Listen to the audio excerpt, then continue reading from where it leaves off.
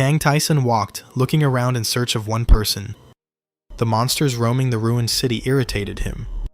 He called the fugitive a fool out loud for having come so far. It was somewhere in Anyang, he noticed, looking at the monsters that were tormenting a corpse right on the street.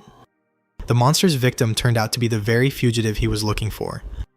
He came closer to take a closer look, but he did not like the sight at all. The red-eyed, horned monsters also noticed Kang Tyson. The system announced the number of each monster that paid attention to the player. Kang Tyson said he would like to disable this feature. The monsters turned to Kang Tyson and rushed towards him with a loud howl. Kang Tyson turned to meet them and did not move. 3 creatures, and they attacked at the same time. Kang Tyson quickly drew his weapon, ready to fight. He activated addition and multiplication under the system comments. The sharp sword in the player's hands cut through the monsters, and having destroyed them, Kang Tyson could leave here. He returned home, hiding behind the high gates. A hand in a black glove loudly pounded on the gate. The gate swung open, and a guy in a protective suit stood on the threshold. It was the hard difficulty player Gyun, and he came to welcome the returning Kang Tyson. Kang Tyson asked Gyun to send someone in his place next time, but he objected that there was no one else who could do it, and then asked what happened to the fugitive. Gyun was shocked by how quickly the fugitive died, considering he was a player on a high difficulty level. Kang Tyson clarified that he found 3 A-rank monsters near the corpse. Gyun was surprised by this message. A-rank monsters were comparable in strength to players on high difficulty. Such creatures nearby needed to be dealt with urgently, and Gyun asked Kang Tyson where exactly he had seen them. Kang Tyson said that there was no need to look for the monsters because he had already killed them. The friends went to the dining room, but Gyun did not stop his questions. Gyun couldn't believe that Kang Tyson was playing on a low difficulty level. Kang Tyson reminded that this is easy to verify, since he made his way through the labyrinth not alone, but with other players. Gyun said that all the low-level players except Kang Tyson either died immediately or later succumbed to their wounds. It was challenging terrain even for mid-level players, and for lower ranks it was downright deadly. Kang Tyson's strength amazed his friend, because he himself was inferior to him, despite his high level. Kang Tyson explained it all simply. The other players were simply too lazy. The friends reached a tent where they could get food.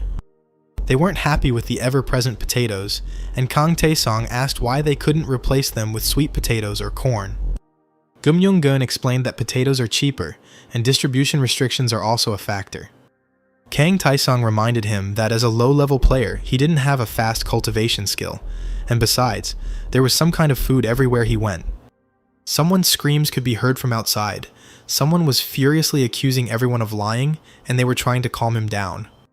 Kang Tyson assumed that the man had returned from a cleanup operation and that he would be arrested for disturbing the peace. But Gyun noticed that this was someone high level, which means Kang Tyson would have to intervene. A moment later, Kang Tyson was indeed called to the scene of the brawl. The unknown young man refused to believe that what he saw was planet Earth, because the nightmare should have ended after the last raid. Out of anger, the stranger started a fight with everyone who tried to explain the situation to him because he believed that they were playing a joke on him.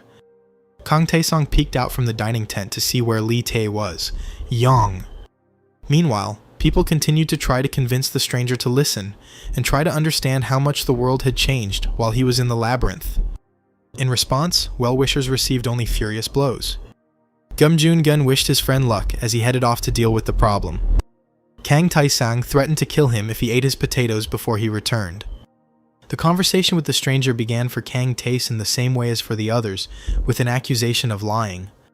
The player who emerged from the labyrinth was confident that he and others like him represented a real force, capable of dealing with a bunch of monsters that had attacked Earth.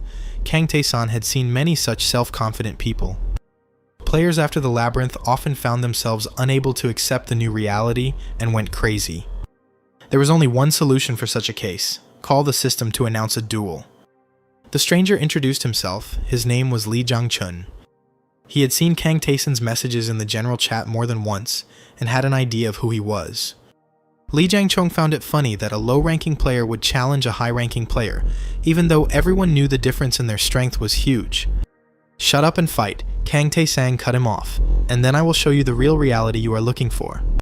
Lee Chang-chung took out his weapon and was ready to kill his opponent. He activated skills that made his blows especially powerful. His sword was ablaze with fire, and the crowd admired the skills this player possessed. The fight started quickly, and Lee Chang-chun landed a brutal blow. This strike did not cause any damage to his opponent because Kang Tae-sang activated the first strike nullification. This ability was unknown to Lee Chang-chung, so he didn't understand why his powers weren't working. Now it was Kang Tae-san's turn to strike. Lee Chang-chung activated Fortitude to reduce possible damage by half. Kang Tae-san's skills allowed him to bypass this defense as well. The injuries Lee Chang-chun received were not that great, and he was confident of his victory.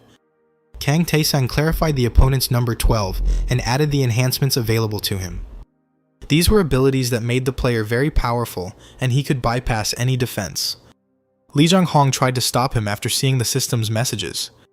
Kang Tae-san still struck and defeated his opponent. The damage dealt to Lee Jong-hong was 9,604. The duel ended, and Kang Tae-san reminded them that they were on Earth, and they had to acknowledge the obvious. Lee Jang-hong, struggling to get up from the ground, still tried to argue. The realization of the situation brought tears to his eyes and a feeling of regret that he had once gone to clear the labyrinth. The Earth was once peaceful, but one day the skies opened up, releasing countless monsters. A system has appeared in people's lives that offers each person a choice of 4 levels of game difficulty. After selecting a level, players entered the labyrinth and could only return to Earth after clearing it. The home planet turned out to be teeming with monsters. Kang Tae-sang believed that humanity now had only one choice, to try to save their world together. Gum Jun-gun greeted Kang Tae-san with approval after the match. The people who had gathered nearby took Lee Jong-hong to help him come to his senses. Kang Tae-sang didn't think the victory was difficult, but Gum Jun-gun was curious about where his friend got such skills. The Last Judgment and First Strike Reset were unknown to any of the players except Kang Tae-san. Kang Tae-sang replied that he acquired such skills through hard work. The friend's attention was drawn to another noise, as if another player was returning. It was a girl who was greeted joyfully by everyone around. The girl's name was Lee Tae-yong. Kang Tae-sang went to visit Lee Tae-yong in her house, which, as always, struck him with its interior, somewhat strange in a crumbling world. For Kang Tae-san, all this love of luxury was unpleasant, and he said so out loud. Monsters roamed the streets, and Lee Tae-yong brought huge paintings into her house. Lee Tae-yeon was the only one who quickly cleared the labyrinth. Kang Tae-san was surprised that it was a girl. The girl herself believed that in difficult times it is useful to be passionate about something. She asked if it was true that it was Kang Tae-san who taught the newbie a lesson. Lee Tae-yong found it unusual that a low-level player was teaching a high-difficulty player. The girl called up the system, showing off her readings, and offered to show Kang Tae-san his data. She thought Kang Tae-san's level was pathetic, but when she mentioned it, he assumed she was looking for a fight. Lee Tae-yeon extended her hand, retorting that it was just a test, and that Kang Tae-san had decent stats for an easy-level player. The player's level is determined by completing the labyrinth, and after that it is no longer possible to become stronger. Most high-level players had stats 1,000 times higher than Tae-san, but due to his special skills, none of them could defeat him. Lee Tae-yeon told Kang Tae-san to stand still. The girl activated skills that increased the power of her attacks several times. Using maximum power and perfect precision, Lee Tae-yeon attacked Kang Tae-san. Kang Tae-san remained standing there, unperturbed. Everything around was destroyed by Lee Tae's blow, Yan, but Kang Tae-san remained unharmed and only asked the girl why she did it. She replied that she just wanted to have fun, but immediately asked about how many special skills Tae-san had. He said the number 230, and all of these were skills that could be obtained regardless of the player's level. Lee Tae-yeon said that if Tae-san had obtained these skills through his special strategy in the labyrinth, then everyone should have studied the capabilities of the labyrinth more carefully. Everyone was in too much of a hurry to clear out the monsters and get out, and now Kang Tae-san saw no point in discussing past decisions. Lee Tae-yeon countered that if Kang Tae-sang had chosen the solo difficulty level from the start, the humans would have been able to defeat all the enemies. Tae-san himself knew that his skills were good on their own, but his overall effectiveness in battle depended on other characteristics as well. Remembering the many dead, Kang Tae-sang thought about what would have happened if he had chosen a high level. Decent thought about those who had lost loved ones, and how he hadn't used his unique skills to even half their potential. Talk to Lee Tae about this young Taesun didn't want to. He preferred to ask her herself, since she had just returned from patrol. Lee Tae-yong reported that there would be a new wave of invasion soon. This news worried Kang Taesun, and he said that they would not survive. A wave was a massive attack by monsters, the losses after which were enormous. In the first wave, people lost soul. In the second, half of the high difficulty players died. The third wave drove humanity into a single small town. Lee Tae-yeon claimed that the upcoming fourth wave would include 2 C-rank monsters, dozens of A-rank monsters, hundreds of B-rank monsters, and an apostle. Kang Dae-sang admitted that 2 C-rank monsters were a challenge even for Lee Tae-yong, and there were very few players left who could handle A-rank. The apostle seemed completely indestructible. Lee Tae-yeon asked Taesun to take over Class C.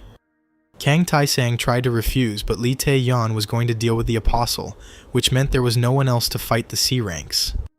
Kang Tae-sun headed for the door when he was stopped by Lee Tae's question, young on whether he's going to tell the others. Dae-sang believed that people needed to prepare in advance, but Lee Tae-yong believed that it was more important to have time to enjoy life. Taesun is strong, he can lead us to victory, said the girl, but I myself am a coward. She held a shining stone in her hand. Upon learning of the impending wave of invasion, people in the city fell into despair. Gum Young-gun stated that he had resigned himself to the inevitable, as humanity had already endured for so long in unbearable conditions. A player who returned from the labyrinth just today attracted the attention of his friends. Gum Young-gun was horrified by such a fate, to break through the labyrinth, return to Earth, and learn that he would soon die. Gum Joon-gun asked Dae-san how he was coping with this situation, since it was thanks to his efforts that people were able to survive for so long. The friends were sitting on the roof of one of the tall buildings and looking at the city, and Dae-san admitted that he was angry. The fourth wave of invasion has begun. A huge crowd of monsters has broken through to Earth. Gum Young-gun looked at them and asked Dae-san who he should defeat in the upcoming battle. "See you in the next world," he said. "You will wait for me if you go there first." Kang Taesun activated long jump and stepped off the roof. During the flight, he also activated total city surveillance. Noticing the C-rank monsters, he landed right next to them. The system recorded a test of mental stability, self-control, and state of fear. Kang Taesun passed all the tests and received additional invulnerability.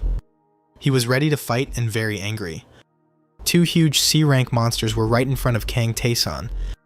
The player activated full Overwatch, hoping that neither of the 2 monsters would be defensive. The system has determined that a defensive monster is present among the enemies and is preparing to attack. The monster was huge and had 148 million units of health. Kang Taesun was going to fight him with accelerated movements. He understood that in order to neutralize such a creature, it would take him an eternity. He turned to the second giant, studying its characteristics. It was a ranged attack monster with 1.2 million health. Kang Taesun managed to start the fight with the attacking monster successfully, damaging several of its tentacles. The tentacles were the monster's main weapon. They turned out to be so fast that it was almost impossible to dodge them. Kang Taesun was saved from their destructive power by the skill Nullify First Strike. The only thing he could do next was try to predict the trajectory of the next blows. Kang Taesun activated the acceleration skill, but he didn't have much time to fight. He managed to land several devastating blows before a second monster entered the battle. The defensive type monster was protecting the attacking monster, and it was not for nothing that they were sent out in pairs.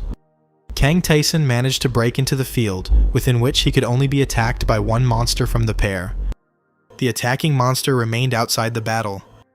Kang Tae-sang remembered Lee Tae-yong regretted that she, with her high stats and legendary equipment, was not next to him. Kang Taesun had to activate all the skills that increased the power of his attacks, but it wasn't enough. Lee Tae. In his place, Yeon would have dealt with the attacker first, he thought. But for Kang Taesun himself, a blow from any of these monsters would be fatal. He decided to first deal with the one who had more health units. Using his special skills, Kang Tae-sang attacked the defensive monster. Even with them, Kang Taesun was repeatedly inferior to the C-rank creatures. But this only meant that it was necessary to go to the limit and use everything that was available to utilize unique abilities. The damage that Kang Taesung managed to inflict on the monster amounted to 92,236,816 points. After such a blow, the monster was defeated, and all that was left was to finish it off. There was still an attacking monster left, and it was necessary to fight it immediately. Kang Taesung used up all his attack resets and only had enough stamina for one more hit. He had a hard and tedious job ahead of him. Hit, dodge, hit, and so on 25,000 times. Without unique skills, Taesung was left with only normal attacks. Kang Taesung did not consider himself capable of winning such a fight. The player entered the fight with fury. The system noted that, while in a state of complete concentration of body and soul, he had earned the skill Height of Concentration. But because Kang Taesung was not in the labyrinth, this skill was sealed. Kang Taesung defeated the monster after a grueling battle. It seemed to him as if this fight had lasted a whole month. Wounded and tired, Kang Taesung moved towards the base. He saw many people die and was angry at them because they were high difficulty level players. But only he, a player of the most basic level, remained alive. He remembered all his acquaintances from the base. Kang Taesung walked past the bloody bodies and recognized their faces. Gum Jungun died just like the others. Kang Taesung was the last to find Lee Tae, Yeon, sitting on the side of the road. The strongest in the world, who completed the labyrinth on solo difficulty, she was also dead. Her killer, the Apostle, was next to her. The system has detected that the Apostle has noticed Taesung, and this threatens the player's death. Kang Taesung managed to reflect the intimidation effect. He managed to activate high concentration. He was ready to fight the Apostle. It was a brutal fight in blood and smoke. The monster was too strong for Taesung. Is this the end? The player thought. The Apostle struck him down and threw him onto the rocks, but the system activated the Fortitude skill, keeping the player alive for 1 minute.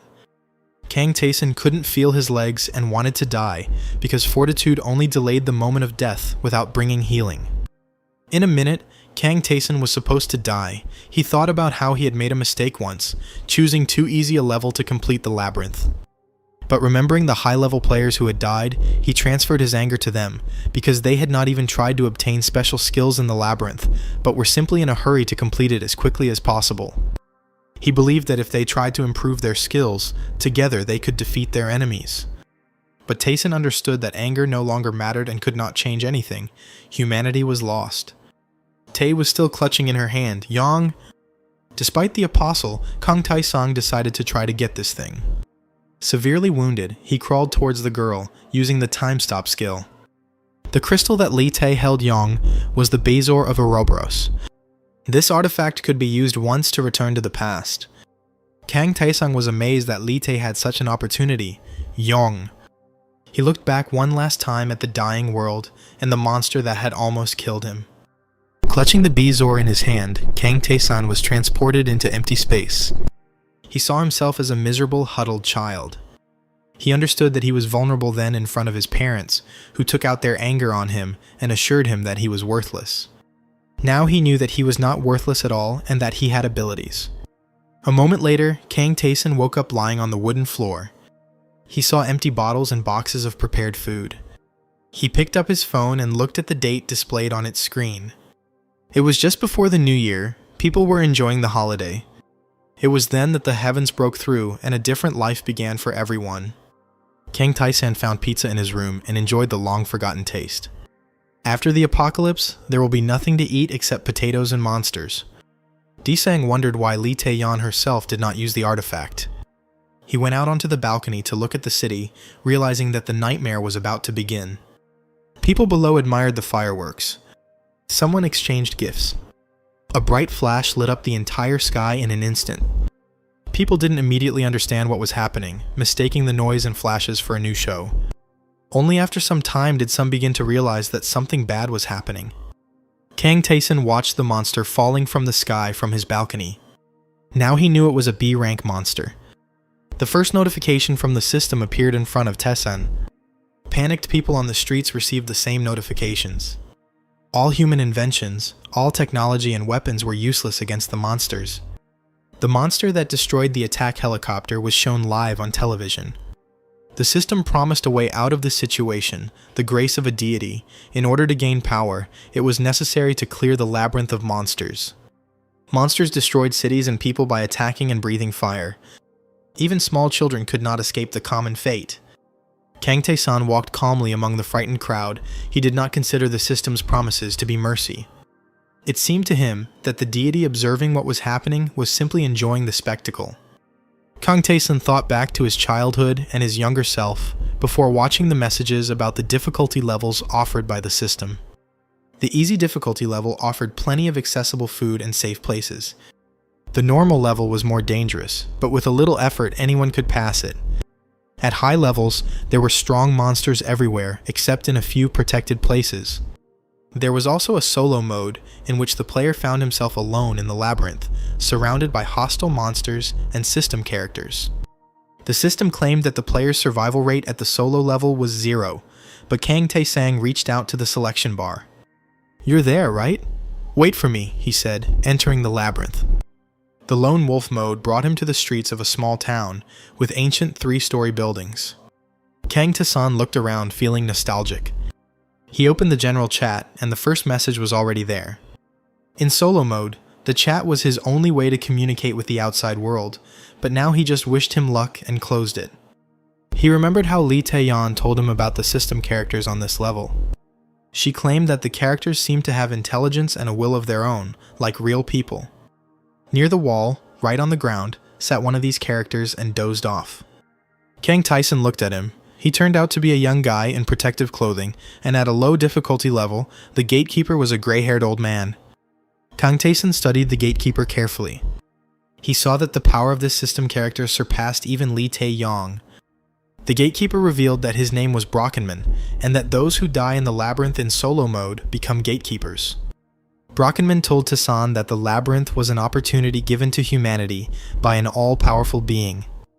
The gatekeeper suggested that it would have been better if humanity had simply perished painlessly in the first wave of the invasion.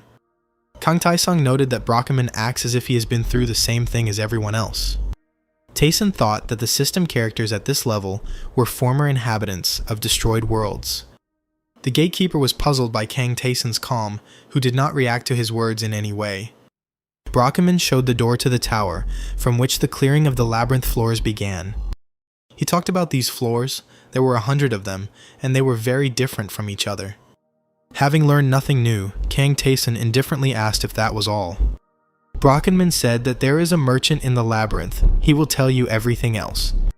Lee Tae-yeon called the gatekeeper a rude person and said that she almost died before even entering the labyrinth. Kang Tae-san knew some items that would be useful for the first time. The gatekeeper took a spear with an unusual tip. He raised his spear as if to strike, but only touched Kang Tae-san's shoulder. Thus, Kang Tae-san received worn-out leather armor and a rusty sword with minimal power. "This sword is made of bronze," Tae-san said to the gatekeeper. "Don't like it?" asked Brockenman, and Kang Tae-sang answered, "No." Another item to Kang Tae-san. It was a small leather bracer with weak properties. Lee Tae-yeon didn't talk about anything like that. The gatekeeper said that Tae-san had received a couple of skills, and he needed to check them by entering the labyrinth. When Kang Tae-san crossed the threshold, the gatekeeper wished him luck. He was surprised that the new player was smiling, as if he wanted to start completing the labyrinth as soon as possible. As the gatekeeper, Brockenman met various heroes who were never able to complete the labyrinth. Kang Tae-sang seemed completely different, and it wasn't a matter of talent or experience. The gatekeeper would like this player to survive.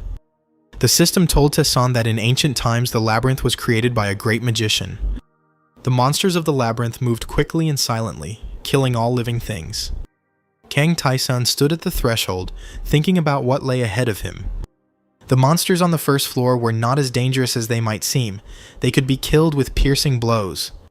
Kang Tae-san knew that the labyrinth had many secret places, exploring which could earn him a special reward. Previously, Tae-san was asked if the merchant was at his most basic level. Tae-san believed that characters like the merchant exist in every mode, and that you can buy potions from them. Lee Tae-yeon explained that the merchant selection in single-player mode is vast. She showed Kang Tae-san her black bracelet, which reduced damage taken in battles by 50%.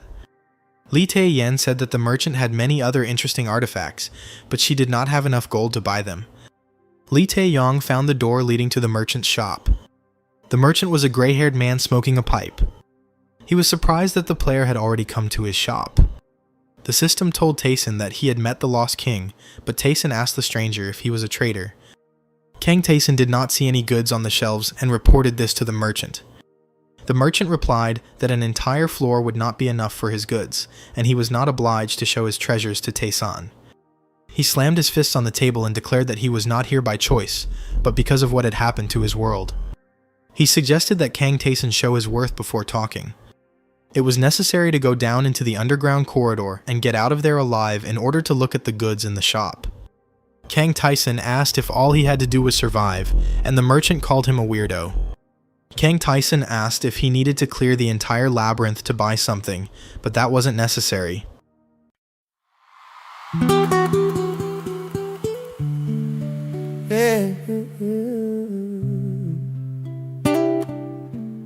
You got feeling in the floor, boys.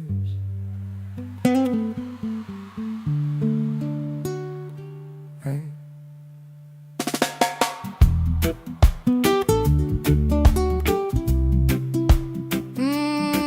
Listen.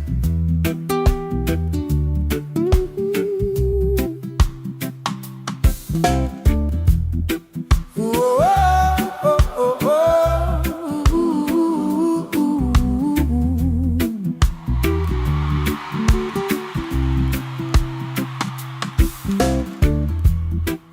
You were lying in the front row, saying you believed in everything I played, sharing secrets in the back door, smoke, helping at the promises we made. But when you stormed and tore my branches, you were ghosting fixes in the sun, breaking to my downfall with their glasses, calling what we had just for fun. Fake friends fade, like vapor in the morning, clear as the light. I see their shit. I was breaking while they toasted to the story, using my crafts to carve their names. But my heart keeps turning pain into a chorus. I rise again from every flame. Let the fire burn the mask right off their faces. I'm rock out king from the embers of my name, from the embers of my name.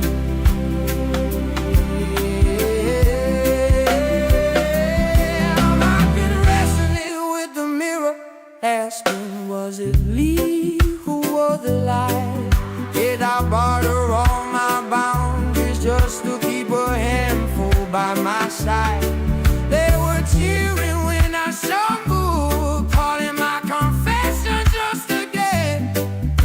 But I found a quiet kindness in forgiving who I was back in. From faithless head, like vapor in the morning, clear as the light. I see their shade.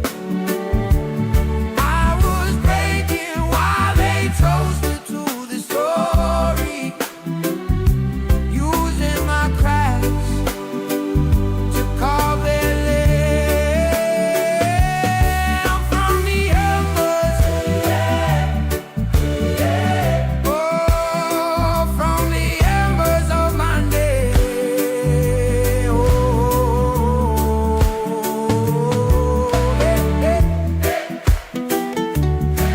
from the embers.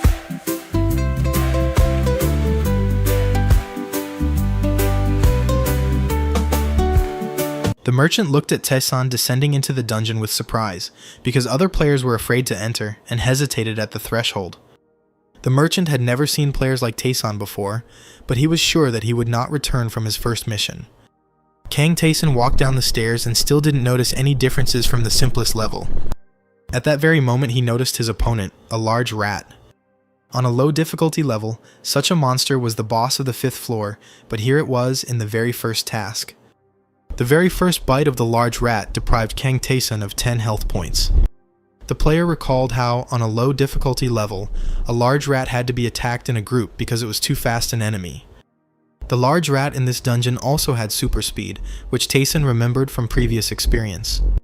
Last time, the players worked together to chase down a large rat for a long time in order to break through its defense. Kang Taesan checked his stats. They were even lower than the first time, and he couldn't count on anyone's help. Lee Tae-yong said that she had to hide and run away from enemies. The solo mode required a feat to be performed in the very first mission to receive a reward, so Taesan resolutely began to fight.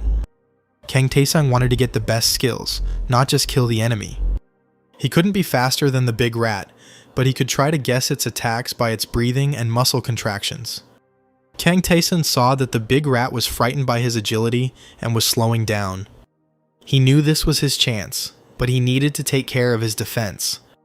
Kang Taesan remembered the bracer that the gatekeeper had given him. When the big rat attacked, he put up his bracer. Taesan used his bracer. A large rat hung on the bracer, clinging to it with its teeth. Kang Taesan managed to finish off the monster in a few blows. He returned to the merchant, who clearly wasn't expecting him. In a sack, Kang Taesan brought a large dead rat. Other single-player players have reported in chat that the trader is very difficult to communicate with. Lee Tae-yong was very angry as she recalled her interaction with the merchant. Upon seeing Taesan, the merchant only expressed surprise that he had returned. Kang Taesan unfolded his bag and placed his trophies on the table. The merchant asked if Taesan had killed the big rat, instead of running away from it. Looking at the meat and skin, the merchant noted that Kang Taesan had not only killed her, but had done so without damaging the skin. He agreed to show Kang Taesan his wares. Kang Taesang would like to purchase a siege shield. He needed the biggest one they had in the shop. Kang Taesang wanted to use it to crush his enemies. The merchant opened a door made of radiance. Taesan needed... After looking at the shield's stats, Kang Taesang noted that equipment of this quality had previously been available to him no earlier than the 7th floor. The merchant named a price, but Taesan didn't have that much gold, and he turned around to go down into the dungeon for more trophies. The merchant stopped him and gave him the shield as a gift. Then the merchant took out goods that Kang Taesan would have enough money for. These were various potions and artifacts. The merchant said he wanted to do something good for Taesan. Kang Taesan wanted to know the reason for this arrangement, but the merchant called the gift an investment. He encouraged Taesan to choose a suitable potion. These were elixirs of health and speed, very necessary when passing the labyrinth. But Kang Taesan believed that he needed something else more now. Lee Tae-yan said that in solo mode, potions should be saved for the upper floors. Kang Taesan thought that he wouldn't need these potions right now. He would prefer to buy a bow and arrows. Long-range weapons have helped him avoid many dangerous situations in the past. Kang Taesan asked how much money the merchant would give him for the big rat and said that he would buy a bow and arrow with it. This act changed something in the merchant's behavior. The merchant reminded Kang Taesan that it was impossible to restore health in the labyrinth without additional funds. The merchant also told about the Living Spring, a place where you can heal as much as you want while you're on the first floor. The merchant marked the location of the Living Spring on the map of Taesan and said that it was guarded by a tyrant old man. When the merchant told about the source of Lee Tae-yong, he swore and wished for her to hide there and die of hunger. Kang Taesang suggested that Lee Tae-yong merchant reacted this way because the girl ran away from a big rat. Kang Taesan was able to win and return unharmed. Killing the monster changed the labyrinth character's attitude towards the player. When Kang Taesan met the next rat on the first floor and killed it with his shield, he gained new skills. Noticing the many notifications, Kang Taesang looked at the new features he now had. These characteristics could have been earned last time on the 20th or 40th floors, but now he received them on the first. The otherworldly interference skill allowed you to steal an enemy's power after each victory, but it did not work outside the labyrinth. Kang Taesan realized that he had earned this ability not now, but when he fought the C-rank monster. He was too exhausted to look at the notifications then. Returning in time, Kang Tae-san found himself in the labyrinth again, and the skill he had earned was then unlocked again. Kang Tae-san didn't know if he had retained all of his abilities from the future, but he simply needed to pursue his goal and become the strongest. After closing the notification windows, the player headed towards the source of life. In the long corridor, he met the big rat again. This did not surprise the player. He expected that the monsters would guard the passage to the source. In a moment, there were more rats. Surrounded by large rats, Kang Tae-san found himself in a difficult situation. Tae-san's focus and lack of fear. He began the fight with determination, using his new shield. His self-confidence allowed him to receive an immediate increase in all stats. This allowed Kang Tae-san to match the reaction speed of rats. He defeated 2 rats and was able to level up. The remaining big rat was scared. Kang Tae-san easily killed the last enemy. He reached the door and walked out of the corridor into a clearing covered with green grass. It was one of the safe places where enemies couldn't get in, so Tae-san calmly approached the source. He drank water without fear of attack. Water from the living spring completely restored all player stats. After resting near the source until the next morning, Kang Tae-san opened a general chat. Solo player Kang Jun-hyuk asked if he had to enter the labyrinth. A normal difficulty player suggested that someone clear the floor together. Another player asked what the first monster would look like. Kang Tae-sung noted that players of all other levels can communicate with each other, while solo players can only use chat. He saw a message from Lee Tae in the chat Yong. Lee Tae-yeon wrote that she didn't know what to do. Kang Tae-sung thought it was strange to see Lee Tae-yong was confused, but remembered that the system had previously recorded the girl's increased anxiety. Kang Tae-sung knew that singles would not start appearing en masse for at least a month. Lee Tae-yeon was surprised to receive a new message in the chat. Kang Tae-san wrote to the players about what awaited them in the labyrinth. He knew that of all the loners, only Lee Tae would survive. Yang. He closed the chat. It was time for him to move on.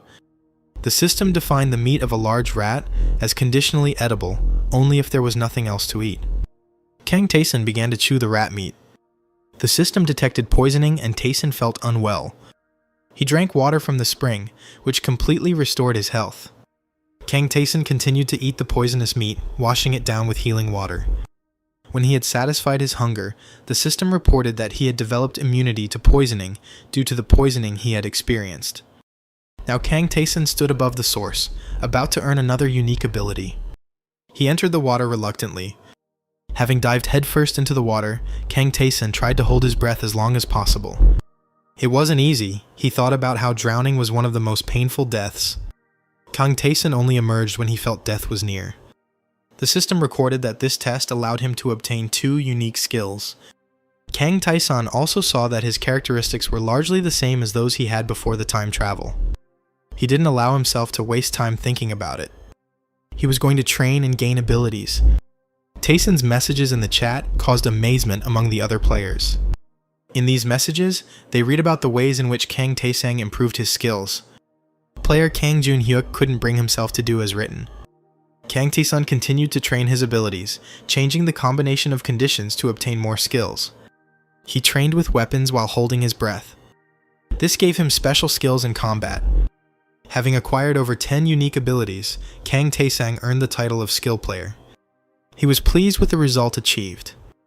The player will be able to use the acquired skills when fighting monsters in the labyrinth. After checking his characteristics, Kang Tae-san headed away from the source. Skills like Final Judgment or Nullification allowed them to defeat much more powerful opponents. In the corridor, Kang Tae-san was attacked again by a large rat. Kang Tae-san raised his shield over her but did not strike. The rat bit his leg. Kang Tae-san waited until the system reported that he was in critical condition before he threw the rat away with his shield. He continued to reflect the monster's attacks, receiving the block ability for this. This was not the skill he was looking for. So the fight with the rat continued. The endurance skill could nullify a blow that should have finished off the player and several subsequent ones. Tae-san once told his friends about this ability, because no one except him knew about it. The others thought that Kang Tae-san had some very unique skills. Special skills in the labyrinth could be learned from another person. It was still possible to do something that no one else had been able to do. Kang Taisang found a way to create an effect close to the desired skill. To gain stamina that would reset a fatal blow, the player had to withstand attacks that could have been fatal to them. Therefore, Kang Taisang continued to fight while being seriously wounded. He did not refuse challenges because they provided an opportunity to acquire very useful skills. Tay about his discoveries Young and Gyum Jungun. His friends laughed at him, considering such behavior strange. Having gained new skills after the battle with the rats, Kang Taisang returned to the spring to recuperate. He turned to the system, trying to think of what other special skills he could learn here. He managed to think of several options when suddenly he was distracted by a rustling sound. An old man in armor appeared in the living spring clearing. Kang Taisang reacted immediately, covering himself with his shield. Kang Taisang knew that the monsters had no way to the source, which meant the old man was a character from the labyrinth. The old man asked Taisang if he was a traveler. That was the name given to those who had passed the tests in the labyrinth, and Taisang agreed that he was one of them. Li Tae-yong told me about this old man, a servant of some god. While Taisang was remembering, the old knight attacked him with his fists. It was not a lethal move. The old man struck through the shield, and the system reported that the Deathline skill was activated. The blow was very strong. It was not easy for Taisang to withstand it. The system reported that Kang Taisang had withstood an incredible force. After the next blow to the shield, Kang Taisang opened the reflection skill. Then the old knight swung his fist at his opponent's face so that Taisang did not have time to dodge. "It's amazing," the old man exclaimed after that. "I thought I would score many times more points." He broke the wall with Kang Taisang. The old man was pleased and said that Taisang had surprised him. After all, Taisang first covered himself with his shield and then released it to reduce the force of the collision. Kang Taisang said that he couldn't stand still and made the old man laugh. The knight extended his hand to Taisang and said that he had not intended to kill him, but believed that he would have withstood a mortal fight. The old man was impressed by the fact that Taisang fought like crazy, and also by the skills he possessed. Kang Taisang was surprised that the labyrinth character knew about skills. The old man introduced himself as a seeker of God named Ainsal. Li Tae-yan was also at the living spring. She was very upset and exhausted from fighting the rats. She did not expect an attack in a safe place, and the stranger who attacked her with his fists scared her. The gray-haired knight in armor called her a coward and never hit her. He left the girl sitting on the grass and left. Kang Taisang by the hand and helped him up. Ainsal called himself a paladin who didn't like to bully the weak.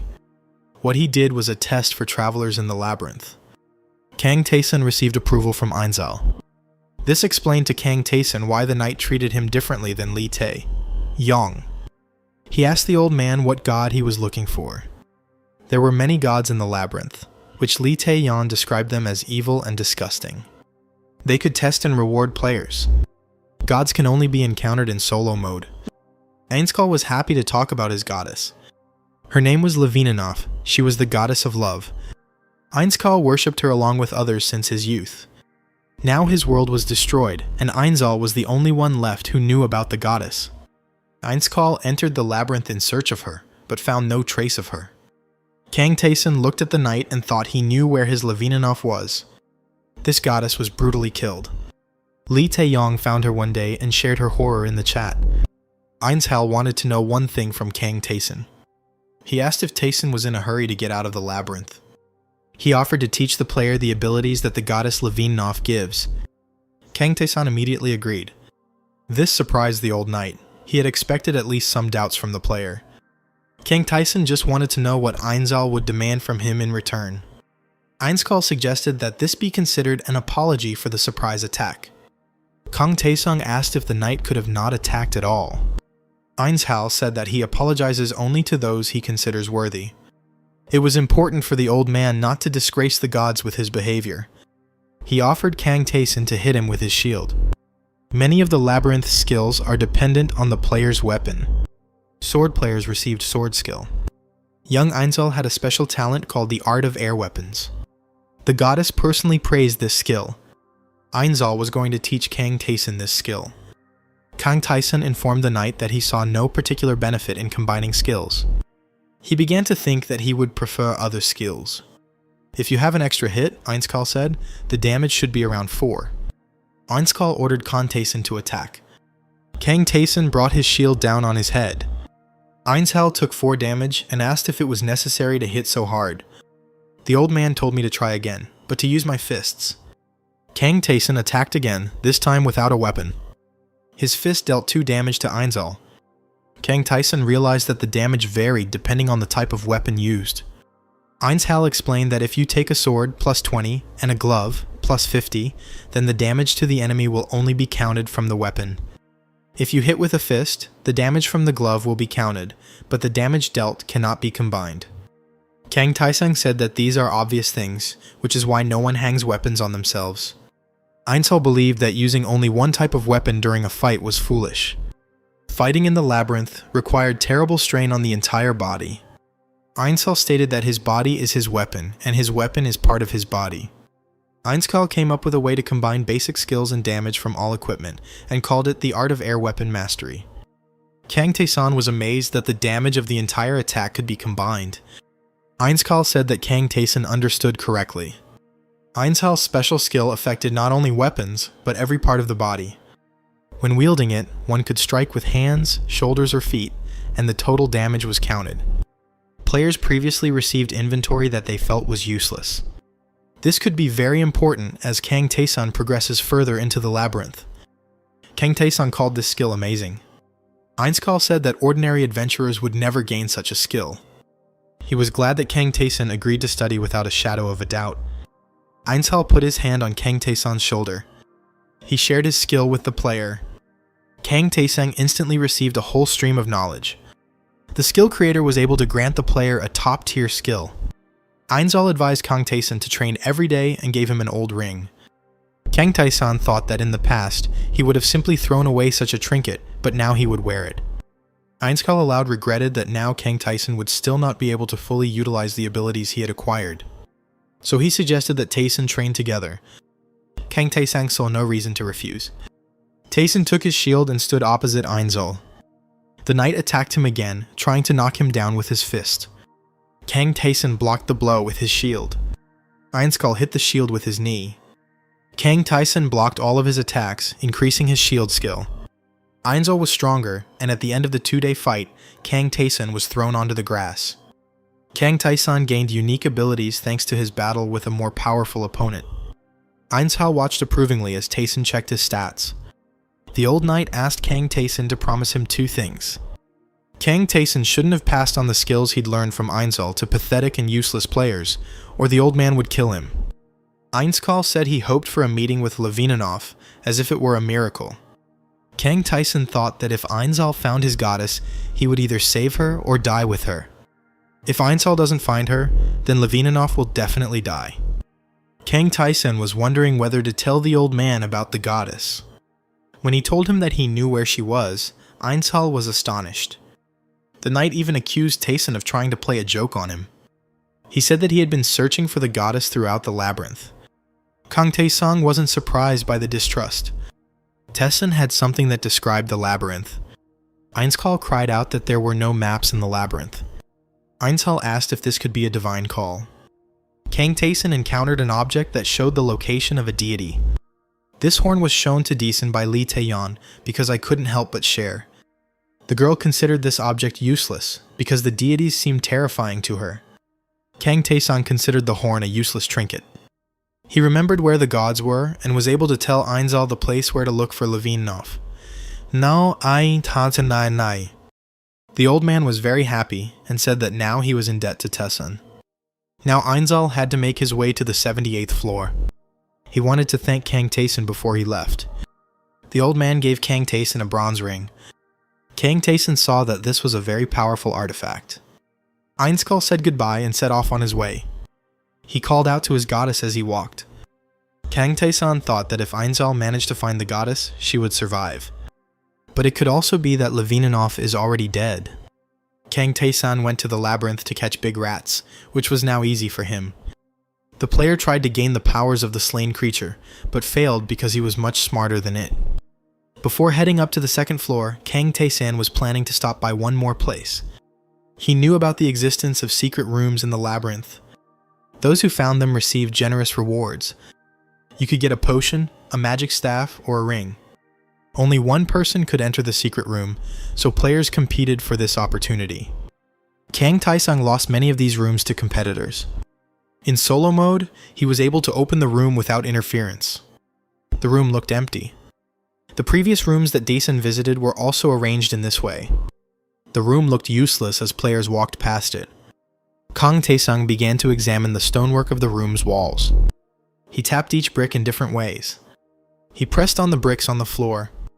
He searched for the secret entrance for a long time, improving his own detection skills.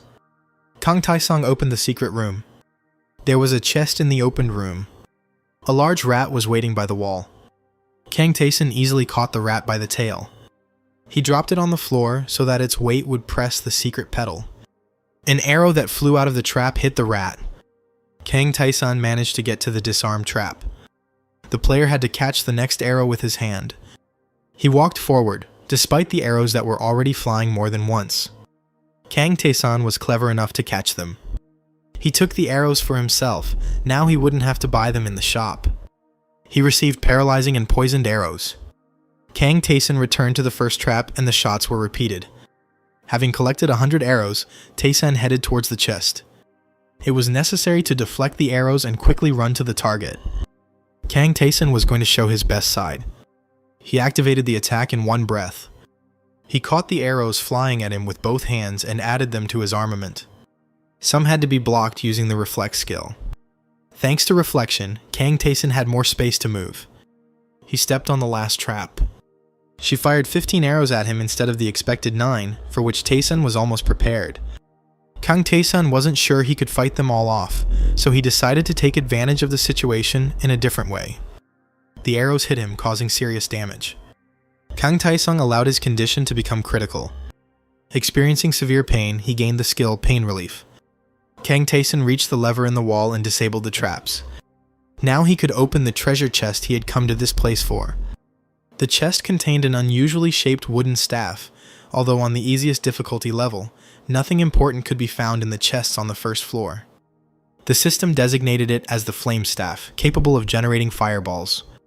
Kang Taesung received such a special item because he played in solo mode. Having received the trophy, he could leave the secret room. A large rat tried to attack him. Kang Taesung easily repelled the attack despite only being able to use one arm. Even in his crippled state, he managed to kill a large rat, gaining a few more useful skills. Kang Taesung returned to the living source. With the help of water, he healed all the wounds he had received. He tested all the new abilities he had acquired, and noted that they would be useful to him on the upper floors.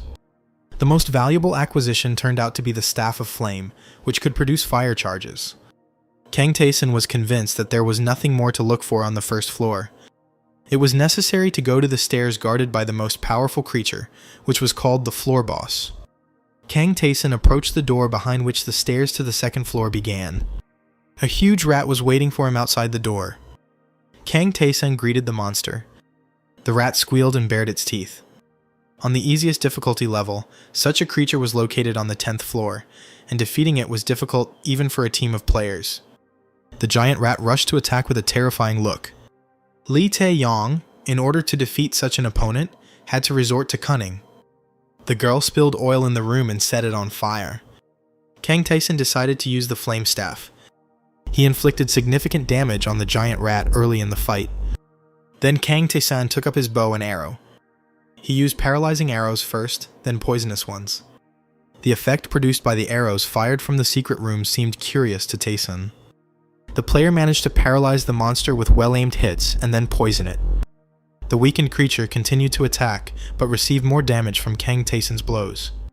Kang Taesung knew that soon after the giant rat's vital signs dropped to a critically low percentage, its berserker mode would activate. In the past, it was a surprise to players when a monster stopped responding to their shots. Kang Taesung held out his shield in front of the frantic rat. Taesung's best attribute was dexterity, which he used to fight the berserker. He managed to hit the enemy, but he himself was also wounded. Kang Taesung used his unique skill to keep his breathing from getting out of control. He managed to take down the giant rat with a few well-aimed blows. The monster dealt serious damage to Kang Taesung, taking away 24 health. It was getting dangerous. Taesung was afraid that he wouldn't survive even a couple of attacks. Kang Taeson withstood the next attack with the help of the reflect ability. Speeding up, Kang Taeson successfully launched a counterattack, causing the rat to suffer significant damage. Taeson was going to finish the fight faster. He dealt a crushing blow to the monster. The giant rat received 20 damage. The creature collapsed to the floor in agony. The system recorded a victory for Kang Taeson. The player has examined the rewards and upgrades received as a result of this battle. Kang Taeson had expected this, but the level up was nice. For defeating the first floor boss, Kang Taeson received potions similar to those he had previously found on the 50th floor of the easiest level. Sitting down right on the rat's corpse, Taeson drank the potions he had acquired. Both potions increased strength. All of the player's existing characteristics have increased significantly. Kang Taeson was pleased because he had only passed the first floor. The new skill still needed to be tested. It turned out to be counterattack, an ability no less useful than reflection. Kang Taeson checked everything he wanted and lay on the giant rat. He remembered that he had posted his strategy for the solo mode in the chat. Kang Taeson opened the chat to check for new messages. What he saw in the chat surprised him, as it was different from the usual picture. One of the players asked for directions to the source, but only the traitor knew the way. Lee Tae-yeon insisted that it was necessary to get to the source for the sake of temporary safety, since in other places of the labyrinth one could die at any moment. Another player thought the constant dangers weren't so scary, laughing at Lee Tae's fears. Yong. Kang Taeson followed the messages and didn't understand what was happening. In his previous life, the chat messages were filled with the despair of players being attacked. Players of the past suffered from hunger and fear. Lee Tae-yeon sometimes went into the chat alone back then. Now the players were wondering where Kang Taeson had gone. At this time, Kang Taeson was standing at the stairs leading deeper down. He managed to buy a pair of fighter's gloves from a merchant. He descended into the dungeon, refusing to sell the giant rat's claws and teeth to the merchant, as he had other plans for these trophies. The merchant guessed that the player wanted to find the blacksmith. Lee Tae-yeon said that without the help of blacksmith Harfan, she would never have gone far in the labyrinth. Lee Tae-yeon explained that they needed to go deep into the dungeon, where slightly different laws apply. The second floor's mission began with an exit from the corridors into a bright space. The reward for victory was potions that were so rare that they could not be bought in shops. The lively chat was filled with messages addressed personally to Taeson. Kang Jun-hyuk sent Taeson a request for a private conversation. Taeson was very surprised that after reading his messages, another player wanted to complete the labyrinth following his advice. Kang Jun-hyuk explained that people's despair at that time reached its limit. They were killed by monsters and tormented by hunger. Kang Jun-hyuk tried to talk to the guard, but he ignored him even when he shouted. Kang Taesang's post first helped Lee Tae-yeon. She shared her emotions in the chat, and her success made others believe in themselves. In his past life, Kang Taeson had never heard of Kang Jun-hyuk, which meant he must have died very early in some stupid fight. Kang Taeson gave him some more advice, but Kang Jun-hyuk was surprised by this help because he thought that everyone in the labyrinth was a rival. Kang Taesang called his statement delusional. He himself, Lee Tae-yeon, Gum Jun-gun were people whose planet was destroyed. What was the point of them competing? Kang Jun-hyuk hadn't thought about this before, but now he was puzzled.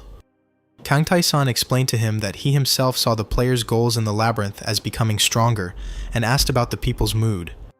Kang Jun-hyuk said that many in the community try to start fights with others, some don't pay attention, and some go crazy. Kang Taeson said goodbye to Kang Jun-hyuk and entered the second floor of the labyrinth. Kang Taeson had heard before that the real labyrinth started from the second floor, and he kicked open the door to the corridor full of goblins. The system notification detected several goblins armed with various types of weapons. A single goblin was not a dangerous opponent, but they attacked in a crowd, and it became much more difficult. Kang Taeson started the fight using a bow. He successfully hit the first targets with paralyzing arrows. Armed with a shield and sword, the goblin rushed at the player, forcing him into close combat. Kang Taeson drew his shield and easily blocked the attack, noting that the goblin's shield was much weaker. With his own shield, he dealt a powerful blow to his enemy. Kang Taeson destroyed several goblins, but new ones appeared from the hole in the wall. These monsters were armed with swords. Kang Taeson drew his weapon, meeting their attack. A long sword from one of the goblins caught the player's attention. Kang Tae-san took out the Staff of Flame and urged the goblins to attack faster. With the help of the staff, Kang Tae-san was able to create a wave of fire. The flames engulfed the entire corridor with goblins, almost breaking through to the outside. Having destroyed the goblins with fire, Kang Tae-san became the owner of a long rusty sword. The player liked this sword. It will be much more convenient to fight monsters with it than with only a shield. In one of the walls that Kang Tae-san walked past, there was a half-open door.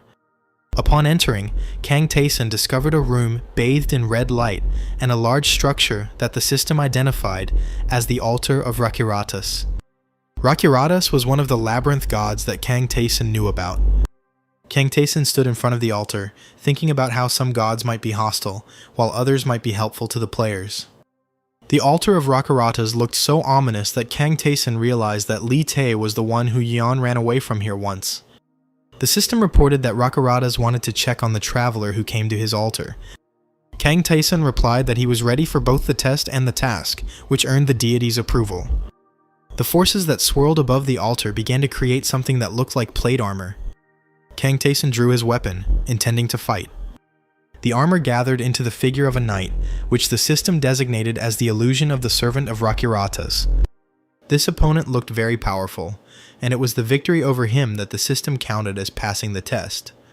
The knight's first attack dealt 25 damage to Kang Tae-san, despite the player blocking it with a shield. Kang Tae-san decided that if the servant of Rakiratas' attack was so destructive even through the shield, then there was no point in using the shield. Instead of a shield, Kang Tae-san took a sword in both hands. He hadn't used two swords at the same time in a fight for a long time. Kang Tae-san attacked the servant of Rakiratas, and when both his blades crossed with the knight's sword, the sparks that were struck seemed like a flash of flame. With two swords, Kang Tae-san could block this opponent's powerful blows. When Tae-san himself attempted to attack the servant of Rakiratas, his blade left no scratch on the knight's armor. The enemy was so much stronger that Kang Tae-san saw no point in continuing the fight as before. The player chose a different way to defeat the enemy and began to dodge his attacks. Rakiratas' servant had to chase after his opponent. Kang Tae-san suddenly turned around while running to continue the battle, realizing that he could move faster than the knight. Using his speed advantage, Kang Tae-san managed to inflict some significant damage on Rakiratas' servant. Tae-san got stuck in the knight's armor, but this did not stop the player. Kang Tae-san began to strike at the servant of Rakiratas with his fist, using the air weapon mastery art that Ainzel had taught him. This attack also caused noticeable damage to the knight. The system has detected that the servant of Rakiratas is confused by the player's behavior. The following notifications noted that the servant of Rakiratas had fully recovered all of his stats. The unharmed enemy looked at Kang Tae-san, and the system no longer labeled him as an illusion. Rakiratas' servant easily tossed the player aside. Kang Tae-san noticed that the overall atmosphere of this fight had changed. He realized that the knight had now gained consciousness, so he needed to change tactics. Rakiratas' servant rushed into battle, giving the player no time to think. More than 10 units of health from Kang Tae-san. The player was perplexed, because the knight was now moving completely differently than at the beginning of the fight. One of Rakiratas' servant's blows sent Kang Tae-san flying into the wall, taking 25 damage. Kang Tae-san saw that his opponent wielded his sword perfectly and moved like an experienced knight. Tae-san held a sword in his hand, but he couldn't control it with such ease, which made one wonder about the difference in skills. He stood before the servant of Rakiratas, and thought that if in the labyrinth every move of the player was assessed and rewarded, then in this fight he could gain a valuable skill. Kang Tae-san realized that his opponent was far superior to him in swordsmanship. Tae-san was a player, and with only swordsmanship the enemy would not be able to defeat him. Kang Tae-san used the flame staff for his next attack. Rakiratas' servant had to face fire that he could not cut with his blade. When the wave of flame disappeared, the servant of Rakiratas did not see the enemy in front of him and did not understand where he had gone. Kang Tae-san approached the Rakiratas knight from behind and struck with his sword, taking away 6 units of damage. Now the opponent stood face to face again. Kang Tae-san tried to use the skill division and split the next attack, but the servant of Rakiratas dealt him another 15 points of damage. Then Kang Tae-san activated his special skill, One Breath Attack, and continued the fight, with both opponents receiving damage. This gave Kang Tae-san a new skill, but the player had no time to figure it out during the battle. Kang Tae-san used the flame staff, and Rakurata's servant received severe burns from its effects. Tae-san was worried that all the wounds so far had not resulted in the death of the enemy, while he himself was losing less and less health and mana. There was no way to stop the fight, and there was nowhere to run. The next attack from the servant of Rakurata's was devastating and took 80 health from Tae-san. Kang Tae-san activated Deathblow Nullification, allowing him to completely negate damage from attacks that would take away the last units of health. The player managed to get close to the enemy and cut off his head by striking with 2 blades simultaneously. Kang Tae-san fell to one knee, catching his breath, and looked at what was happening to his defeated opponent. The helmet on the knight's severed head was split, and one could see his human face and hear him call the battle that had just ended excellent. Tired from the fight, Kang Tae-san fell on his back to rest and, cursing Rakurata's, declared that the task was unfair. The power of Rakurata's enveloped the player in a radiance, granting them a huge amount of experience and a level up. Kang Tae-san decided to check what had been added to his stats and read that Rakurata's was pleased with the recent battle. This outraged Kang Tae-san because the battle almost cost him his life. As a reward from the deity, Kang Tae-san received the ceremonial sword of Rakurata with a crimson curved blade symbolizing the absorbed blood. The system reported that after completing difficult training, Kang Tae-san earned an additional reward. The player also received the passive skill trace of struggle. The altar hall around him shook, and Kang Tae-san realized that the situation was not over yet. An orange system notification showed the player an offer from Rakurata's, which was the Apostle Contract. Kang Tae-san was deep in thought because the choice could be made with a single movement of the hand, and neither the system nor the deity provided any explanation. Kang Tae-san appreciated the kind gesture, but he realized that Rakurata's was a complex deity. This deity created chaos and confusion, whether it was profitable to sign a treaty with him. Kang Tae-san imagined himself as a puppet in the hands of Rakurata's, and was afraid that he would forever become his weak-willed slave. He rejected Rakurata's patronage without hesitation, and did not accept the Apostle's Contract. Kang Tae-san was glad that the god was not angry with his refusal, but Rakurata's offers were not over yet. Kang Tae-san received an additional task. He had to kill all the enemies on the 2nd and 3rd floors, and then come to this altar for a reward. Kang Tae-san tried to decline the task, not trusting Rakuratsu, but he failed and had to accept the offer, and this choice satisfied the deity. Kang Tae-san returned to the merchant because he needed to buy something to complete the quest. The merchant was surprised that Tae-san needed potions, but the player was afraid that Rakurata's errand might be difficult to complete.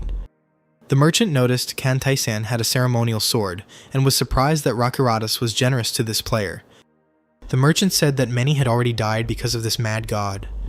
Kang Tae-san wanted to ask the merchant something about the Apostle's Contract. The merchant said that Tae-san was right to refuse the contract, since such decisions cannot be made spontaneously, but the old man did not explain the essence of the agreement with the god. The terms of the merchant's contract did not allow the old man to reveal the secrets of the labyrinth. He could only sell potions.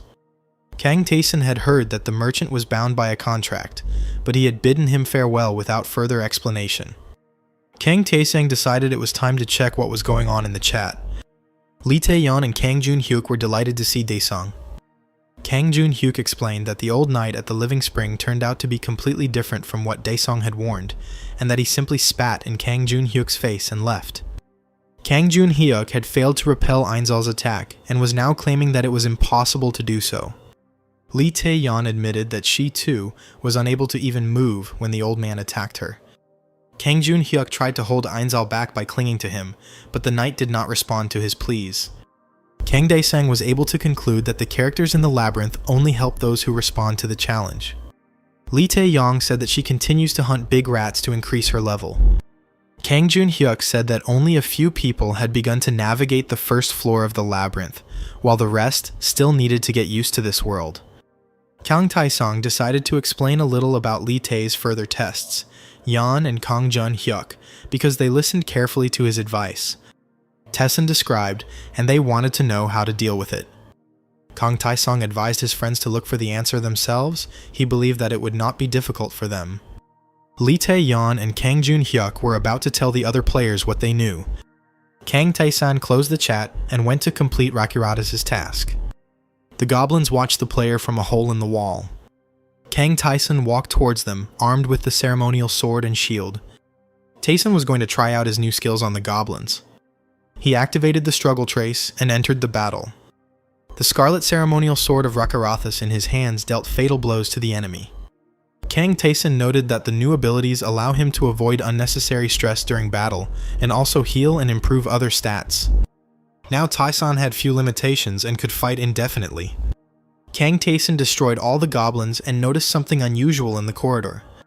It was a door with an image of two swords, something Taesun had never seen before in the labyrinth. Entering the new room, Kang Taesung saw an ivy-covered gravestone in the rays of light. Kang Taesun came closer. The system notification said that he had discovered the warrior's grave. Kang Taesung placed his hand on the gravestone. A flash of light emanating from the stone made Taesun take a couple of steps back. A small cloaked ghost appeared from the flash and greeted the traveler. Kang Taesun didn't have time to understand anything, and the ghost disappeared back into the gravestone. When Taesun touched the stone again, the ghost returned, but disappeared again. Kang Taesana. I was angered by these sudden movements. As soon as the ghost appeared again, Taesun grabbed it and told it to stop its jokes and assign a task to the player. How dare you ask for a task? The ghost was indignant, not knowing who was in front of him. Kang Taesung called his interlocutor the ghost of the fallen warrior, but he angrily stated that it was too easy to learn everything from the system's messages. Taesun asked if the system had worked before the labyrinth appeared. The ghost's aura was different from the aura of the labyrinth characters that Kang Taesung had met before. The player asked the ghost if he would give him a task or if he himself was an object. This seemed rude to the ghost, but he admitted that he was there to give out tasks, but was not obliged to do so for random weaklings. Taesun was surprised that the ghost was on such an early floor, but he himself did not know why he was placed in this particular place. The ghost told Taesun to leave and not return until he could reach at least the 30th floor. When Kang Taesun was about to leave the place, the ghost caught up with him, attracted by the ceremonial sword of Rakarathas. After learning how Taesun obtained this weapon, the ghost changed his attitude and flew right up to the player's face, promising to give him a task. The ghost believed that after passing Rakarathas' test, the player deserved to receive a new assignment, but now Kang Taesun did not want to listen to him. The ghost said that he was once a glorious warrior who was predicted by everyone to reach the very end of the labyrinth. Tired and having lost a lot of health after a particularly brutal fight, he lay down to rest on this lawn. He was attacked by the boss of the 10th floor, who had an automatic attack and killed him in his sleep, which still enraged the ghost. Now the ghost wanted only one thing from Kang Taesun, for him to kill the boss of the 10th floor, and then the ghost would reward him. Kang Taesun agreed to accept the task and headed towards the door. The ghost caught up with the player and settled on his head, declaring that he was going to go with him to watch him kill his enemy. Talked a lot, communicating all of his thoughts and emotions as he circled around Kang Taesun as they walked down the floor. Kang Taesun chose to ask the ghost about who he was in life before entering the labyrinth.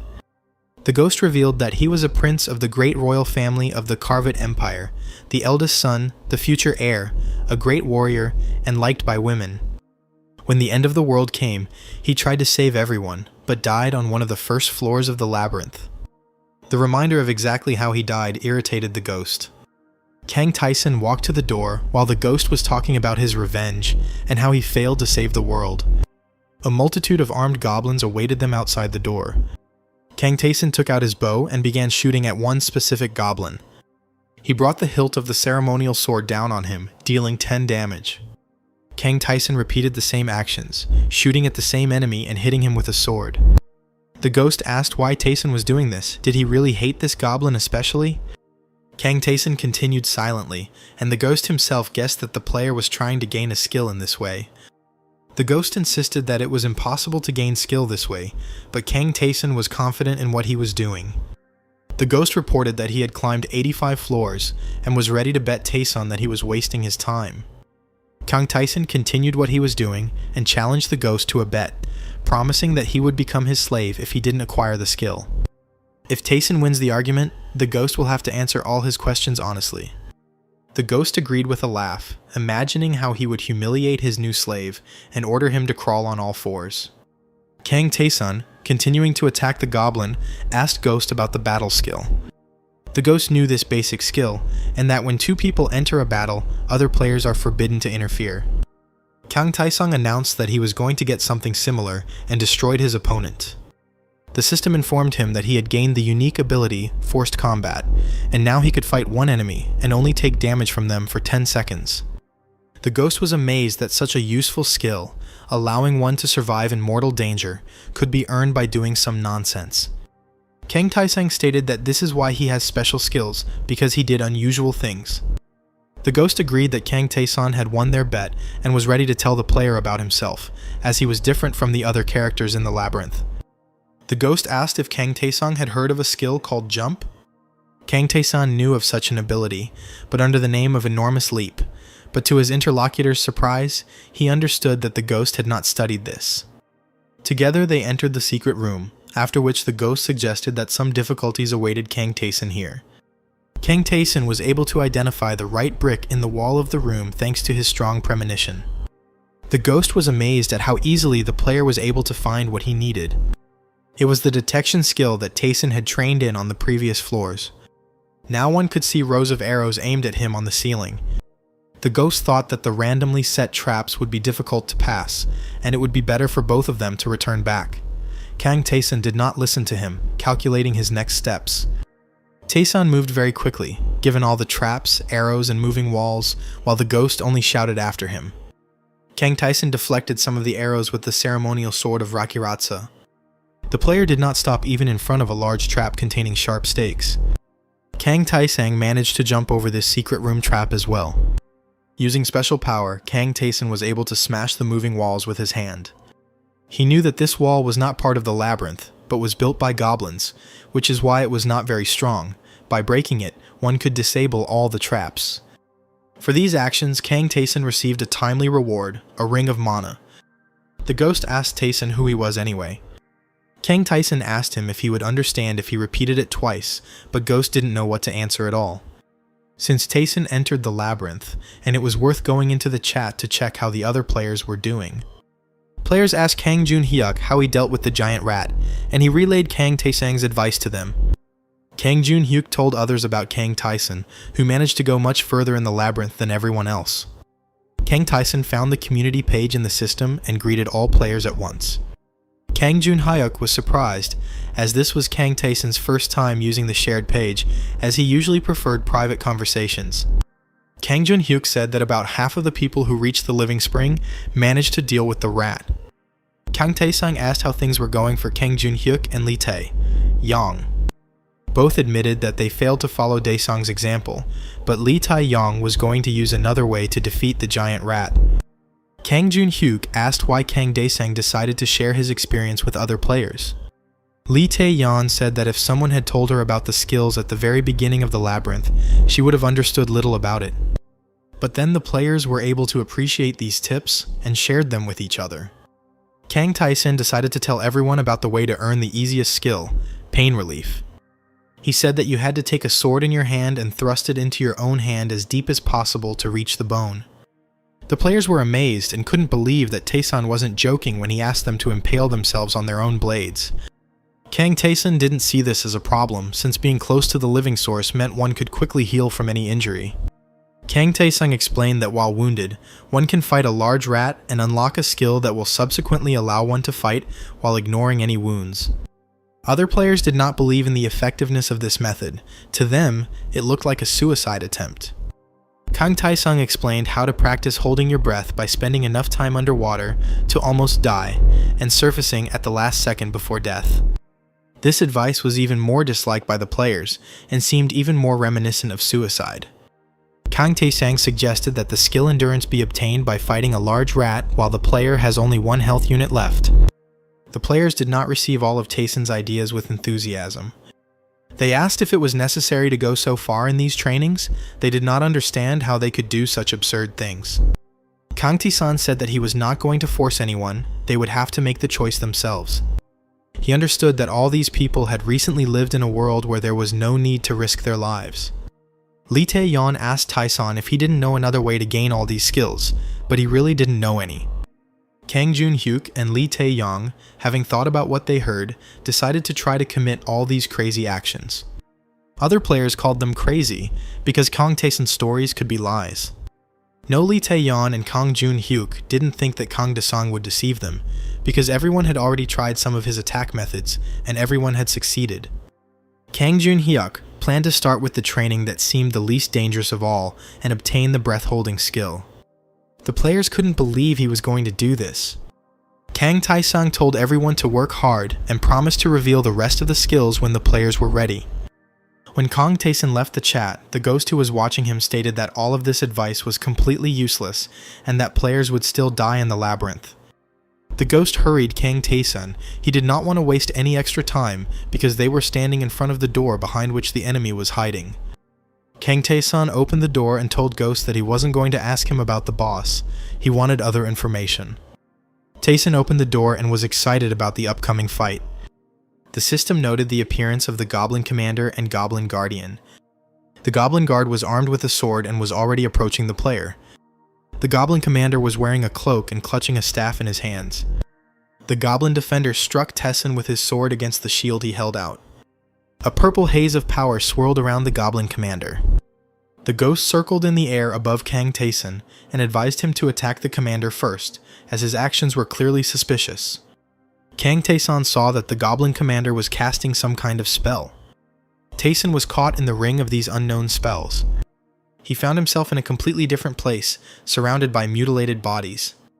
Dead hands reached out to him. He heard accusations that these people died because he chose the easy way out, that he was the only one who managed to survive.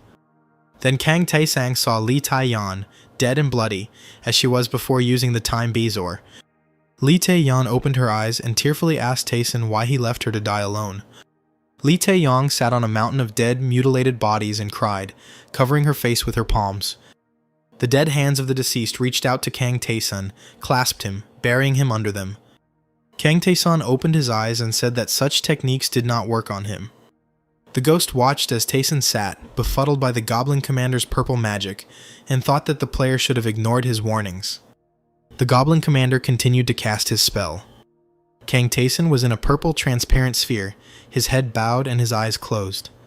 Suddenly, the player drew the Scarlet Ceremonial Sword, and the system reported that, thanks to his iron will, Tae-sun had passed the test. The ghost stared at Kang Tae-sun in surprise. The Goblin Commander retreated from his prey. The Goblin went berserk and did something else with his staff. Kang Tae-sun waved it off, repeating that it wouldn't work on him. The Goblin Commander activated the curse. Kang Tae-sun stated that he never loses when it comes to mental attacks. He grabbed the Goblin Commander and lifted him above his head at arm's length before killing him. After enduring several mental and magical attacks, Kang Tae-sun gained mental resistance and magic resistance. The ghost looked at Tae-sun. He had not known before that a psychic attack could only be endured by one's own willpower. Only a madman could do that. Kang Tae-sun received a mana increase potion for this battle. He also received a set of master keys to disarm traps and pick locks. Kang Tae-sun drank the potion, and the ghost asked him if he missed anything when he went through the labyrinth floor. The ghost was upset by such successes, because he himself died, while for someone else, everything was going well. Ghost and Kang Tae-sun reached the passage to the third floor. Before going to the third floor, they looked into the shop. The ghost flew up to the old man's face and called him an old fool, more stubborn than a donkey. The merchant responded by calling the ghost a noisy loser and advised Kang Tae-sun not to let the creature influence him. The ghost and the merchant had clearly known each other for a long time, and sparks flew from their argument. Kang Tae-sun tried unsuccessfully to intervene in this squabble. He was tired of waiting for them to finish. Shields, swords, and other weapons crashed down near the disputants. This was Kang Tae-sun's way of attracting attention to himself. He wanted to sell all his trophies. The merchant looked at the mountain with surprise and asked how many monsters Kang Tae-sun had killed. Kang Tae-sun tried on the spiked gloves and bronze shield. The player also equipped 2 attack-boosting rings and a strongman pendant, saying he could now defeat the goblin in 2 hits. The ghost didn't understand how Tae-sun had managed to increase his stats so much with these things, but the merchant knew it was the art of air weapons. The ghost and the merchant were about to start their squabble again, but Kang Tae-sun interrupted their conversation to say goodbye. After leaving the shop, Tae-sun asked the ghost why he had such a relationship with the old man, but the ghost only cursed in response. The ghost flew up to Kang Taeson's ear and whispered that the merchant was only capable of treating well those from whom he himself needed something. The ghost considered the merchant an enemy and demanded that Taeson not trust him. Kang Taeson saw the shadows of goblins. A moment later, the goblins attacked him with weapons. Taeson walked through the crowd of enemies, crushing them with simple kicks. Kang Taeson cleared out the different rooms on this floor so quickly that the ghost even became bored. The ghost asked why Taeson was trying to fight every enemy if it didn't add any experience at the current level. Kang Taeson continued killing goblins, saying that this was a task from Rakuratas. The ghost said that he had also undergone tests from this deity, but they were completely different. During a break from slaying monsters, Kang Taesung asked the ghost about the apostle contract. The ghost guessed that Rakuratas had offered such a contract to Taeson. The ghost began to fly around Taeson and say many words that had no meaning. Finally, the ghost explained that there are many gods in the labyrinth, and each is responsible for something of their own. Kang Taeson didn't really understand what it meant to be a god in the labyrinth. He was surprised that the ghost called those who helped build the labyrinth gods. The ghost reminded that when entering the labyrinth for the first time, all players receive a system window informing them that everything they see here was created long ago by a great mage. But even for a great magician, it was too difficult to create such a space from scratch, so the magician looked for those who would help him carry out his plan. Great power was required to create the labyrinth. Many warriors and heroes answered the magician's call, ready to endure the most severe trials. He told them about the battles that would take place here, and also about the deaths that will also happen to those who fail to cope. Many gods supported the magician in his quest to create a place where those who passed all the tests could have one wish fulfilled. The gods built the labyrinth, and they themselves took places on its top floors. The gods singled out certain travelers who entered the labyrinth and put them through trials to see what they were worth. Kang Taesung realized that the gods might show interest in players, but he didn't know whether it was good or bad. The ghost explained that if one became an apostle, one could gain as many abilities as God wished to bestow upon his follower. Kang Taesung asked what the contract's shortcomings were. Problems could arise with other gods and their followers, and it was also obligatory to follow all the orders of one's god. It was impossible to refuse to carry them out. Lee Tae-yeon never said anything like that, nor did she talk about what wish the labyrinth had granted her after completing it. She had the Bezoar of Ouroboros. Perhaps she once wished to obtain it. But Kang Taeson felt that Lee Tae, the Yeon he knew, would have chosen something other than rewinding time. Kang Taeson thought deeply, trying to piece together the pieces of the labyrinth's history that he now knew. The people of his dying world came to the labyrinth not of their own free will. Kang Taeson couldn't solve this riddle because he still didn't know many things. He abandoned his useless thoughts and moved on. We had to start by disarming the trap, after which Taeson received the disarm trap skill. Kang Taeson was glad that he was able to gain the skill after only trying to use his lockpick set 10 times. He tested the new ability on the trap in the secret room, but failed to disarm the trap. The ghost was angry, not understanding how a player who managed to discover the secret room in one move could waste so much time on meaningless things. He believed that traps did not need to be disarmed if they could be bypassed using strength and agility, as he had done last time. Kang Taeson replied that he never knew what exactly would be useful to him in the labyrinth, so he tried to get all the opportunities available. The ghost remembered his own path and inglorious death. Kang Taeson finished fiddling with traps and his skill increased by 7%. In the treasure chest he found a curved ring, which gave 3 units of strength. Kang Taeson looked at all the defeated goblins on the 3rd floor and said that only the boss remained to be defeated. The ghost asked the player if he had any idea who he should expect on the goblin floor. Kang Taeson entered the hall, on the walls of which were drawings depicting many goblins. His enemy was a large and powerful goblin chieftain. The goblin attacked the player with a wave of force that knocked them off their feet. Kang Taeson snatched up the staff he had obtained from the goblin commander in battle. The staff of Taeson was able to cause magical confusion in the goblin chieftain. Taking advantage of this, Kang Taesung attacked the goblin chieftain with the scarlet ceremonial sword. The player noticed that due to his enemy's huge size, he was moving quite slowly. With his special skills, great strength and speed, Kang Taeson defeated the 3rd floor boss without any problems. System notifications have recorded new increases to player stats. In addition, Kang Taeson received a vitality boost potion and a battered wooden staff. The ghost said that only with luck like Taeson's could one obtain the magic staff. Kang Taeson asked the ghost what this item was, and learned that with this staff, he would be able to strengthen the various magic he had already learned. Kang Taesong heard that magic could be studied. The ghost was sure that Taeson had known about this before, since he had encountered monsters that used magic more than once. Kang Taeson thought that magic in the labyrinth was limited by the specific properties of magical items, and without items, even Lee Tae couldn't cast spells. Yang. The ghost explained that spells could be invented, or magic could be learned from someone who wielded it. The first option didn't suit Taeson, but he could find a character from whom he could learn to cast spells. He hadn't met characters like that before because they were only in solo mode, and Lee Tae-yeon didn't meet them because these characters were hiding somewhere. The ghost interrupted his thoughts, suggesting that he hurry to the 4th floor. Kang Taeson checked all the properties he had obtained, but he didn't find any secret rewards, which meant there was something else on this floor that he hadn't discovered. The ghost said that the secret room was found, the boss was killed, what else could be on the floor? Kang Taeson knew that re-exploring the entire floor would take too much time, and for the first time, he considered giving up and not collecting every single reward on the floor. Looking closely at the images of goblins on the wall, he noticed that they were all looking at the same point. Kang Taeson used his trap detection skill on this spot. After this, a passage formed in the wall. Kang Taesong explained to the puzzled ghost that this part of the wall was made of the same material as the trapdoor in the secret room, so he decided to check it out. In the depths of the opened hall with columns, another goblin sat on a throne. The system identified the goblin as the former lord, Hage Ha, and the ghost admitted that he had never encountered monsters with names before. The lords were the kings of their race, and they surpassed them all in power. Hage Ha took the sword in his hands and said that he bore no malice towards Taeson, who was nothing more than a toy, forcibly placed in the labyrinth, while he himself had to play the role of a monster here. The Goblin Lord waved his hand and broke the columns in the hall next to where Kang Taeson stood.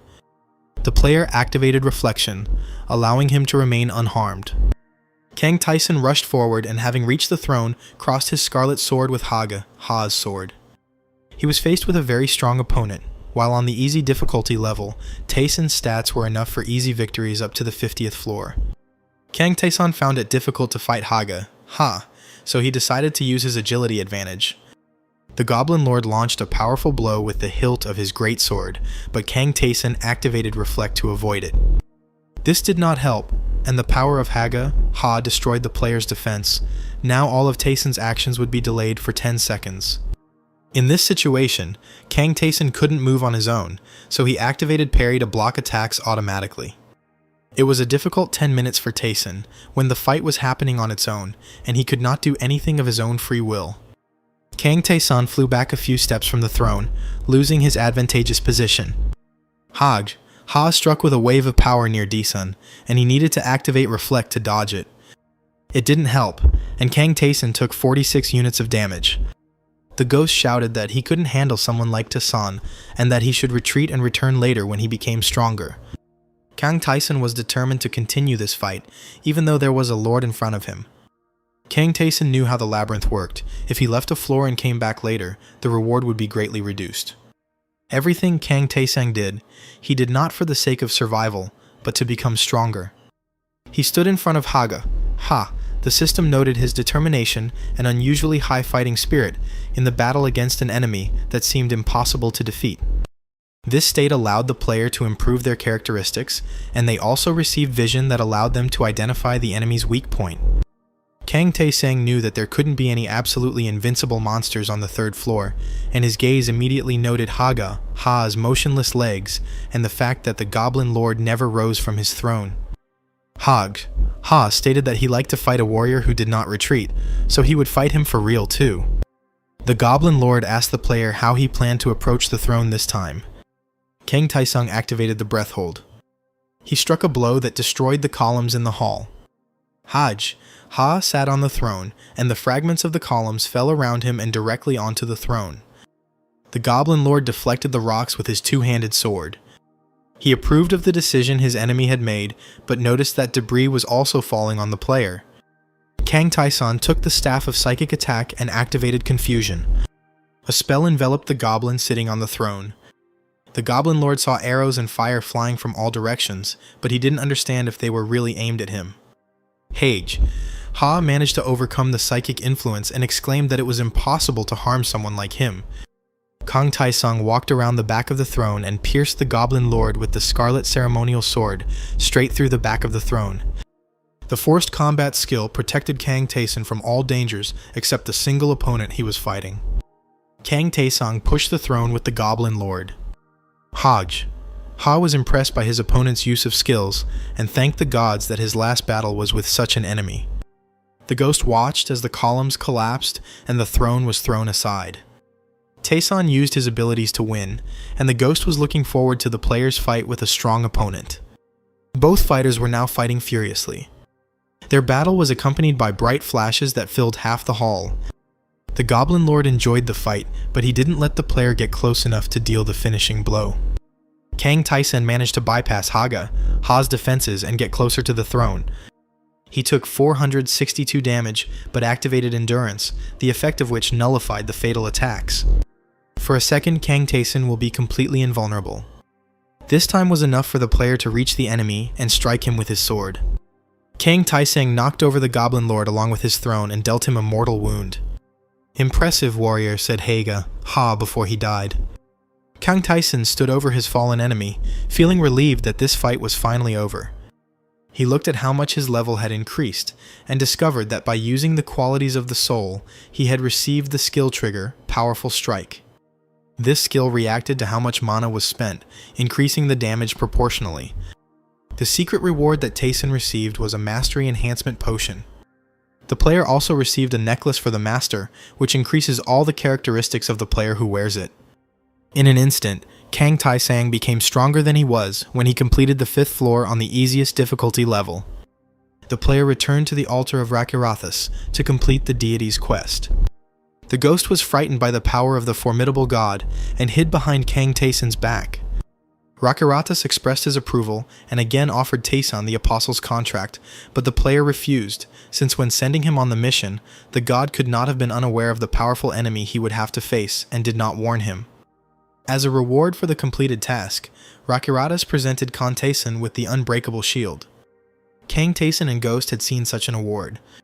After checking what the system had to say about this shield, Kang Taesang discovered that while the Unbreakable Shield was active, the player's personal health would not be consumed. Rakirathas said goodbye, the fog over the altar cleared, and the ghost admitted that he never thought he would be able to experience such fear after his own death. Ghost and Kang Taesan went to the 4th floor. Lee Tae-yeon said that this was the floor of the orcs. They were very strong and smart warriors. But before passing through the floor, Kang Taesan was going to go to one more place.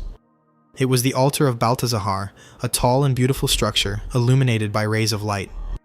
Kang Taesan placed his hand on the altar to feel the influence of the deity. Baltazar wanted to test the traveler who visited his altar and offered to undergo a test. Kang Taesan immediately agreed, and a beam of light from the altar struck him, and the system explained that this was how Baltazar learned from his experiences in previous battles. The ghost said that as the god of victory, Baltazar had the ability to read memories. Like Rakirathas, this god offered Kang Taesan a test. The ghost advised him to accept this offer, since with his current strength, Kang Taesan would easily pass it, especially since Rakirathas was the only one among the gods who violated the terms of the treaties.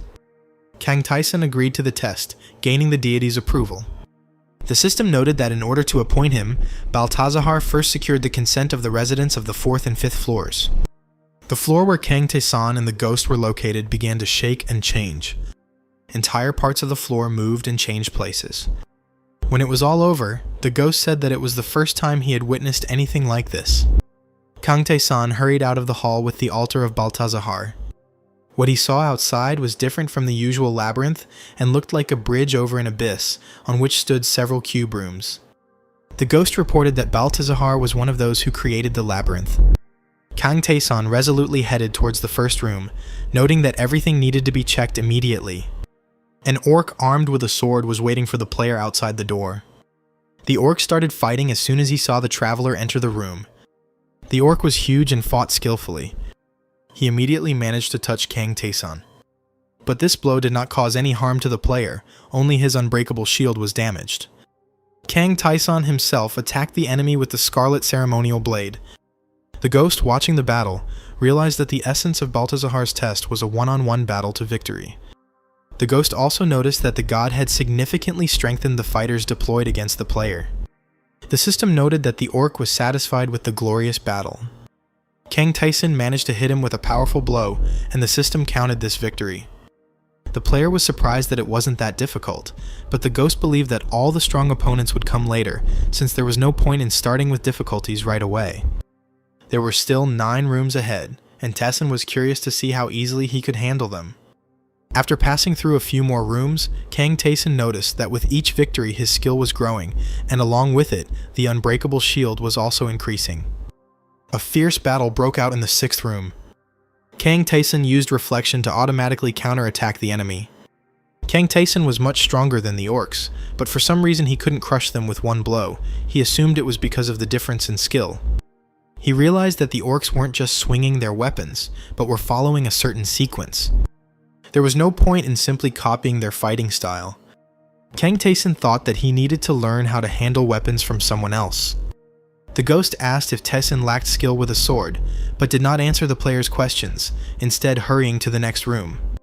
In the 7th room, a similar battle with an orc took place.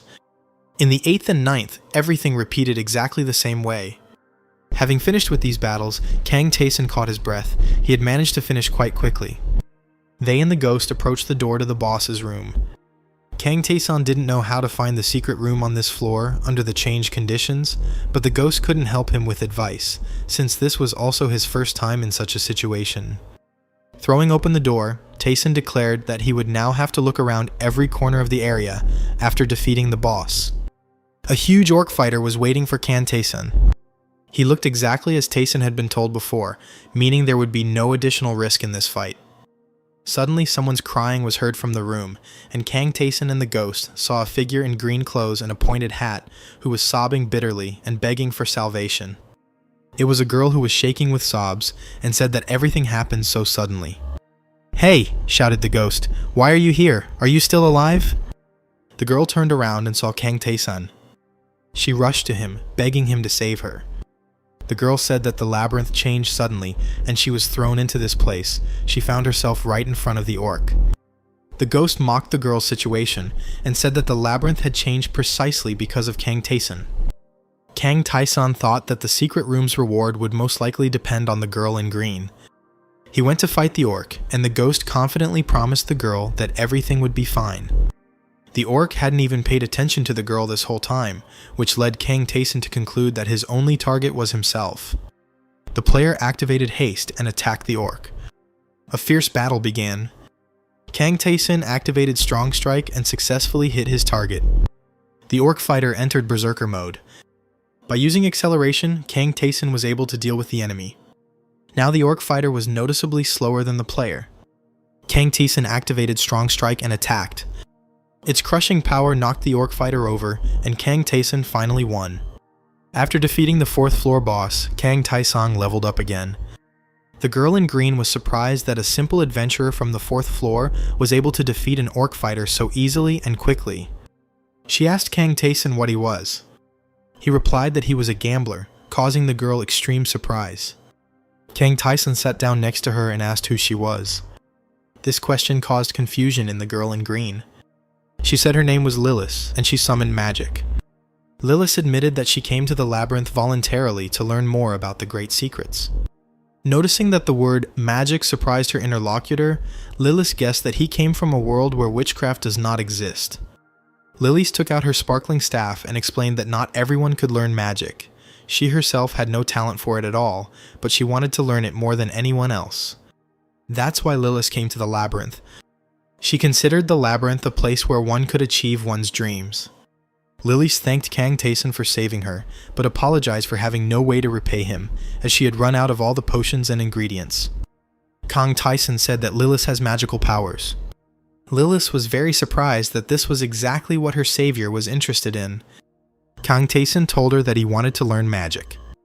Lilith replied that she had risked her life to study witchcraft and was grateful for the help, but that it would be difficult for her to fulfill such a request. Kang Taesun and Ghost looked at the girl in bewilderment.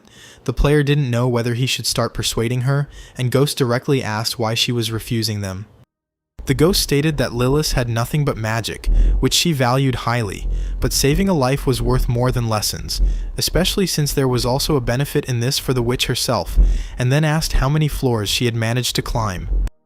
Lilith burst into tears again, and said she had reached the 9th floor.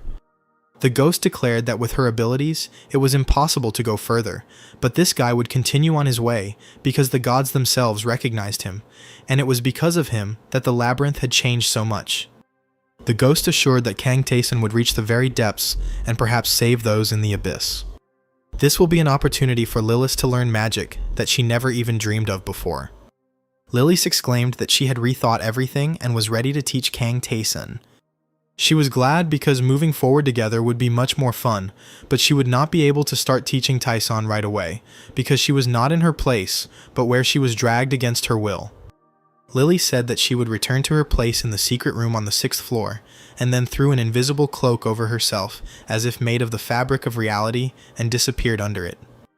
The ghost and Kang Taesun watched her go, surprised at what kind of magic she could use. Kang Taesun asked the ghost why he suddenly helped him, but for some reason the ghost got angry and started yelling at him. Kang Taesun suggested that Ghost's attitude towards him had changed greatly after defeating the Goblin Lord, and Ghost admitted that he saw potential in Taesun, and that the change in his behavior was due to his own redemption. He promised to help the player on his journey from now on, but he just needed to hurry and complete this test.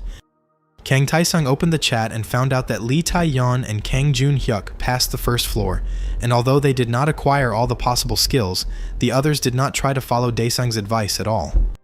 The player himself decided to disassemble the trophies he had received, one of which turned out to be a scroll of engraving, which could be used on his equipment. It was a reward for saving Lilith, and Kang Taesun used the engraving on the ceremonial sword of Rakiradas, making it even more powerful. The player really liked how well the scroll's properties complemented the capabilities of the Scarlet Sword. Having sorted out the rewards, Ghost and Kang Taesun began to descend further into the labyrinth, stopping by the merchant's shop along the way. The merchant reported hearing chaotic noise on the floors and asked if this was another test for Taesun. The old man wanted to know what the player was going to buy, but Kang Taesung first wanted to sell what he had accumulated. The player's attention was drawn to a jar of shining powder that stood on a shelf in the shop. Kang Taesun knew what it was, because it was blessing dust, which was made from pollen collected from the wings of fairies. The merchant said that the pollen was believed to bestow blessings, but no one knew for sure if this was true. There were those who tried to bathe in it, but they slipped, others dipped weapons in it, but they only began to shine. Kang Taesun asked Ghost if he knew anything about such a product, but Ghost had never bought it either. Taesun's past life. Many people bought pollen in hopes of receiving a blessing, but no one managed to achieve any effect, so the product was considered trash. That was until Kang Taesun discovered the properties of the blessing dust. Kang Taesun asked the merchant how many jars of pollen he had, and was about to buy them all. The merchant was surprised because he also thought that it was a useless but expensive thing. Kang Taesun knew that the blessing dust gave him momentary control over chance, so he took the 3 jars and said goodbye to the merchant. The ghost was tormented by curiosity, but Kang Taesun did not explain anything to him, saying that the effect of the remedy would soon be visible to his own eyes. The system reported that Baltazar was waiting for Thesan to issue his reward, and the ghost said that the gods were willing to reduce their area of influence in order to grant Thesan their favor. The ghost was amazed that Kang Taesun did not know how important zones of influence were to the gods. The gods never allow their spheres of influence to diminish for the sake of those who worship them, and grant people only minimal rewards, passing them off as something worthwhile. The ghost claimed that the gods' attention to Kang Taesun demonstrated how highly they valued him. Kang Taesun replied that he was only doing tasks because it brought him rewards, and entered the first room of the 5th floor. A huge orc fighter was waiting for him just outside the door. The fight had to start immediately. Kang Taesun activated Strong Strike and consecutive attacks. The Scarlet Ceremonial Sword crossed with the Orc's sword, sparks flying. After a few moments of fighting, the Orc fighter was defeated. Kang Tyson explained to the ghost that such a quick victory over such a strong opponent was possible thanks to the engraving scroll. The player concluded that if such a powerful monster awaited him in the first room, then the boss in the last room must be insanely strong, and the stronger the enemy, the higher the rewards. Kang Tyson went through the next rooms, killing enemies, but it became increasingly difficult to do so. The player was encouraged by the thought that by clearing this floor of monsters, he would not only receive a reward from God, but would also be able to begin learning magic. He asked the ghost how he knew Lilith. The ghost replied that when he was a traveler passing through the labyrinth, he also found a girl in green clothes on the 4th floor. She was sitting in front of a huge orc. He took pity on the girl and saved her from the orc fighter. The ghost said that time in the labyrinth flows differently than outside, but about 100 years could have passed since then. During this time, Lilith was unable to get further than the 10th floor. Kang Taesang thought that there were many more characters in the labyrinth than he expected to meet. In another version of the labyrinth, the door to the room full of goblins creaked open. Someone threw a pebble into the resulting gap, which bounced across the floor tiles. Lee Tae-yeon hid behind the door with a sword and distracted the goblin's attention from herself. The girl pounced on the enemy, taking advantage of his confusion. So, one by one, she managed to defeat all the goblins in the room. Kang Jun-hyuk reached the altar of Rakiratas. Kang Taesang advised Kang Jun-hyuk not to get involved with this deity, and he heeded the advice. Lee Tae-yeon and Kang Jun-hyuk developed a trust in Kang Daesan, as it was thanks to his advice and the skills he helped them gain that they survived in the labyrinth. A low-difficulty player, Choi Jun-hyuk, dismissed these players' stories, believing they were exaggerating. Lee Tae-yeon didn't understand why this man didn't believe her words. Choi Jun-hyuk believed that it couldn't be too difficult to defeat the rat on the 1st floor, and other players in the chat agreed with his words, accusing the solo players of lying and bragging. Kang Jun-hyuk was outraged by this attitude of other players. He was angry at Choi Jun-hyuk, but he stated that those who chose the solo mode were to blame for their own difficulties and had no right to whine. Kang Tae-san looked at the chat, counting how much time had passed since the labyrinth appeared in people's lives. This time was enough for players in the simplest and normal modes to adapt to the new living conditions, and as long as they behave carefully, they are in no danger. People need to vent their pent-up emotions somewhere, if not on the enemy, then on other players they meet in the chat. Kang Taesan remembered this period from his past life, but things weren't so bad back then. Choi Jun-hyuk incited hatred among people online and directed it at solo players and Kang Taesan personally. He believed that Taesan's advice on how to obtain unique skills was just suicide advice. Kang Taesan entered the chat, and Choi Jun-hyuk unleashed all his anger on him. This guy had already created a guild of low-level players and needed a common enemy to control the crowd, so he directed their collective anger at the solo players. Players of different modes cannot meet in the labyrinth, and the stories of the loners sound impossible to others. Kang Taesan had knowledge that other players couldn't access, so he typed a message specifically for Choi Jun-hyuk.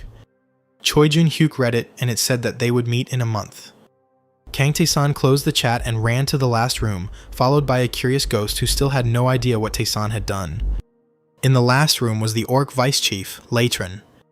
This was a powerful enemy, which not all adventurers could put up a worthy resistance to. The ghost expressed confidence that Kang Taesan would have no problems with this enemy. Latran was glad to meet Taesan. He said that his orc comrades had already left satisfied. Kang Taesan remembered that all the orcs he killed met their deaths with a smile. Latran said that the battle itself was more important to his people than killing the enemy. Latran called the orcs slaves, locked in the labyrinth, not knowing when they would be freed, and Kang Taesan gave them all a noble death. This orc drew his sword and declared that he too intended to die with dignity. The system reported that Latran had activated powerful abilities. This was a formidable enemy. Kang Taesan was glad, because this was exactly the kind of opponent he wanted to meet. He turned out to be easier to defeat than both opponents expected, and before his death, Latran asked if he had really been defeated by an ordinary adventurer from the 5th floor. Latran had time to notice that Kang Taesan was not a master of swordsmanship, but he could use air weapon mastery, and moved like a fighter with great personal experience. Latran was glad to accept death from such an enemy, and he wished Taesan victory. The system reported that Baltazar's test was successfully completed, and the 5th floor boss was defeated. Light feathers swirled in the air, and system notifications listed the trophies Kang Tae-sun had earned. One of the rewards was the trigger skill Proof of Victory, which allowed you to choose one stat that would constantly increase. Kang Tae-sun chose Mana and set Proof of Victory to this property. In addition, Kang Tae-sun again received an offer to enter into an apostle contract, but as before, he refused it. Baltazar was pleased with the choice the player made, and as a reward, 2 chests appeared in front of Kang Tae-sun. The ghost suggested that one contained a regular reward, and the other contained a reward that had been moved from the secret room when the labyrinth's layout changed. In the chest, Kang Tae-sun found a shining ornate sword, which had stats similar to the ceremonial sword of Rakirathas. The second chest contained the Knife of Self-Sacrifice, which allowed you to accumulate health. Kang Tae-sun immediately tested it, cutting his hand until it bled. The knife acted like potions, restoring health, which could be useful in emergency situations. The reward for the stealthy exploration was the Robe of the Dark Vaults, a cloak that lasted for 1 second. Kang Tae-sun put on his cloak and became invisible. Now he was ready to move on. The ghost asked if Kang Tae-sun would now be walking with 2 blades at once, and reported that his own sword school was similar. According to the ghost, he was a sword master and had developed sword art himself based on the schools of the Kavert Empire, but he had no intention of teaching Kang Tae-sun because his current stats were not suitable. Kang Tae-sun doubted his words, but the ghost told him to focus on diving into the abyss, and when he became even stronger, he would inherit the skill. The 6th floor looked like a swamp, with stunted trees growing and a greenish fog swirling around. Kang Tae-sun waded through the swamp mud, remembering how Lee Tae-yeon complained about this place. Lee Tae-yeon also said that the local monsters were not affected by the swamp and could move through it without difficulty. 2 anthropomorphic lizards armed with tridents appeared from behind the nearby trees. Kang Tae-sun drew the flame staff and set fire to the ring of swamp around him. After this, he struck down the enemies with his weapon. The ghost asked how Tae-sun guessed that the swamp was also an enemy, but the player did not answer him. The next lizard stood behind Kang Tae-sun, not approaching, and he called out to him. Tae-sun defeated this opponent with 1 blow. Ghost and Kang Tae-sun moved on, leaving the lizardmen's corpses to burn, and Ghost declared that it had been too boring a battle. They discovered a tower. One of the bricks in its wall was noticeably protruding. This was clearly a trace left by Lilith. Kang Tae-sun pressed the brick and a staircase appeared around the tower. Lilith looked out of the window and happily invited the guests into her secret room. Kang Tae-sun and the ghost went upstairs. Lilith was sitting on a chair and looked thoughtful. Along the walls of the room, there were shelves with books and vessels. The ghost rudely asked the girl what she was doing, and Lilith happily announced that for the first time in her life, she was posing as a great magician. Lilith began to explain what magic was. According to her, this art could not simply be trained independently, it could only be earned or found a teacher. Using magic, one could do things that were not possible with skills, because magic could change space and time, as well as control fire. Lilith realized that if Kang Tae-sun was now her student, then he should treat her with special respect. Kang Tae-sun thought it was easy for him, and addressed Lilith as master, but this angered the ghost. Lilith called magic a real mystery, and then created a clot of flame above her own palm. She asked Kang Tae-sun what he saw, and when he answered, she explained that he could only see like those who did not possess magic. Lilith knew a reliable and simple way to obtain magical powers. To do this, you had to make a contract with the god of magic. The ghost said that there were no cases of gods personally training someone, it only happened with Lilith. Kang Tae-sun asked if he would also have to make a contract with the god of magic. He had already rejected several apostle contracts and did not want to make this one. Lilith replied that such a deal would not be necessary, and then touched him, and the system notification noted that Kang Tae-sun had received magic. Lilith happily announced that anyone who possesses such power can pass on their skills to others. The girl again created a flame above her palm and asked Kang Tae-sun what he saw now. Now the flame looked different, and Kang Tae-sun felt different. Lilith waved her hand enthusiastically and announced that she would now explain to her student the various ways to study all types of magic. Lilith said the simplest method was extracting magical power from some tool or staff. Kang Tae-sun had 2 staffs and he showed them to his teacher. Now they could take both items and extract all the power they had, giving Kang Tae-sun the ability to create fireballs and psychic attacks. After completing this action, Kang Tae-san and Lilith noticed that both staffs had lost their color and turned gray. Kang Tae-sang created a fireball with his own hand. The second method involved training with another magician or worshipping a god of magic, but only those who had made a contract with the god could approach him. Lilith brought gifts to the god instead of Kang Tae-san, and then taught him the knowledge she had received, while he only had to hand over his trophies to the girl. Lilith was happy because now she would start learning new spells, and Kang Tae-san asked what she could teach him right now.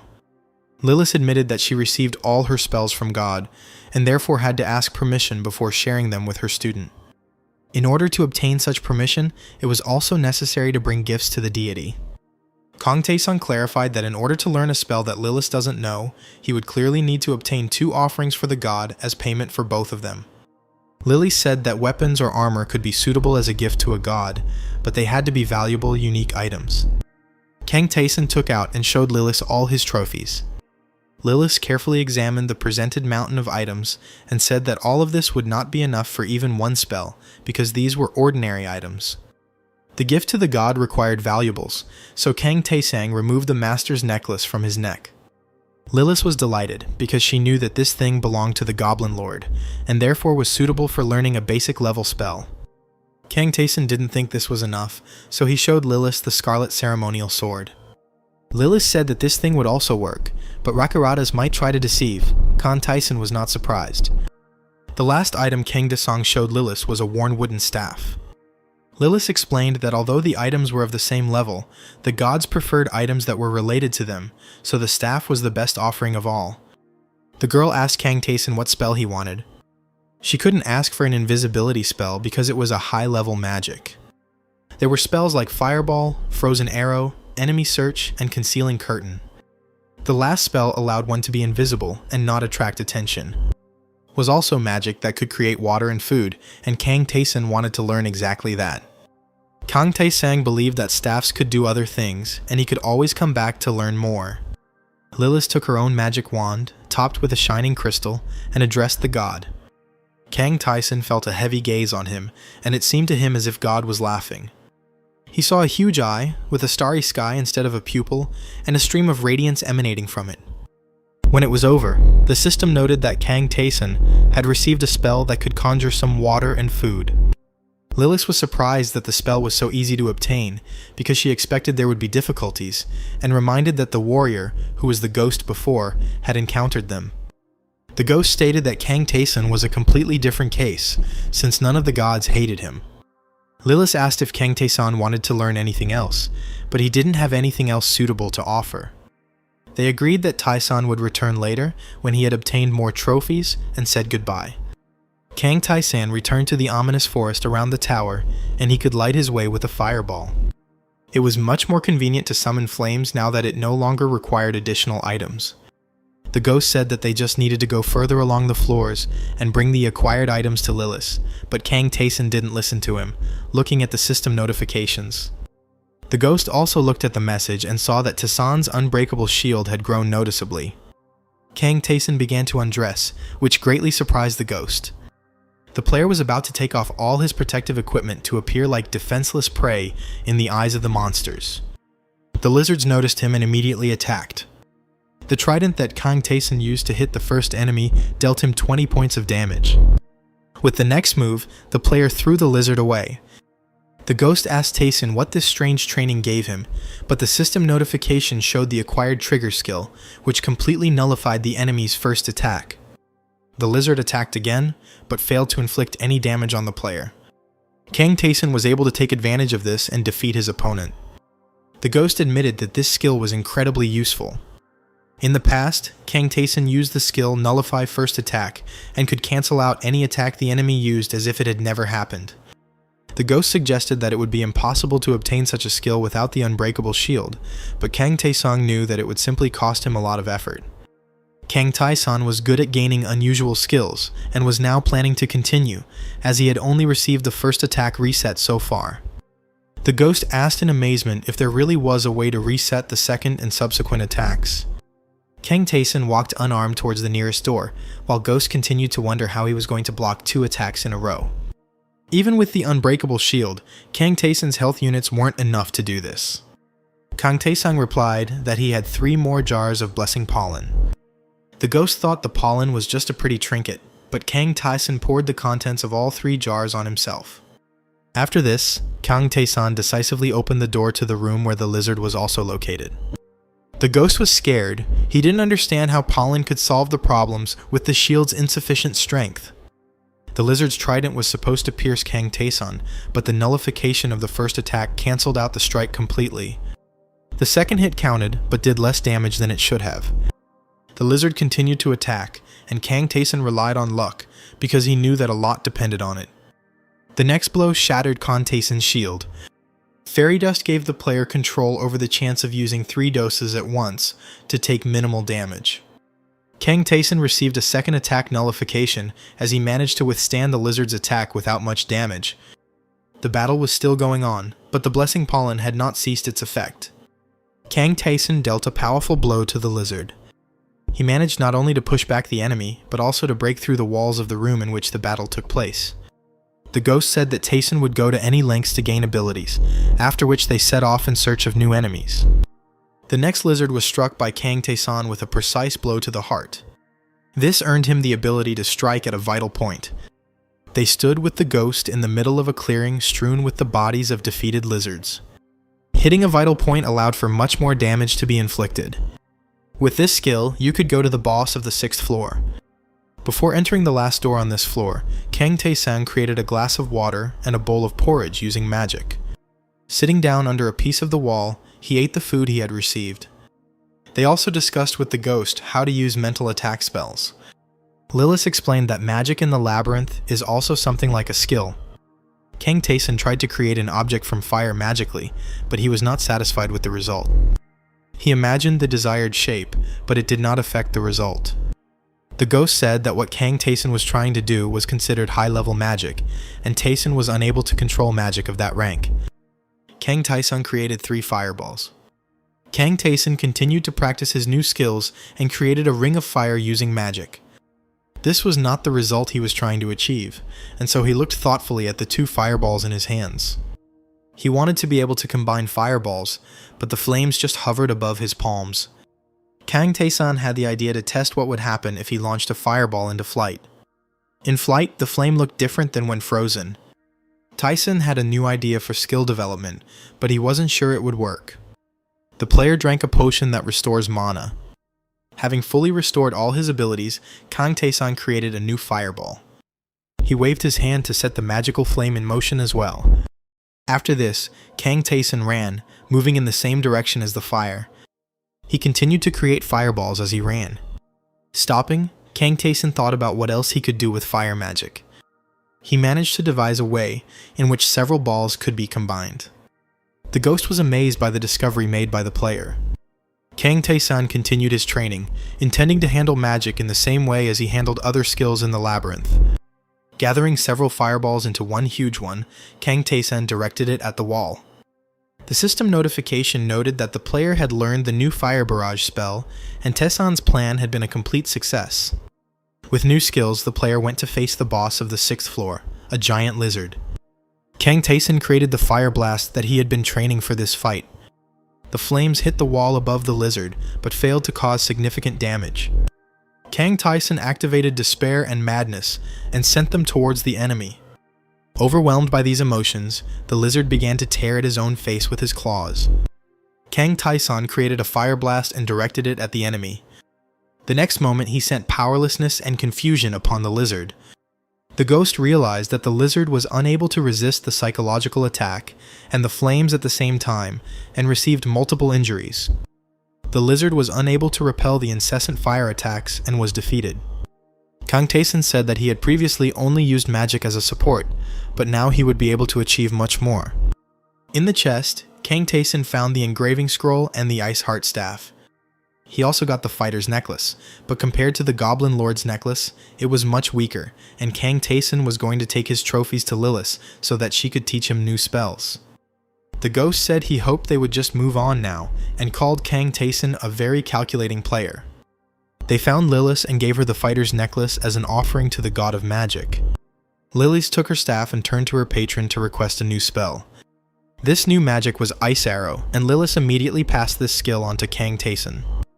Kang Taesun and the ghost found Lilith in a small house on one of the tall trees in the forest. Kang Taesun hadn't previously known that new zones could appear on a floor after clearing it, but Lilith assured him that she was a master at finding such monster-safe places.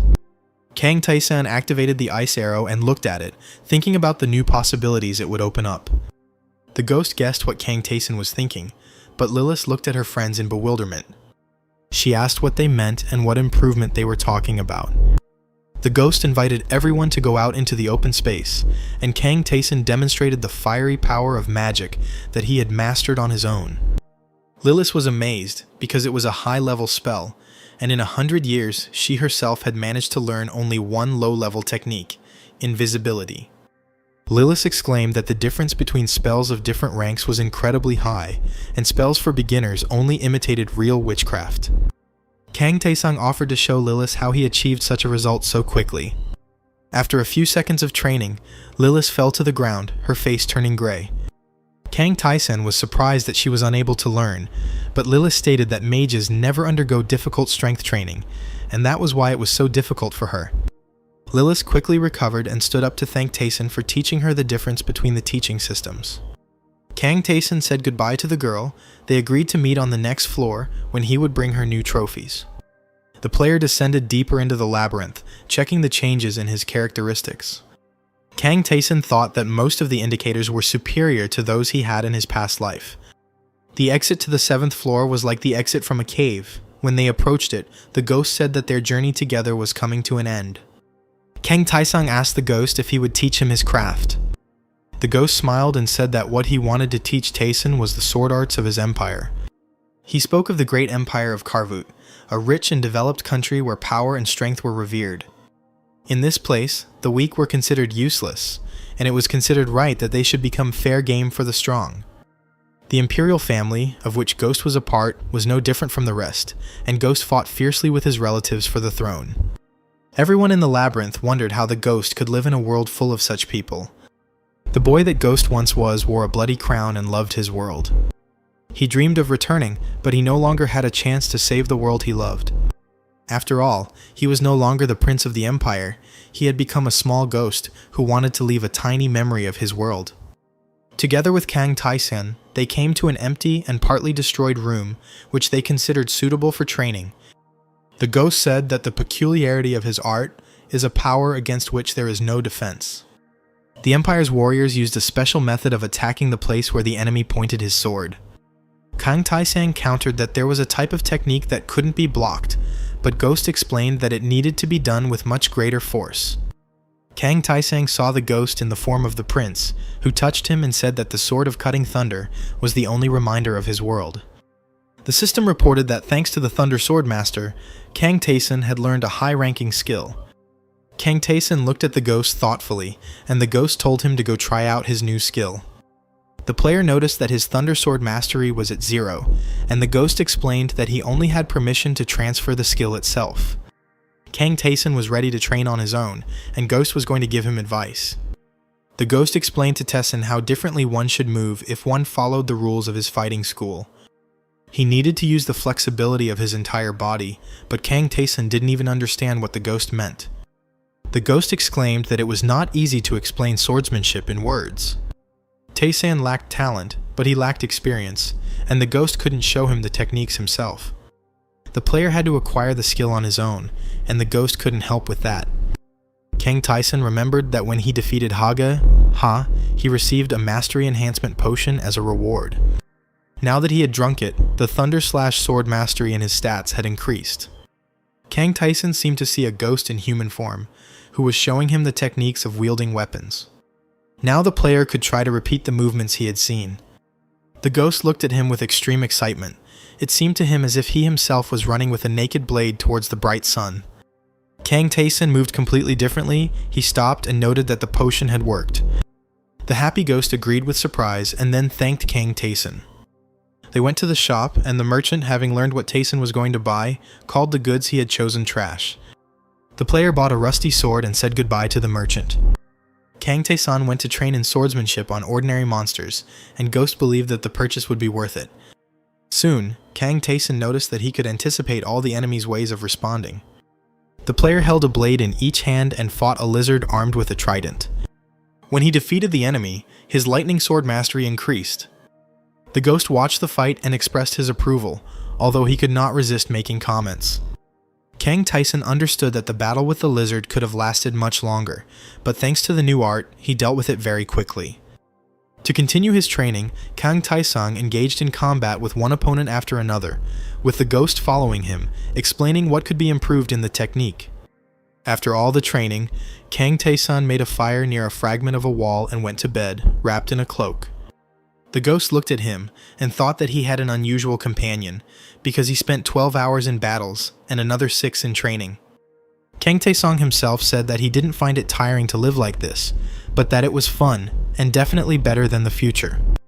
The ghost wanted to know what Kang Taesung's life was like before and thought he was crazy. The player began his new training session by throwing several stones into the air. He swung his sword and the stones fell to the ground, already cut in half.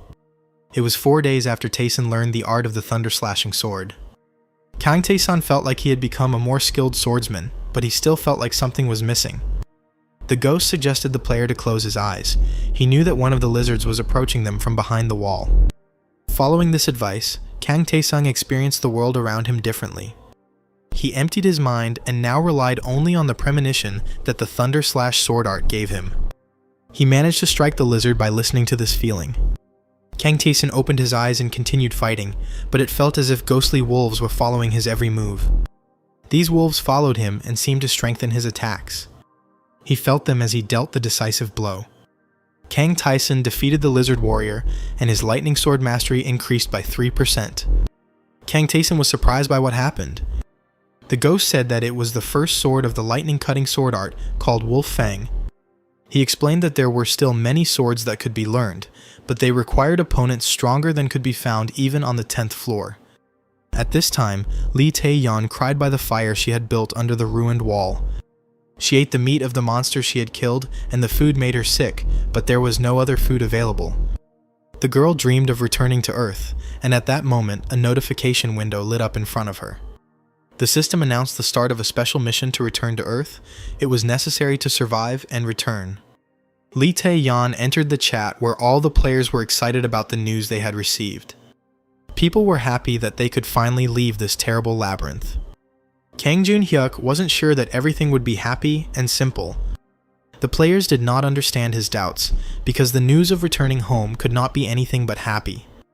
Kang Jun-hyuk recalled that the reason they all ended up in the labyrinth was because monsters had invaded Earth. The players had forgotten about this and were now worried, but it seemed to them that now, having become stronger, they would be able to cope with many things. Kang Taeson continued training in the labyrinth while simultaneously browsing the chat. The ghost asked him what was so interesting going on there, and Kang Taeson explained that soon all the players would exit the labyrinth. Kang Taeson practiced ice arrow magic. He told the ghost that he would find out everything when the time came, and that Taeson himself needed to try to conquer the labyrinth even faster. In the chest of the secret room on the 7th floor, Kang Taeson found the rune of dexterity, and his agility increased by 10 points. Defeating the 7th floor boss, the elite lizard, was not difficult. As a reward, Taeson received the tattered earrings, which increased mana by 10 units. The second trophy was pure leather armor. Kang Taeson met Lilith again and was able to learn a new spell, Basic Detection. Lilith asked when Kang Taeson was going to learn something new, but he admitted that he would only do so after he had mastered everything she had. Kang Taeson glanced at the chat more and more often, and Ghost noticed that this was already called addiction. Taeson replied that he hadn't seen the player who wrote so much slander in the chat for a long time, and now he was probably going crazy because he didn't expect such a future. At this time, Jong Yun-hyuk was tormented by various thoughts, and one of the players of his guild asked what they should all do when players from other modes came to take revenge on them. Kang Taeson looked forward to the start of next week. They entered the 8th floor with the ghost, which looked like a green valley in the sky of which huge birds, Marcondas, soared. With a furious cry, the bird flew towards Kang Taeson. Bright flashes struck the ground and a nearby wall fragment. Kang Taeson rushed towards the Marconda. He managed to overcome her in flight. The monsters in this place act on their instincts, Taeson told Ghost, making them easy to catch. The Ghost replied that the swordsman's skill was created primarily against other people, but Kang Taesan used it against animals. Kang Taesan decided to use this floor to try combining ice and fire magic. He was able to create ice cubes and encase his opponents in them. Walking along a narrow passage over the abyss, Kang Taesan saw a huge bowl filled with shining water. It was the altar of Oman, the god of trials, who delighted in seeing adventurers discover new powers and talents within themselves. The system reported that Oman wanted to offer a test to the traveler who came to his altar. Kang Taesung said he had no reason to refuse. A column of water rose from the altar bowl. Kang Taesan and Ghost watched the scene, and Ghost guessed that Oman was creating a wall of water. And so it happened. A high wall of glowing water rose up around. Black smoke began to rise from the bowl. Following the smoke, black water spilled onto the floor, completely different from what was in the bowl. The black water turned into a tall figure with a sword. Kang Taesan decided that he should first observe this enemy while the water warrior attacked him. This enemy moved slowly and was easy for Taesan to defeat. Immediately, black fog began to swirl above the bowl again, and black water splashed out. Another monster from the water was ready for battle. He was still too slow for Kang Taesan, and the player easily defeated him. Kang Taesan guessed what Omen's test was. The Ghost agreed that there were now opponents for adventurers from the first and second floors, and by the end of the test, Kang Taesan would know his own level. A new warrior attacked the player. Kang Taesan was glad for the challenge, as he himself was curious to see how great his powers were. Kang Taesan passed the third test with ease and received an increase in intelligence. After the fourth test, the player's agility increased by 2 points.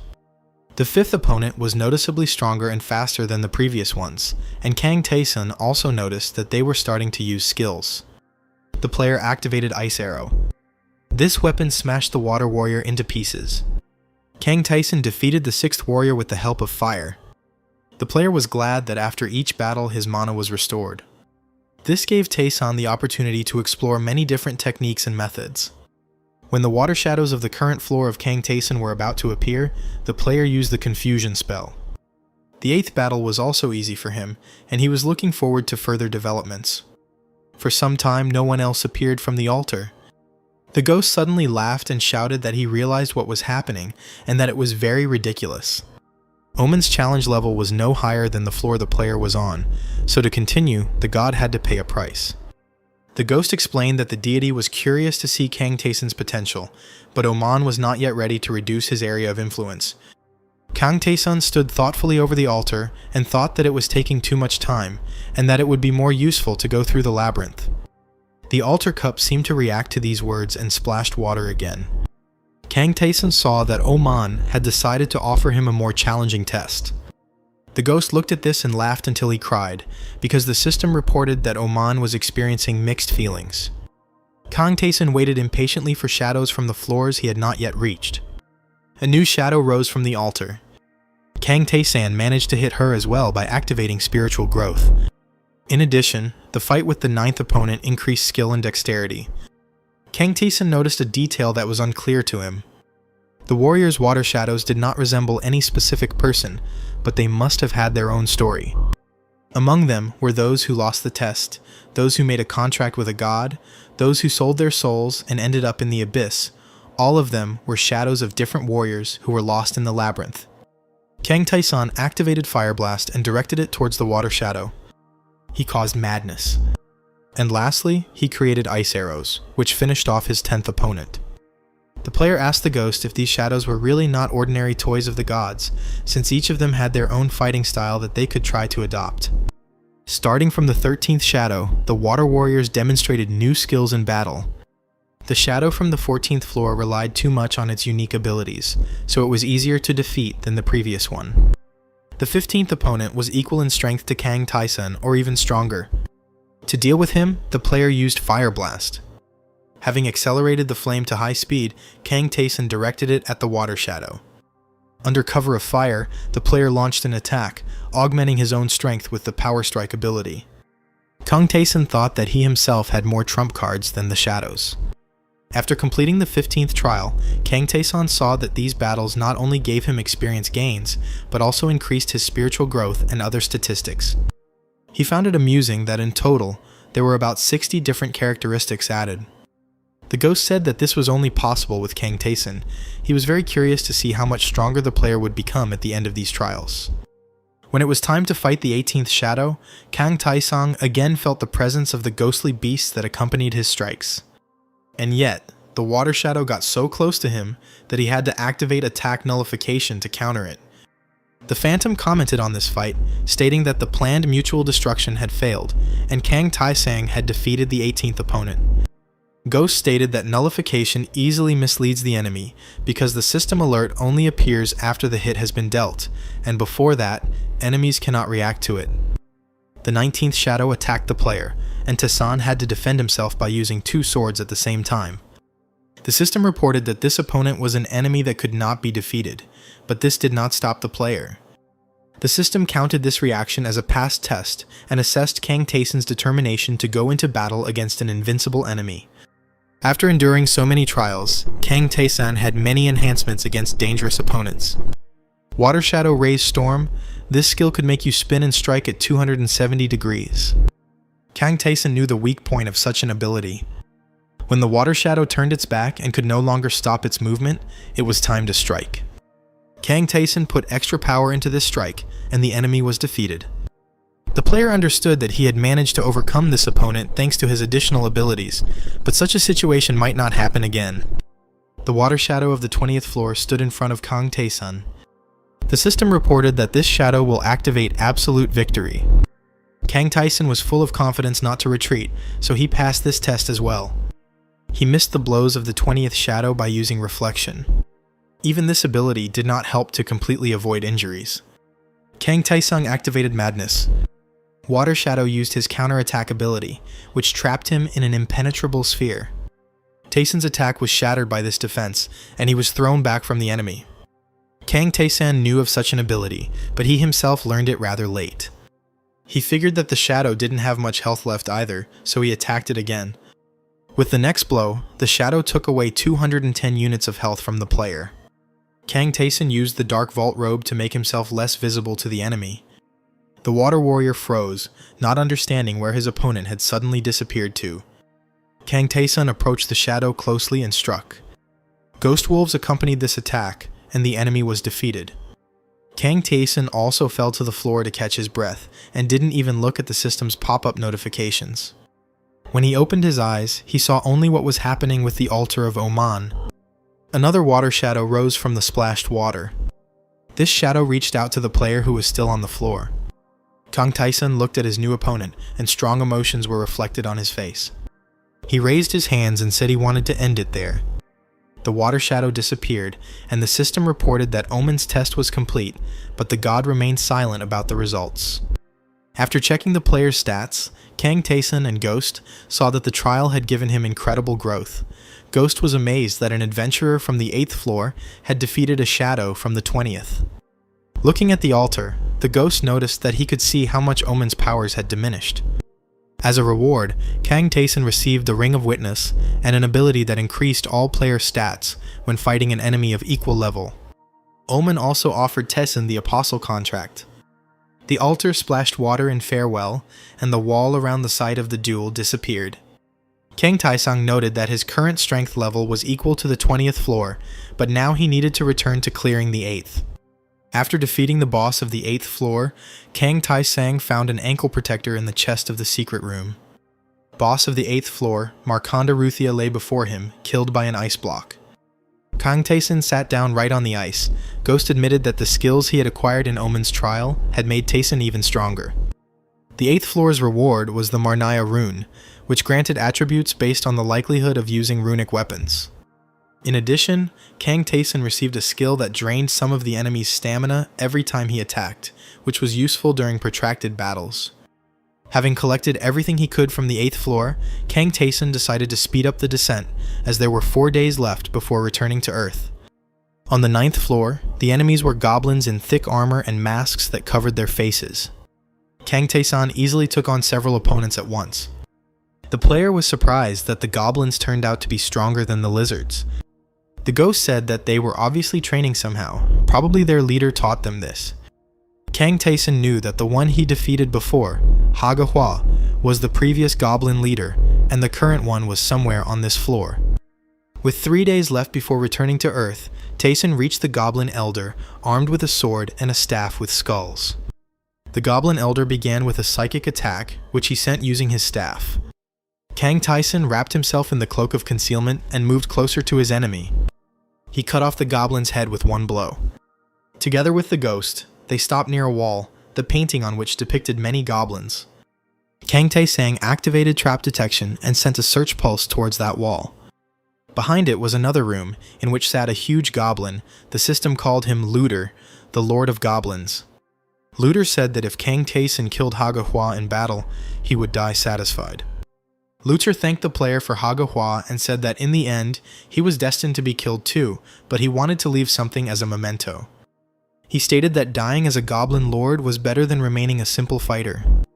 Kang Taesang decided that Looter had deposed Hagahwa because of his greed for power.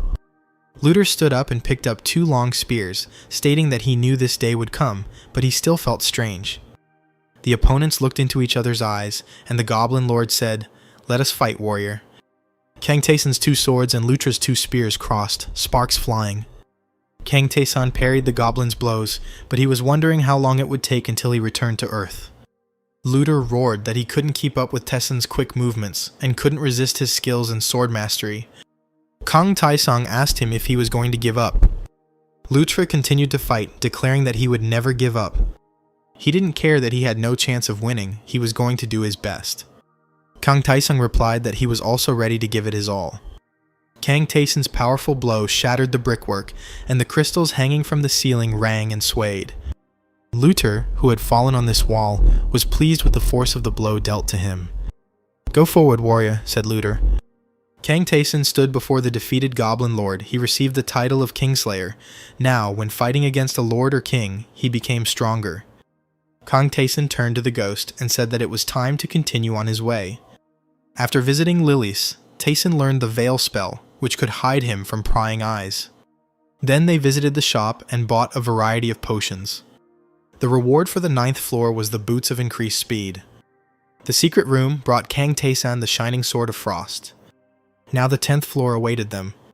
This floor looked like islands floating above the abyss, covered with grass and the remains of stone tiles. Kang Taeson remembered the task the ghost had given him. The enemy to kill was waiting for them on the 10th floor. The ghost thanked Kang Taeson for the opportunity to leave a trace of his existence in the world. The Phantom's world perished, and the Phantom itself followed suit, but now at least memories of them will remain. The ghost regretted that he would not have time to teach Taeson the 2nd sword skill, but he was confident that the player would someday cope with this task on his own. Kang Taeson looked at him and thought that he himself was unsure of his future. The next monster's powerful steps made the earth shake.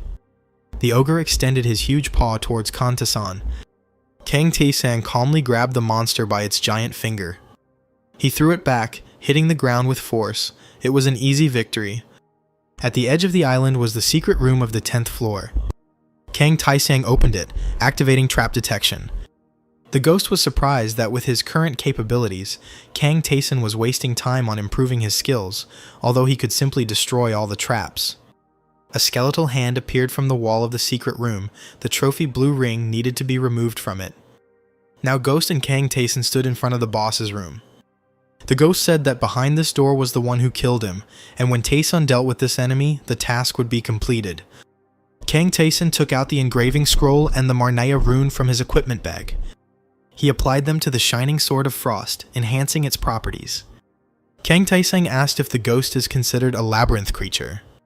The ghost replied that he was technically bound to his grave, but the mission allowed him to follow Kang Taeson. Kang Taeson guessed that it was the task he had received that bound the ghost to him until it was completed. Taeson was curious which rule would take precedence. The ghost had no idea what the player meant. At that moment, reality above them split, and they saw the starry sky. Planet Earth appeared among the stars, and the system announced that there were 0 days left until return. The ghost watched what was happening, not understanding anything. Kang Tae-sun knew what would happen next and was prepared for it. A powerful force pulled the player back to his homeworld. He saw mountains and next to them a city consisting of high-rise buildings. Kang Tae-sun fell onto the asphalt and smelled the asphalt and the scent of grass, which was very different from what was in the labyrinth. Kang Tae-sun lay on his back looking up at the sky and thought that everything happened exactly the same as last time. Only this time, he had an excited ghost with him who wanted to know where they had ended up. The ghost had never heard of such a place in the labyrinth. At first, Kang Tae-sun decided to go into a grocery store where there was not a single person and all the counters were destroyed. The smell in this place was unpleasant because after 3 months, most of the food had spoiled. Kang Tae-sun only took long-life canned goods. Using fire magic, Tae-sun fried the food. It was delicious food that he frankly enjoyed. The ghost realized that they had entered the world of Kang Tae-sun, and the player's ownership extended to the ghost as well. Kang Tae-sun wasn't sure that would work out because the ghost wasn't an object, but a living being. The ghost looked around and asked what kind of square-shaped objects he saw everywhere. That's what he called machines. Kang Tae-sun drew his attention to the rift in the sky and asked what he knew about it. It looked as if the sky was glass and had cracked, and darkness was swirling in the hole that had formed. A green, shapeless, multi-eyed monster emerged from the rift, and Kang Tae-sun said that it was what was destroying his world. The ghost reported that he felt some kind of force, but he could only figure it out if he got closer. The green monster pounced on Kang Tae-sun. The player grabbed him by his long tentacle. Kang Tae-sun held the monster at arm's length and asked the ghost what he thought it was. The ghost assumed it was a slave of a deity, but the monster's energy felt completely different. He didn't understand what it was, or why anyone would want to create such a creature. The ghost said that this creator was very strong, stronger than Rakiratus, and Kang Tae-sun meanwhile burned the monster with a fireball. The ghost asked if Kang Tae-sun had brought him along to ask such questions, but the player didn't see anything wrong with that. The system sent a new task. It was to arrive alive at the Anyang City Hall. Kang Tae-sun and the ghost walked down a ruined city street, and there were no people around. The player assumed that most people chose not to enter the labyrinth, hoping to hide and wait for rescue on Earth. The corpses that lay on the streets of the deserted city were the result of such a choice. The ghost asked why Kang Tae-sun was walking so slowly, and he replied that he was going to meet someone. Ghost assumed that these were the players that Tae-sun taught his moves to in the chat, but Kang Tae-sun was expecting someone else. First they heard footsteps, and then they saw a figure in thick armor. Kang Tae-sun looked at the man who appeared while he asked where he was going. Then the armored player asked what difficulty level Kang Tae-sun came from. It was Gyum Jun-gyun, smiling as he extended his hand to D-sun, inviting him to join the group of survivors. Kang Tae-sun looked at him and remembered him from his past life, how he laughed, and how he then died protecting people. Gum Young-gun waited for an answer with a smile. Kang Tae-sun said that he would go with him, but at that time he was thinking about their past friendship. Gum Young-gun brought his new acquaintance to a group of people gathered on the street. These people made a fire and tried to warm themselves. They were very happy about Gyum Jun-gyun's return, and the fact that nothing had happened in his absence. Gyum Jun-gyun introduced Kang Tae-sun to the others, but was mistaken in assuming that he had completed the labyrinth on the normal difficulty level. Kang Tae-sun saw that there were about 100 people gathered, and all of them were from the normal and easy levels. None of them except Gyum Jun-gyun Tae-sun didn't remember. Gum Young-gun announced that everyone was now gathered and they could head to the city hall. People were worried that they might run into a monster, but Gum Jun-gyun promised to protect them all. People believed him and were happy to meet a player with a high level of difficulty. Gum Young-gun took up his shield and sword and was ready to lead the people. The ghost, invisible to humans, flew over their heads in indignation. He did not understand how the adventurers from the labyrinth could be so weak. Only Jun-gyun seemed worthy to the ghost, but even he did not look capable of descending to the lower floors of the labyrinth. The ghost didn't understand why Kang Tae-sun wanted to meet this guy, and why he joined such weak people. One of the crowd pointed in horror at something in the dark alley, calling out to Gyum Jun-gyun. A green monster emerged from the hole in the wall with a growl. The people hid, and only Gyum Young-gyun went to fight the creature. Kang Tae-sun understood that this monster was weak, and these people could also try to deal with it. But only players with advanced difficulty levels were capable of truly fighting these creatures. Jim Jug Gin defeated the monster, which earned the admiration of the people around him. Only Kang Tae-san looked at what was happening without delight. Gum Young-gun dealt with all the monsters that appeared on their further path. The rest of the group hid for their own safety. Sometimes during the battle, another monster would appear. Then everyone ran away in horror. The creature almost caught up with one man. He cried and asked for help. Suddenly the monster disappeared. Its victim turned around in surprise.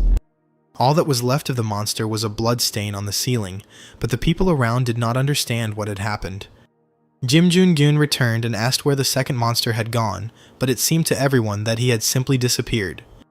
Gum Young-gun didn't believe it, and didn't understand who else could defeat the monster, since he was the only high-difficulty player here.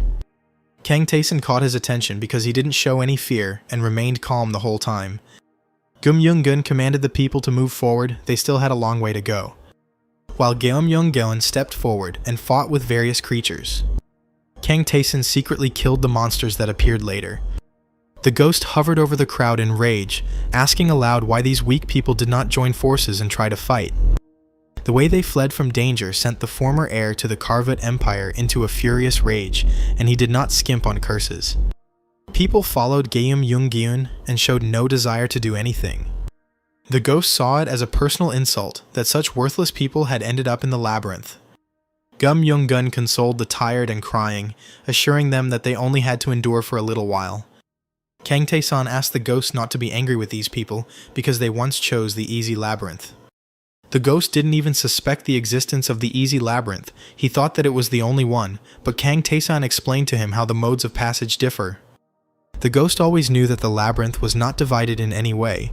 Only the gods could sometimes put up barriers, but this was only done temporarily. Friends suggested that some creature did not know how to design the labyrinth, but simply carelessly copied it several times. Kang Tae-san thought that it was very difficult to do something like this. Only a god or even someone of a higher level could do it. He thought about the fact that all the monsters that appeared were F-class, and in order to kill all the people, creatures of a higher level were needed.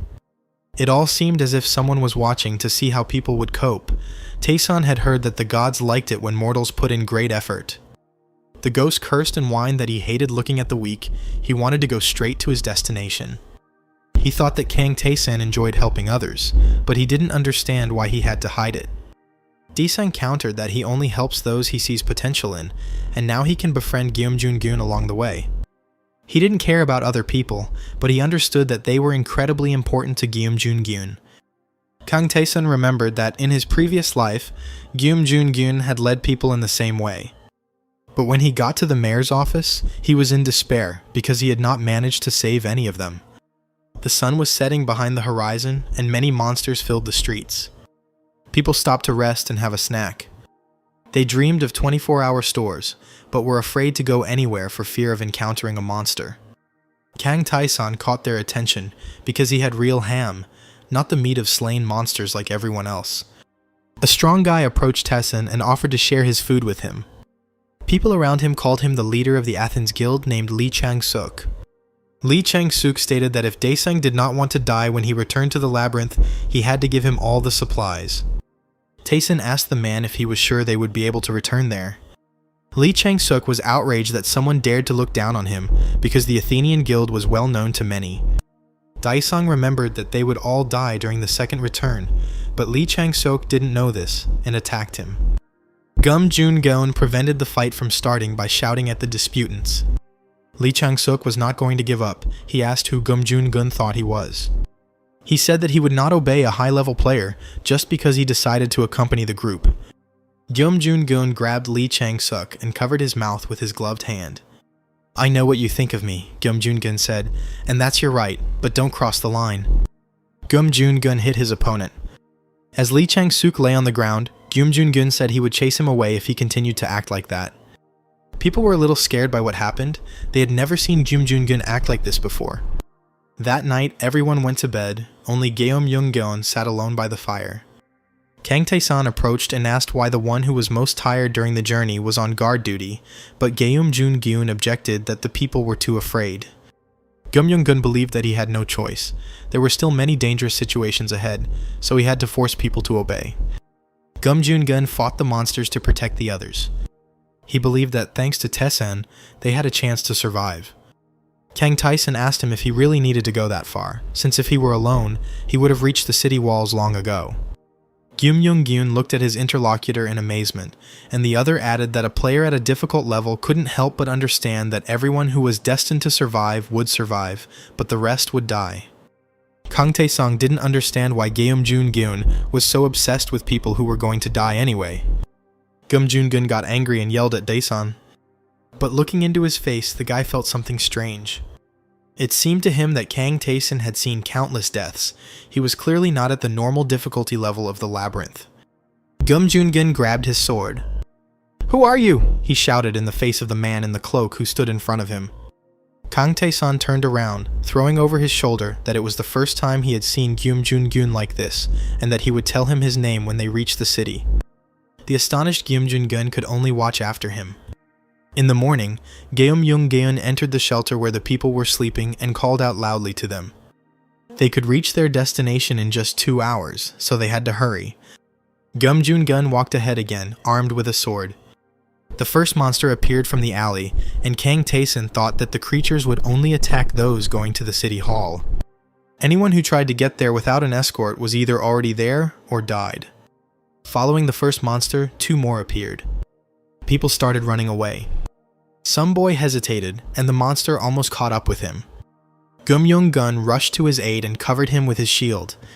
He knew he couldn't handle 3 enemies at once, but he just needed to stall for time, because the mayor's office was already very close. Gun activated attack while holding breath and turned to face the monsters. A pouch of tranquility powder appears in front of the player. Upon contact with an enemy, this pouch will explode and create a curtain. A bright beam cut the bag in half. The curtain separated Gyun from the 3 monsters. The player called out to the people who were following him. He didn't understand why they hadn't left yet. From the other side of the crowd, 2 more monsters appeared. Now the huddled group was surrounded, with only 1 high-level player protecting them. Gun was confused. He didn't understand why they wanted to destroy them so badly. The player no longer had useful trophies. He could not win against the 3 creatures, and after his death, all the other people would die too. With horror, Gun thought about running away alone. He would have had enough strength and speed for this, but people looked in his direction with tears and hope. Gun thought that they all believed in him and followed him all this time. Would he really have to abandon them? He couldn't choose what to do, because if he wanted to protect someone, he had to do it to the end. People saw his confusion and asked what had happened. Gun was not ready to die for these people. He dreamed of having more strength.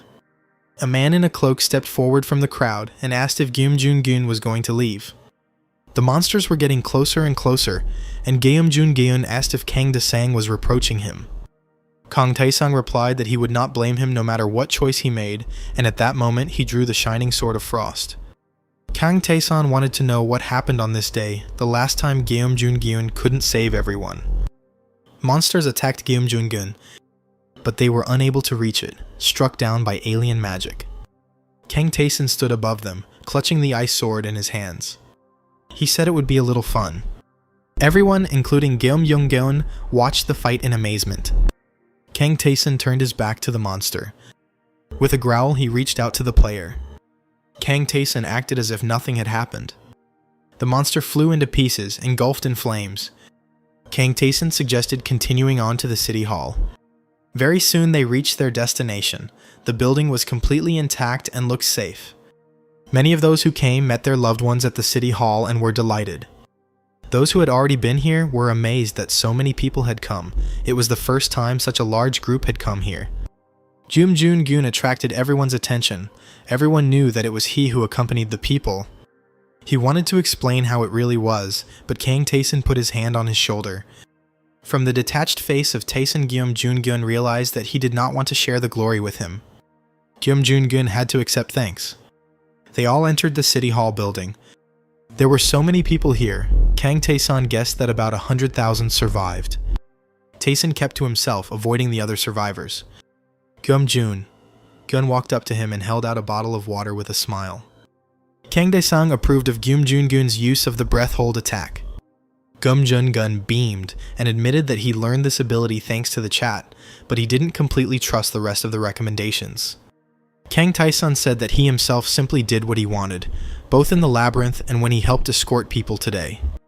Gum Joon-gun looked at him almost in tears.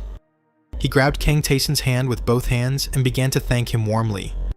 He understood that not only had they shared useful skills with him, but they had also saved him from death.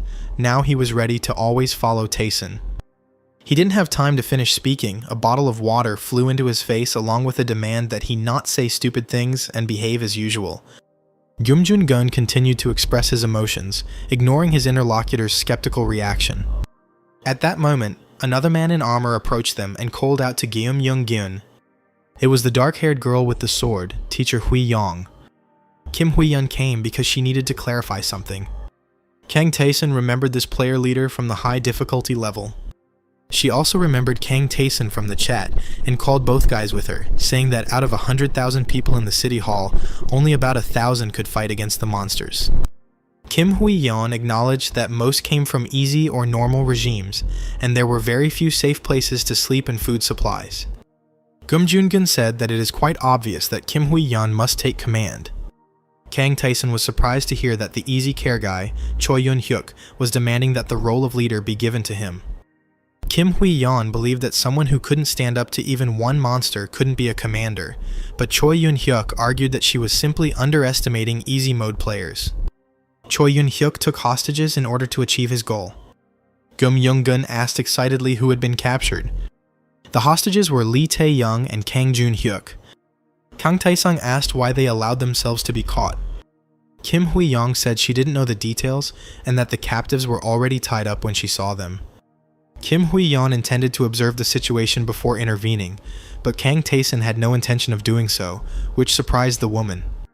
Kang Tae-sung declared that he was going to trample this man. Kim Hui-yong sharply objected that it was wrong to commit crimes and use violence.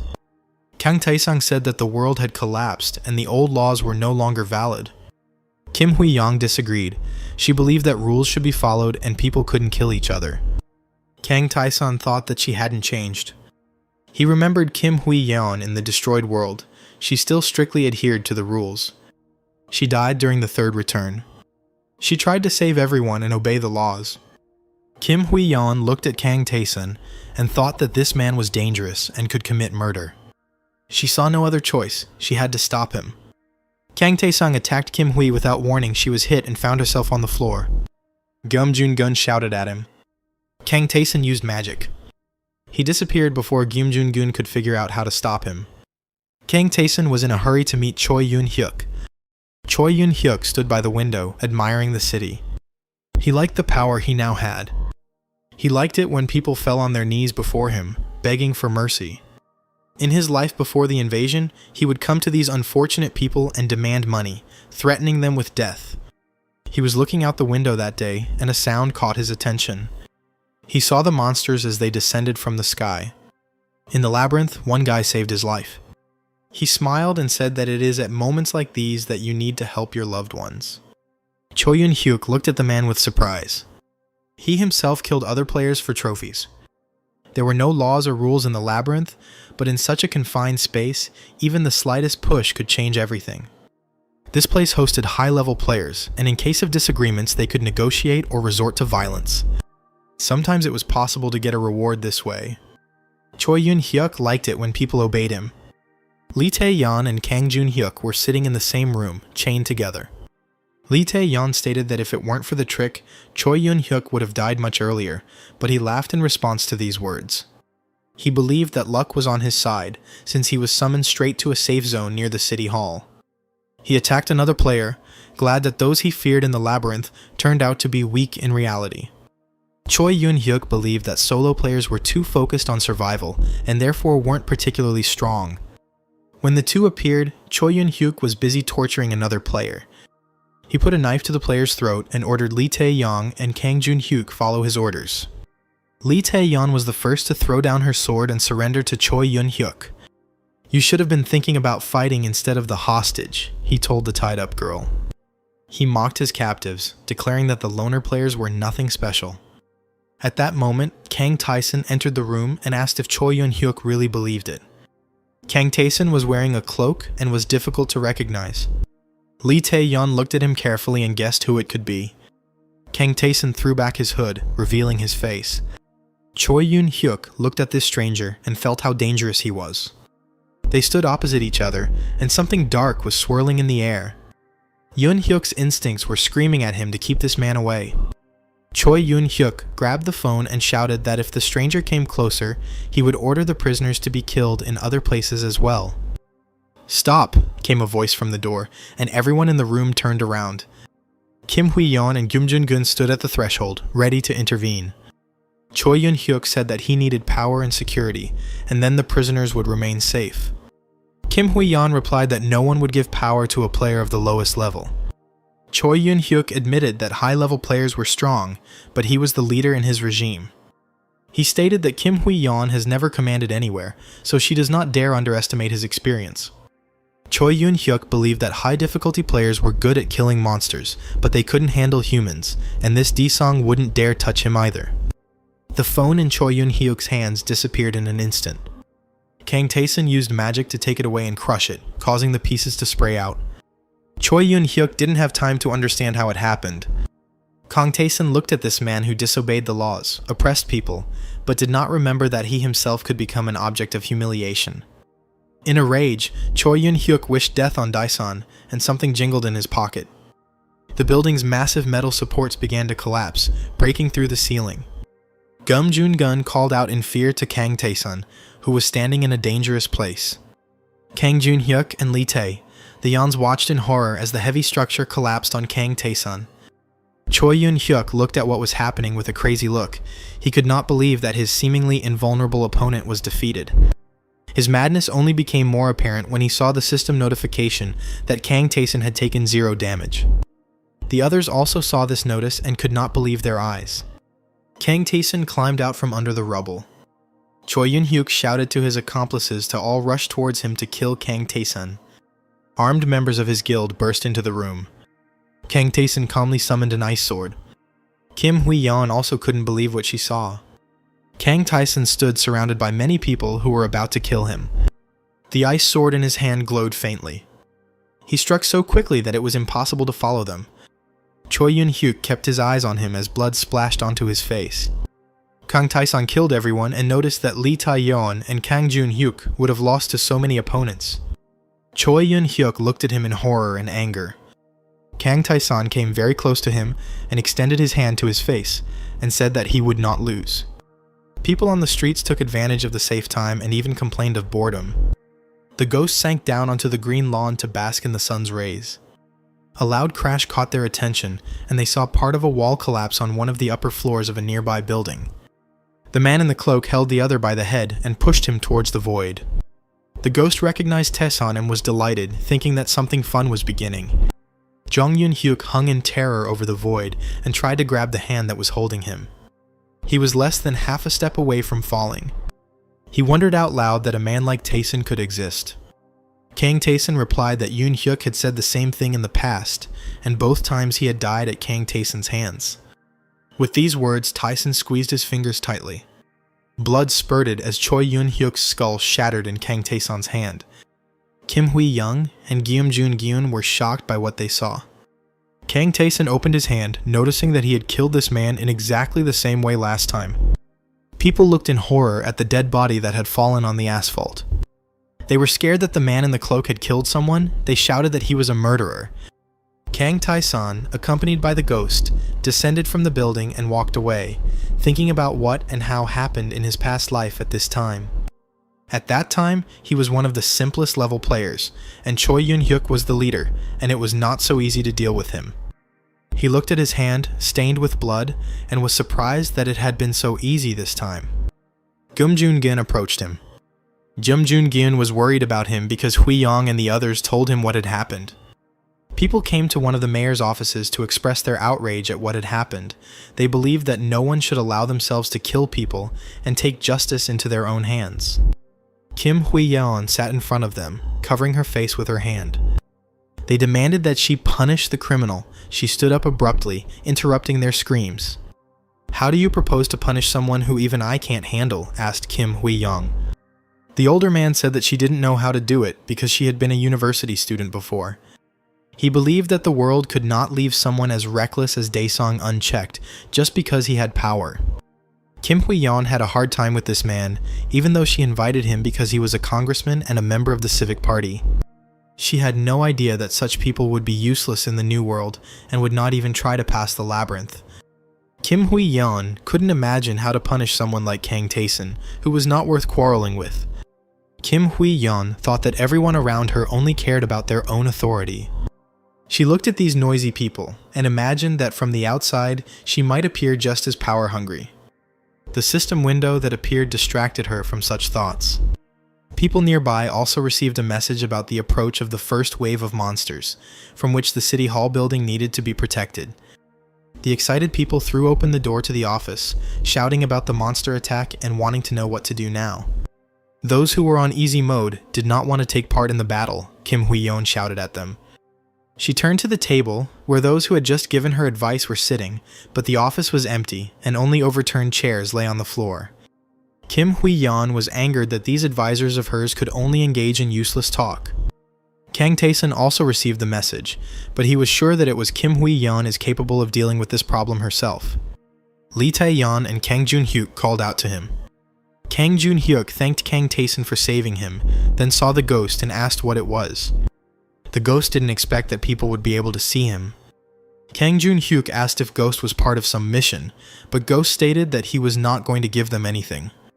Lee Tae-yeon looked straight into Kang Tae-sun's eyes. He remembered what she was like in that past life, confident and strong. And he also remembered how he found her dead that last time. Now she was completely different from that girl, and besides, Kang Tae-sun noticed that she was afraid of him. Kang Tae-sun said he was glad to meet them and asked if they had seen the system's latest message. When he told them to draw their swords, both players were surprised. Kang Tae-sun told Kang Jun-hyuk that he had become too bold in the labyrinth and that he needed to understand his limits. Lee Tae, he said she was too timid. Kang Tae-sun didn't want to see the two die, so he decided to teach them something. He sent them both a challenge to a duel. Taking out his sword, Kang Tae-sun said that testing their capabilities would be useful to them. Kang Jun-hyuk asked if their levels were too low to fight someone like Kang Da-sang. Kang Tae-sung explained that during the training battle, all the participants' stats would be equal. They could have refused the duel, but Kang Tae-sung believed they were obliged to accept the challenge. Kang Jun-hyuk agreed, even though Lee Tae-yeon called him crazy. Kang Jun-hyuk was happy to show Kang Tae-sun his abilities and strength. He understood that he wouldn't be able to defeat Tae-sun in a normal fight, but if he could equalize all of their stats, he would have a chance. Kang Jun-hyuk drew his sword and began to attack. Kang Tae-sung parried his blows with ease. It was not at all easy to counter the techniques that Kang Tae-sun possessed. Kang Jun-hyuk took 8 damage in the first minutes of the fight. He was not at all prepared for this turn of events. He realized that no matter how hard he tried, he still couldn't block Kang Tae-sun's attacks.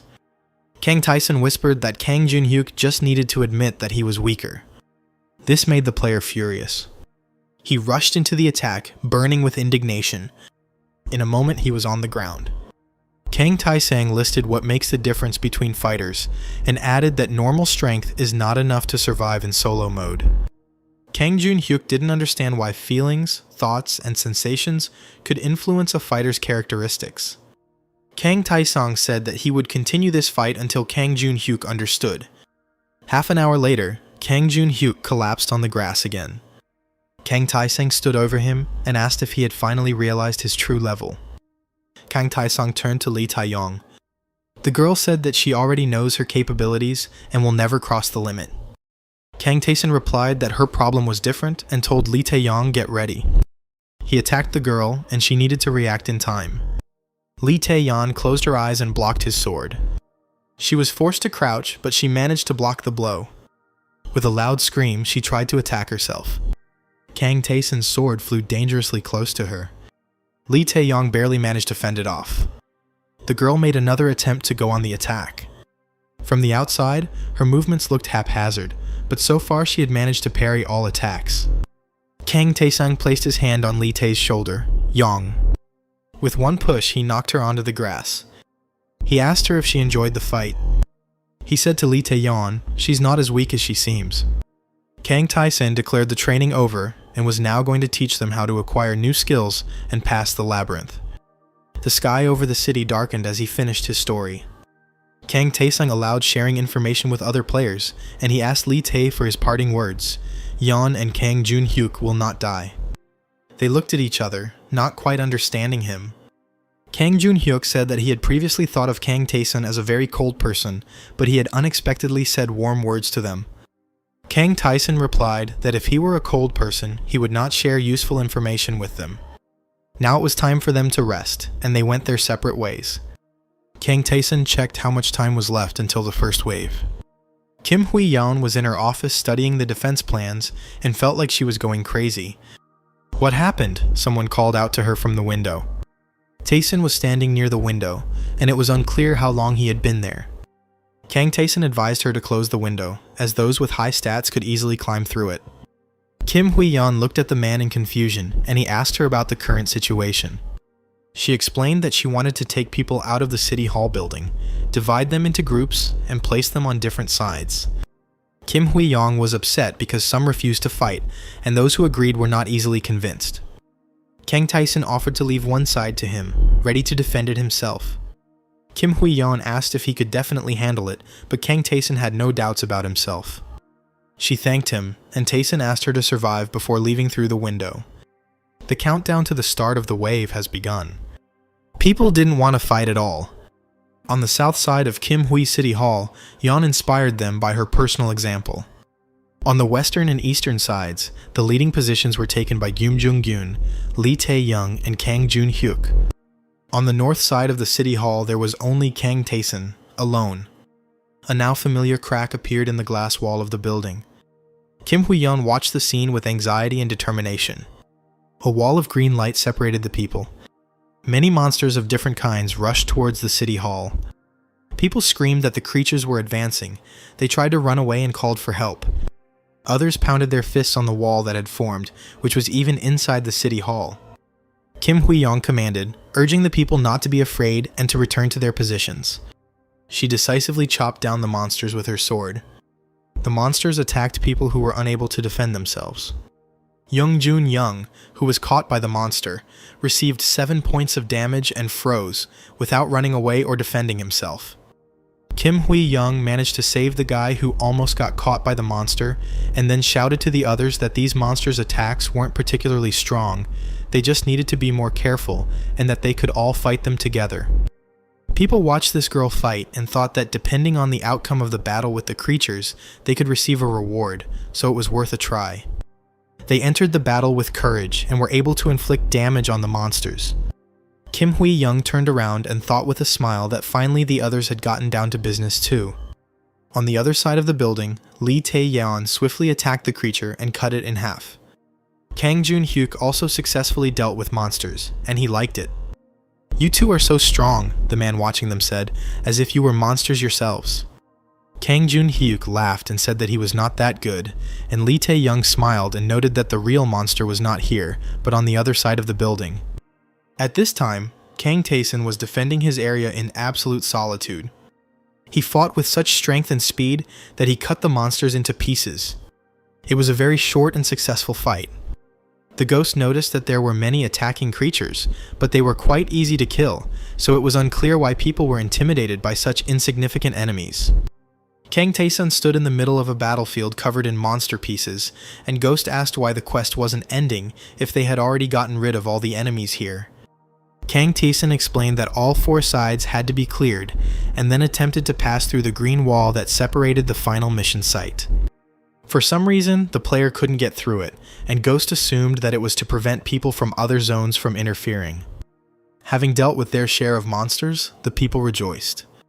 Gyum Young-gyun looked with relief at the notification that the special task had been completed, and that a well-deserved reward awaited players upon entering the labyrinth.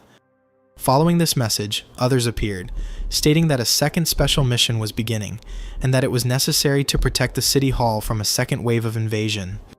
The crack in reality let the first monster through, and people thought that it wouldn't be that hard to kill one. Gyum Jun-gyun looked at the creature that appeared with sudden suspicion. One of the players rushed at the creature with a sword, inspired by the thought of a reward. The player swung his sword decisively and struck the monster. he saw with horror that the damage his attack had caused was only 1 health point. The monster's tentacles grabbed the player in front of the horrified crowd. The monster tore the player's head off, and his body fell to the floor, drenching everything in blood. Gum Jun-gun stood among many others who did not understand what exactly had just happened. The monster turned out to be invulnerable and more dangerous than all the previous ones. With its mouth open and tentacles spread, the monster moved towards the defenders of the city hall. Panic broke out in the crowd, and people ran away with loud screams. Gum Jun-gun turned to them and shouted that they must not run away, because if they retreated now, they would all die in vain. The guy himself was frightened by what he saw now. A flash of light whistled right over his head. Gum Jun-gun turned around, puzzled, and asked what it was.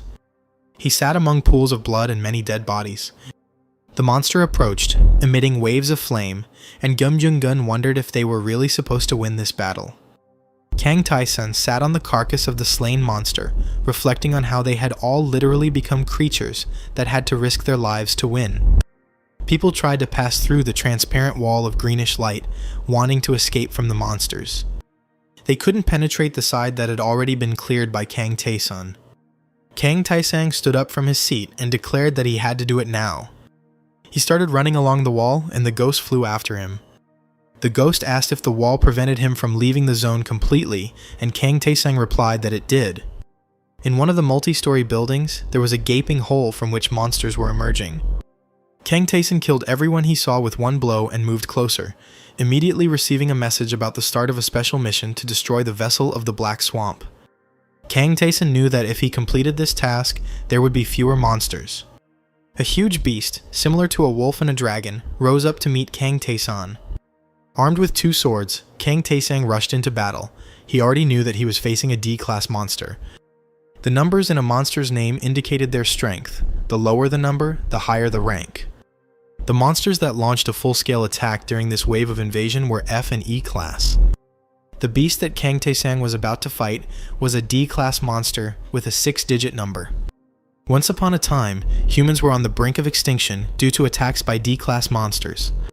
In his past life, Kang Tai-sun had a hard time getting rid of this after his 3rd return. This time, Tai-sun rushed at the enemy, and in his hand was the ceremonial sword of Rakiratas. Ghostly beasts accompanied his attack. The player was sure that now everything would be different. With 2 blows, Kang Tai-sun dealt 64 and 72 units of damage to the monster. The monster's eyes glowed with a scarlet light as it continued to attack Tai-sun. The player thought it was useless and activated complete nullification of the first 2 attacks. Grabbing the monster's paw, Kang Tai-sun resorted to ice magic. The monster's paw became covered with an icy crust, but this did not stop it. Kang Tai-sun thought that he had a strong and persistent opponent. But the player had infinite stamina and could continue fighting using 2 swords at the same time. Kang Tai-sun struck the fireball straight into the gaping mouth. The monster retreated briefly, engulfed in flames. Kang Tai-sun stared at his opponent and realized that his goal was truly achievable. An hour later, the player drank the potion from his supply.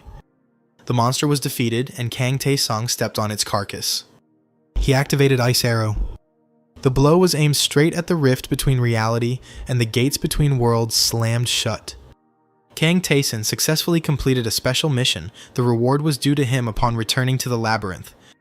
Kang Tai-sung thought that if there were no more reality rifts, then his work was finished, and at that moment, a message appeared saying that the special task was completed. The ghost asked why the system had sent the same notification twice, and Kang Tai-sun explained that the other side had also completed their mission. At this time, Kim Hui-young, her armor spattered with blood, leaned heavily on her own sword. Finally, it's all over, the girl thought. She sat on the carcass of a fallen enemy and looked around, assessing the consequences of the massacre. Kim Hui-young thought about the people who tried to avoid the battle, but after seeing hundreds of dead fugitives, they realized there was no other way to save themselves except to finish off the monsters. The monster easily destroyed those who sought salvation at the transparent wall, and most of them died in vain, without the opportunity to do anything. Kim Hui-young cried and blamed herself for what happened, because she wasn't good enough. The people around noticed the changes with curiosity, and how the wall was disappearing, which meant that it was really all over. Kim Hui-young thought that she had to help Kang Tae-sun because no matter how strong the player was, the monsters that came this time could not be defeated alone. The girl started running towards the north side and called on the others to come with her. People were exhausted, many died or were seriously injured. Kim Hui-young said that she could not lose someone who would be a great strength and help to people in such a situation. The girl stumbled, but Kang Tae-sun managed to catch her in time. He reported that the northern side was cleared, and he did it even better than before. Kim Hui-young looked at the many dead here on this side. She noticed that Kang Tae-sun was completely fine, but they had to risk their own lives here. Tae-sun replied that they would have to risk their lives to fight in the labyrinth as well. People looked at messages that contained congratulations on the victory. Those who survived were to receive awards depending on their own contribution and the results they showed during the battle. Of the 100,000 people, approximately 30,000 survived. Kim Hui-young told Kang Tae-sun that she was convinced that he was more suitable for the role of commander than her. Kang Tae-sun refused. He was a stranger to these people who loved Kim Hui-young more. The girl listened sadly as this man explained to her that she could not protect everyone, but these people knew that she had fought, risking her life, and done everything she could. People actually called out to her and asked what they should do next. Kang Tae-sun put his hand on the girl's shoulder and said that she needed to come to terms with the closeness and constant presence of death nearby. Kim Hui-young climbed onto the remains of some structure so that she could be seen better by everyone gathered. She told these people that many had died today, and they had all ended up in a world where civilization and laws had been erased, and the world itself could disappear tomorrow. Kang Jun-hyuk and Lee Tae-young looked at their commander, realizing that this wave of invasion would not be the last. Kim Hui-young exclaimed that this was why they all had to survive. They had to do this for the sake of all who died, at least in order to find out the whole truth about what happened to the earth. They had to survive and become stronger. Kang Jun-hyuk saw Kang Tae-sun and rushed to catch up with him. He asked if they would all be sent back to the labyrinth, scattered across different locations. Kang Tae-sun approached the rift in reality that had formed before them and confirmed that it was time to return to the labyrinth. Lee Tae-young asked if they could see each other again. Kang Jun-hyuk laughed and exclaimed that he would beat Kang Tae-sun at the next training session. Gum Jun-gun also called out to Daesun to thank him and promised that he would try to become stronger. "Be sure to survive," Kim Hui-young told Daesun. "We'll see each other again." Without turning around, Kang Tae-sun noticed that this was always his phrase, the wish to definitely survive. Streams of power enveloped the player, pulling him into the abyss of the rift. Kang Tae-sun looked thoughtfully as the reality of the labyrinth approached. Soon they and the ghost were already on one of the floors, so they returned back. They were located right in front of the 10th floor boss's room. System notifications flashed, informing about all the rewards the player had earned during battles on Earth. Crystals of different colors could be exchanged for gold, stats, skills, or mastery levels. The gold crystal could be exchanged for 1 to 10, which was a good rate, but you could always get gold in the labyrinth, so it wasn't worth it.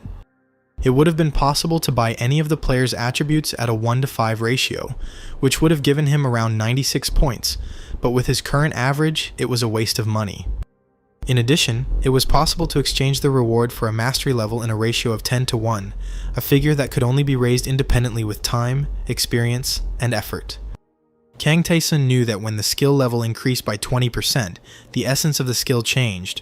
At level 1, the detection skill could only reveal the weaknesses of creatures. If you increase the skill by 20%, other important information will sometimes be provided. Kang Tae-sun called out to the ghost, who was deep in thought. He noticed that after returning from Earth, his companion was constantly thinking about something. The player asked him what would happen if he instantly increased the mastery level of the Sword of Cutting Thunder. The ghost replied that he had no idea what Tae-sun was planning, but he wasn't sure it would end well. It would be better to try to develop his body. Kang Tae-sun opened his stats and thought deeply about what he could improve so that it wouldn't turn out to be a gamble, since there were many good skills that could be improved. It was unexpectedly difficult for the player to make such a choice. Kang Tae-sun asked if it was worth finding confirmation first. The 9th floor's safe zone looked like a tower, the top floor of which was ablaze, as if destroyed by a fire blast. Lilith, who was in the tower, was coughing from the smoke. Kang Tae-sun entered and informed the sorceress that she had used the wrong combination. Lilith was amazed when the player told her that he could now instantly increase his skill level. She couldn't believe that Kang Tae-san could interfere with the labyrinth's internal systems, since she herself was incapable of doing such a thing. Lilith explained that skill levels are regulated by the labyrinth, a place where untalented people can become stronger, but they are still limited by the rules. The girl assured that even gods could not change the rules, and then asked to what extent Daesun could improve his skills. Lilith didn't expect to hear that a player could do it up to 50%. Kang Tae-san sat near the table, on which there were many flasks and vessels for potions, and saw the excitement of his interlocutor. Lilith said that Tae-san shouldn't tell anyone else about his abilities. She guaranteed that people would try to kill him as soon as they found out. The player was surprised that everything was so serious.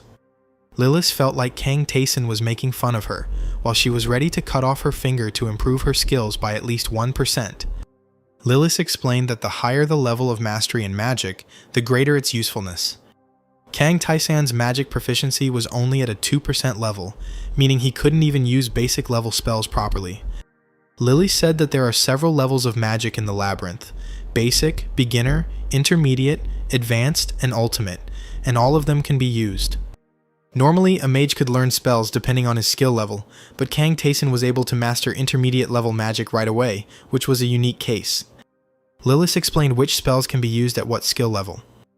The girl hoped that her explanations would help Kang Tae-san make the right decision. The player thought deeply about everything he had heard. When he and the ghost returned to the corridors of the labyrinth, he already knew what he would do. Kang Tae-san used one of the crystals to enhance his detection skill, allowing him to easily locate hidden rooms and gain vital information about his opponent. Kang Tae-san decided that the faster he increased his detection, the more useful it would be. After this, the player increased the level of magic skills, receiving magic acceleration and magic explosion. Now he was able to use magic correctly, control fire, ice, and wind. Activating magic acceleration, Kang Tae-san launched the blazing ball, noticing that it had become larger. This flame has noticeably increased both speed and power. Encouraged by the result, Kang Tae-san decided to test other skills and activated Ice Arrow. The player magically directed huge blocks of ice in any direction. Adding a magic explosion to this would cause the ice to shatter into sharp pieces.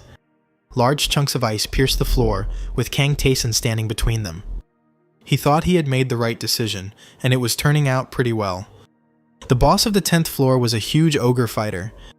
Kang Tae-san created a blazing ball right from the doorway and immediately launched it at the enemy. A ball of flame hit the ogre in the face. Kang Tae-san activated confusion and added magic acceleration to it. The ogre fighter clutched his head, overcome by magic. This technique drove him crazy and prevented him from continuing the fight. Kang Tae-san added magic explosion and directed his power towards the opponent's head. The ogre fighter rolled his eyes and began foaming at the mouth. Kang Tae-san saw how his abilities with psychic magic worked and added a few more techniques. The ogre fighter fell to the floor, seeing ice spears and gouts of flame aimed at him from all sides. Kang Tae-san summoned a magic explosion, and the ogre's figure was swallowed by a wall of flames. The ogre fighter suffered devastating damage and was defeated.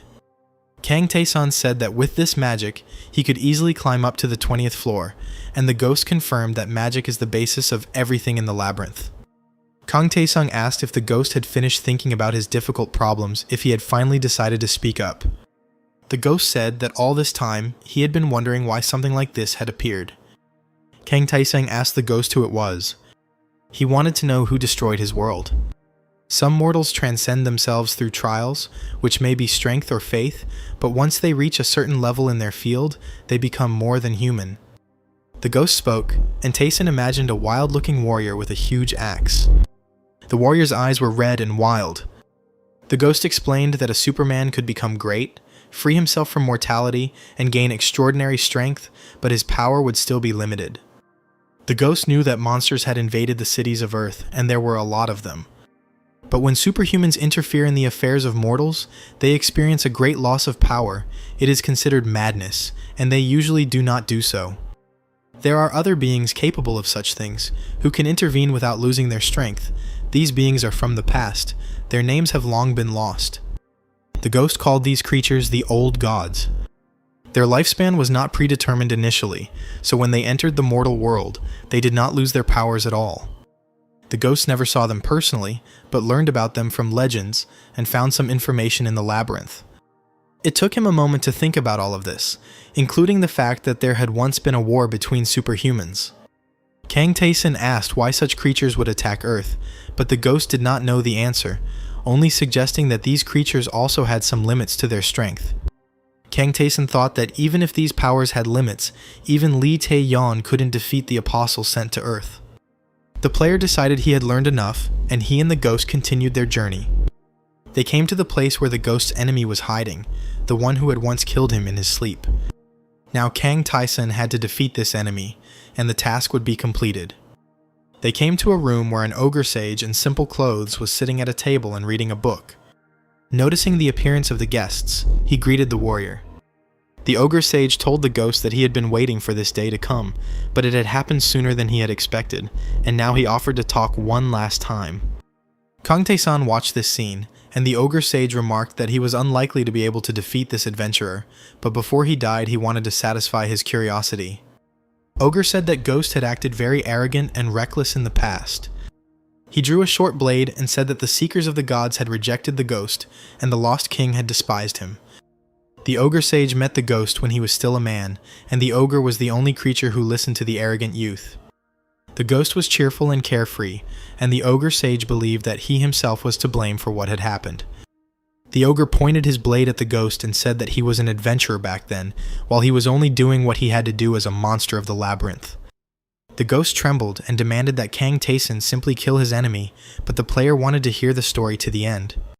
The ogre sage was surprised because he thought that Tae-san was just a puppet under the warrior's control. He didn't expect him to be any different.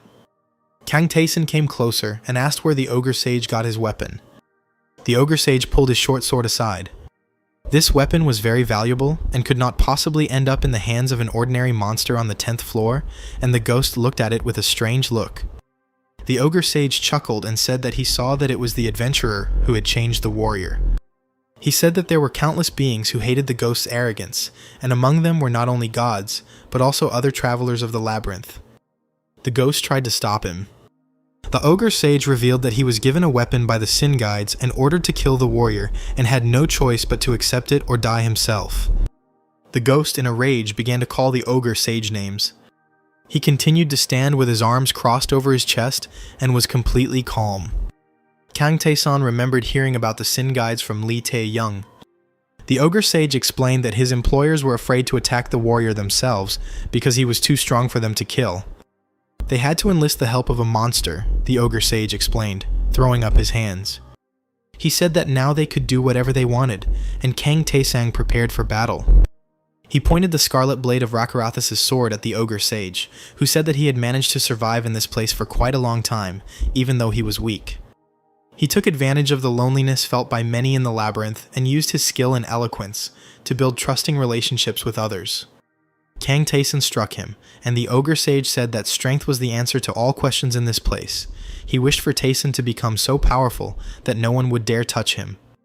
Kang Tae-san bowed, and assured that he would become the strongest. The ogre's last words before dying were that he hoped the player would conquer this place and become the salvation of everyone. Kang Tae-san felt that the creatures of the labyrinth were beginning to pay attention to him.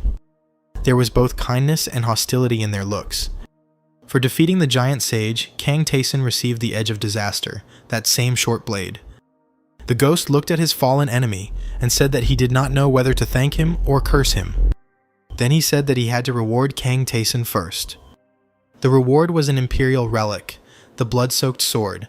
The system revealed that the sword came from a world that was now destroyed, and that this blade had claimed countless lives of the royal family. Kang Tae-san looked at the new trophy, and the ghost advised him to accept this weapon because it has a very deep history. Even the forefather himself fell from it.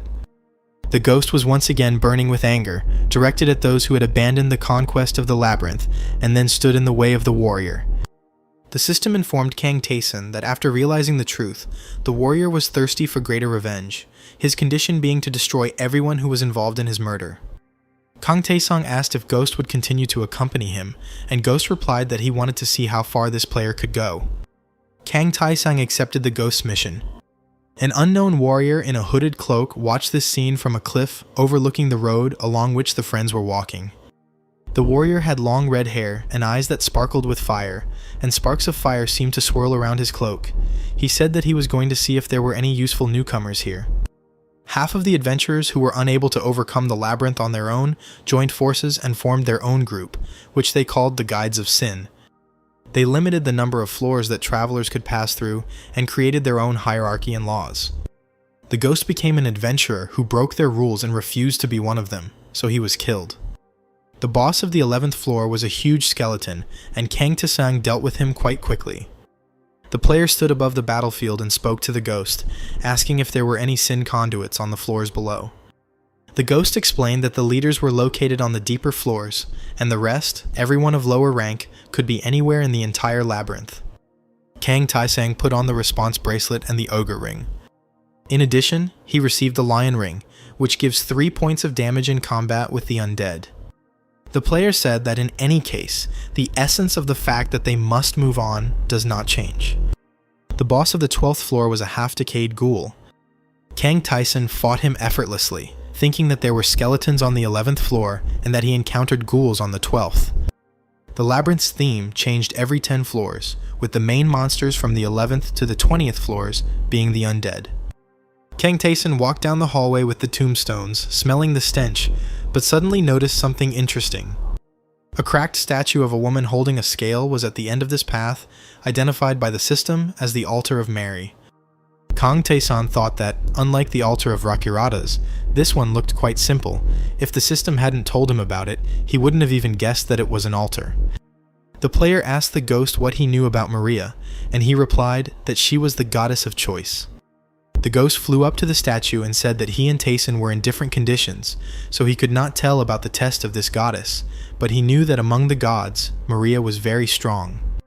The ghost asked if Kang Taesang knew that powerful gods were very fickle, and now the player looked thoughtfully at the statue's face. Kang Taesang didn't know if everything would be okay, but he no longer had time to be afraid or run away. He raised his hand to touch the altar. The player stood in front of the statue, reading the system's messages, which stated that Maria wanted to test the traveler who found her altar. Maria's sphere of influence was reduced so that the goddess could offer Kang Taesang an intensified test. Kang Taesang rubbed his eyes, surprised that he was immediately offered a stronger one, and the ghost assumed that rumors about Taesang had already spread among the gods. The player accepted the offer, and the system reported that Maria was laughing. Maria was given the choice of fighting against many enemies or against a small number of them. Kang Taesang looked at the scales. It was the first time he had encountered such a choice, but he assumed that he still wouldn't be able to guess the correct answer. He chose to answer honestly, choosing few enemies, because he did not want the goddess to dislike him for pretense. The next choice offered a variety of enemies or multiple enemy types.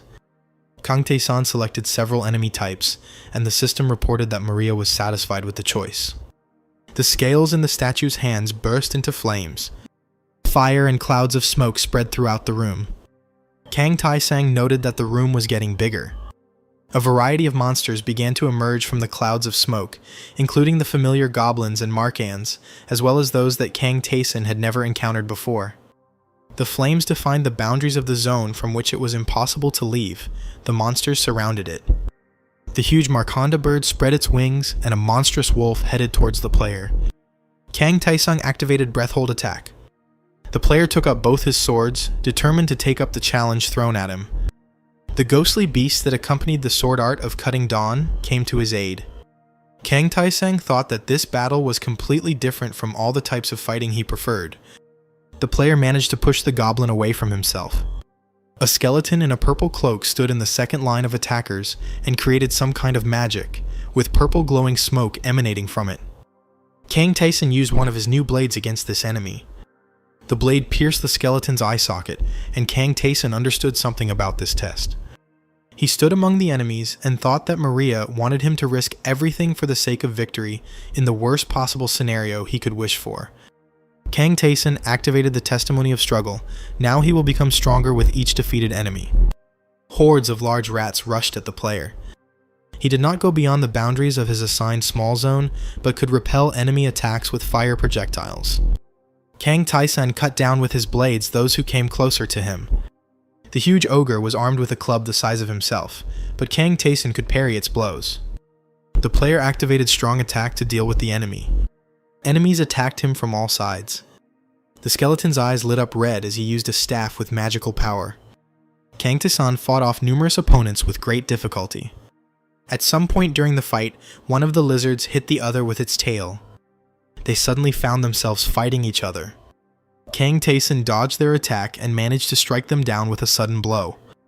The player stood in a ring. Some of the enemies had already been defeated. The multitude of still living opponents continued to approach in a crowd, reminding Tae-san of a colony of ants.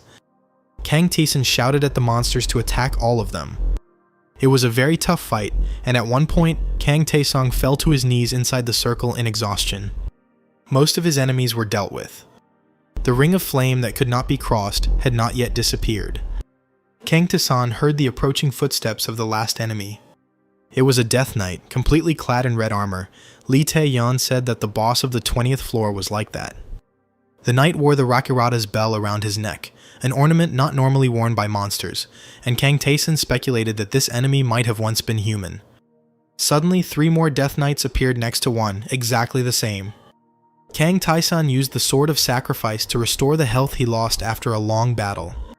The Red Knights were approaching confidently. To deal with 4 such opponents at once, Kang Tae-san had to activate parry, but in a fight like this, it wasn't enough. Kang Tae-san activated Force Duel. Now he had to fight only one enemy. This was his chance. Using Powerful Strike, Kang Tae-san knocked the Death Knight back, sending him out of the designated area. The player had to resort to magic. He summoned the Blazing Sphere and the Ice Arrow. By adding magic acceleration to them, Tae-san was able to unleash a blast of ice and fire on his enemies. The player saw that combining swordsmanship and magic could work, but using only one would be ineffective. The Death Knight raised his sword for a crushing blow. He plunged his sword into Kang Tae-san's chest. The player grabbed the opponent's hand and activated Force Duel again. Now he could try again to defeat only one Red Knight at first. Kang Tae-san began the battle by holding his breath. With a powerful blow, he drove the blade into the knight's armor. It was a hard-won victory. Kang Tae-san only had 1/10 of his health left, so he couldn't resort to this method anymore. The player thought that in a 3-on-1 fight, he could no longer afford to take hits. It was very difficult to block the attack of all 3 at the same time. Kang Tae-san launched a sharp blow and continued to parry. He thought his attacks were too rough. He began using the Stormscar's first sword, Wolf's Fang, again. Kang Tae-san thought that all his movements up until now had been clumsy and heavy. The player began to try to move more smoothly, but in such a way that the sword in his hand retained its lethality. Kang Tae-san needed a little more effort. He watched the technique of the moves he performed. Eventually, he managed to defeat another opponent. The ghost watching the fight said that he had thought about teaching Tae-san this, but did not expect him to be able to handle it on his own. The player finished off the remaining 2 enemies. He asked the ghost what kind of sword technique it was. The ghost explained that it was the second sword of Stormscar. It was called the Dance of the Muse, and it silently destroyed the enemy, reducing the sharpness of the blow with optimal movement. Kang Tae-san thought that it was the combination of opposing swordsmanship styles that caused confusion among the knights, and greatly helped them in battle. The Ring of Fire gave way to a shining one, and the system reported that Maria was very pleased with the traveler's honest choice and his achievements. Maria rewarded Kang Tae-san with the Shape Transformation weapon, and then offered him an apostle contract, which the player immediately refused. The ghost was surprised by what was happening. The scales in the statue's hands swung, one filled with radiance, and the other with darkness, which spilled out of the bowl. Kang Tae-san looked thoughtfully at the new system notification, which indicated that Maria was inviting him, but both selection keys meant accepting the invitation. Darkness surrounded the ghost and Kang Tae-san. The player could choose only one and accept the deity's invitation. The world turned upside down. Ghost and Kang Tae-san began to fall. They found themselves at the temple of the deities, and now sat looking at the star-studded abyss above. Kang Tae-san thought that this is what the emptiness of the universe looks like. The ghost trembled with fear, and cried out that this was impossible. He did not understand how God could have arranged such an invitation, why Mary did this. They approached a light-colored building whose roof rested on many columns. Kang Tae-san asked, "Is this the same place?" The ghost said that the player couldn't just enter, but Kang Tae-san objected that he had to see such a distinguished figure. Kang Taeson walked through the endless corridors of the Temple of the Deities. Precious stones were scattered around the columns, reminiscent of a flower garden. Kang Taeson tilted his head back, but he couldn't see the ceiling. The columns seemed to stretch off into infinity. A huge female figure awaited him in this temple. The goddess bowed to the guests, golden hair covering her face.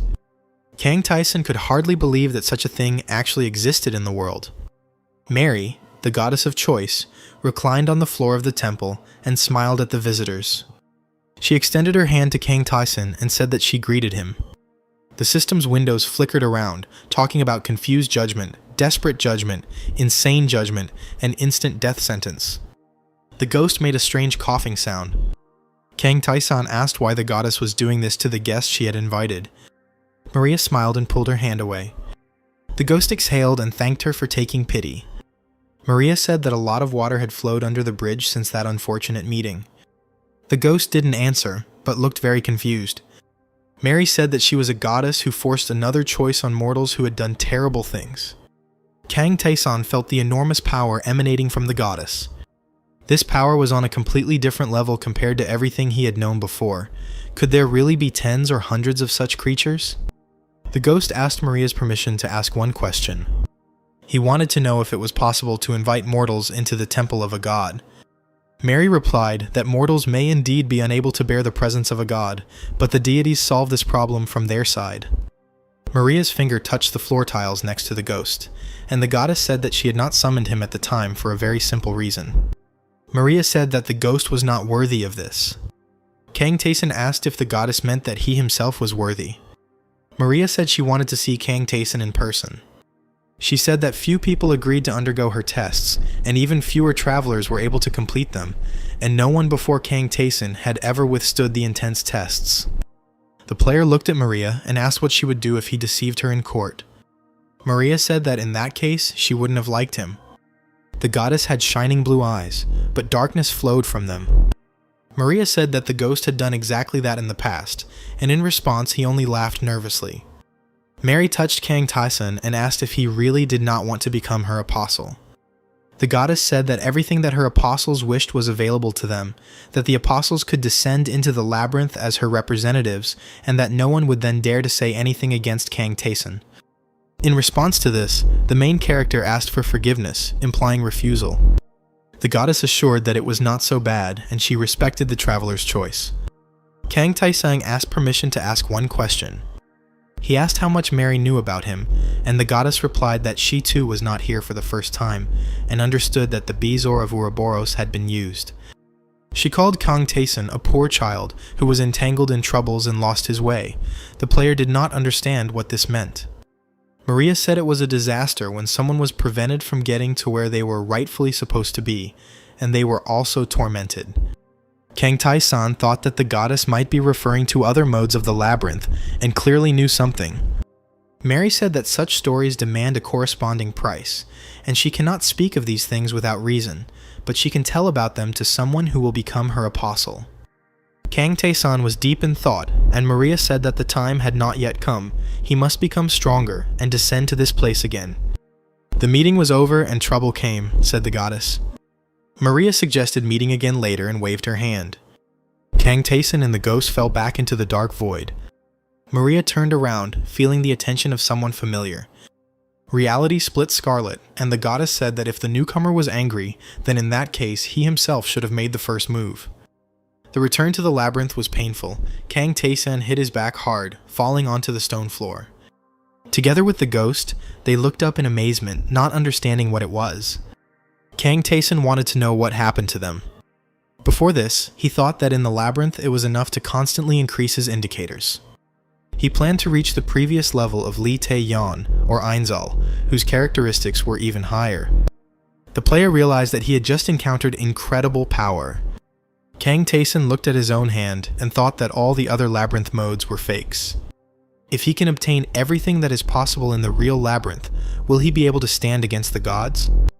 Due to Maria's invitation, Kang Taeson was unable to collect the challenge reward. By activating freedom of choice, Kang Taeson was able to increase some of his stats. He didn't find any more trophies in this place, but suddenly one thing caught his attention. It was a rose with rainbow petals, a gift from Mary that the goddess could give to the person she loved, but which currently had no effect. Kang Taesun asked the ghost what it was, but he admitted that it was the first time he had seen something like this. The player thought that since the rose was given to him with good intentions, there was no harm to be expected from this gift. "Let's continue descending further," Kang Taesun said to the ghost. Kang Taesun defeated the 12th floor boss, the Rotten Ghoul, quite quickly. He thought that now the normal bosses were too easy for him, so he could no longer get decent rewards. Now there was no choice but to collect what was available. The 13th floor looked like an abandoned cemetery, where crosses and graves were lost in the fog. Hordes of zombies attacked Kang Taesun with growls. It was too easy to deal with them too. The player was unaware that the man standing on the cliff was watching him. It was a red-haired warrior in a hooded cloak. During the next fight, Kang Taesun felt that there was someone nearby who was not a monster. Kang Taesun saw a flash on the cliff. The red-haired warrior appeared next to Taesun, as if he had jumped out of somewhere. The warrior grinned and asked if he saw a newcomer in front of him. Kang Taesun saw that the stranger's level was 14 units higher than his own, and the warrior said that he was one of the Sin Guides. The warrior said he was glad to meet him. He took out a large horn and blew it. The monsters in the area heard the sound and began to approach. The warrior threw away the horn and turned to face his enemies. He stated that he didn't like being interrupted, so he would take care of everything in advance. The warrior launched a swift attack. It was Rebebas, the conductor of sin, and he was definitely strong. Kang Taesun didn't understand why this guy was killing other people's monsters. The ghost said that this man was always afraid of him and ran away when he met him. Now Rebebas didn't even look at the ghost. Back to back, Kang Taesun and Rebebas repelled the monster's advance. Rebebas was cheerful and approved of the skills that Kang Taesun demonstrated. Rebebas declared that he would not lose. He activated a powerful strike and attacked the monsters. "Well, how do you like it?" he asked Kang Taesun. Kang Taesun found it strange that Rebebas was so frivolous, fighting with all his might on the 13th floor while he was on level 42. Rebebas decided that Kang Taesun was very boring but could be useful, so he looked for him in the area. Kang Taesun thought that Rebebas was acting as if he had already joined him. Rebebas laughed and said that he had one request for Taesun, and then invited him to join the Guides of Sin. The ghost said that Kang Taesun can do whatever he wants, it should be his own choice. Rebebas explained that in the labyrinth one can become infinitely stronger. It is a blessing. But only ignorant fools can think of destroying this place, despite having already received so many favors. Rebebas said that he did not give up, but let himself go free, because the labyrinth was not meant to be cleared at all. The warrior said that the cursed gods of this place try to kill travelers during trials, as if they were their toys. Even in hidden places there are traps that are impossible to pass, and the ghost died from this. The ghost was indignant and said that he died because of the conductors of sin, and now Rebebas was talking about it so easily. Rebebas said that the group of sin guides was created so that people would not die in vain and would become stronger safely. They create the law and manage order in the labyrinth. The warrior noted that if Kang Taesun decided to join them, he would have to abandon the ghost's mission, since the guides would not be able to accept someone who had broken the law and attacked them. Kang Taesung said that he heard that sin conduits needed permission even to become stronger, and asked if that was true. He had to listen to the fact that this was a minimum safety measure, because the deeper you go, the more dangerous it becomes. Kang Taesun drew his sword and said that even the magicians and superhumans who created this place gave it freedom, and a group of travelers makes the laws. He pointed his sword at Rebebas and declared that it was all just talk, and that there was no chance for him to accept the challenge. Kang Taesung said outright that he didn't like the Sin Guides. Rebebas replied that he had no idea what his interlocutor meant. The warrior's face darkened, and he asked if Kang Taesun would refuse his offer. Kang Taesung said that he understood everything correctly. Rebebas replied that he was very sorry. Kang Taesun knew that the Sin Guides were looking for new members, and that those travelers who refused were killed before they became too powerful. The fiery power of Rebebas was very great. The warrior looked at Kang Taesun, not quite understanding what was happening. Kang Taesun stopped Rebebas' strike without any effort. The player suggested that the enemy try to punish him for breaking the law, but he was not sure that the warrior would succeed. Kang Taesun responded with a blow for a blow, and Rebebas flew back to the wall, not really understanding what had happened. Rebebas was sure that a simple adventurer from the 13th floor would not be able to defeat him. They crossed swords furiously. Kang Taeson thought that his opponent had cleared the 20th floor. He was definitely not a weakling, having raised his skill level through numerous hunts. Rebebas couldn't understand why he was being pushed aside so easily by the adventurer from the 13th floor. He wondered who Kang Taeson really was. One of the blows dealt Rebebas 12 points of damage. Kang Taeson noted that his opponent had a high defense stat, but his movements weren't particularly good. The ghost hovering over the duel said that Rebebas was a commoner and had never been trained in martial arts. He had nothing to offer in this labyrinth, and he could do nothing here.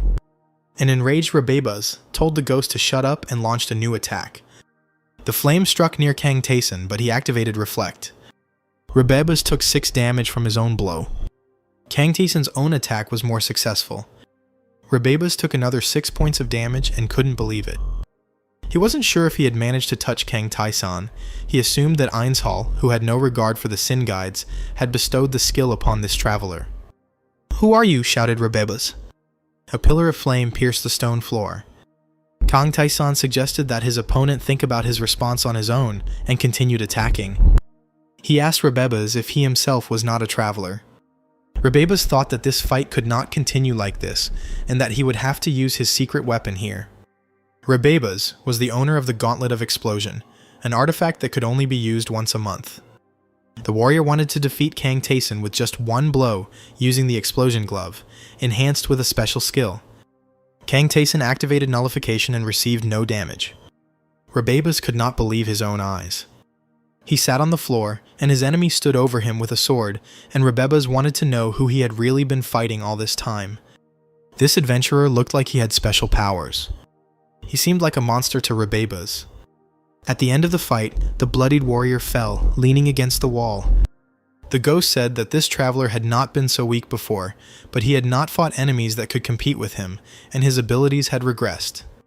Rebebas asked whether Kang Taeson would let him live if he answered his questions, but Kang Taeson said no, which meant Rebebas had no reason to answer. The ghost from above asked if Rebebas knew what offerings they could make here to the superhumans. Rebebas' eyes widened in horror. He fell to his knees and began to beg for mercy. Now he was ready to answer all questions, just so long as they wouldn't give him over to these creatures. Kang Taeson did not understand why Rebebas was so afraid.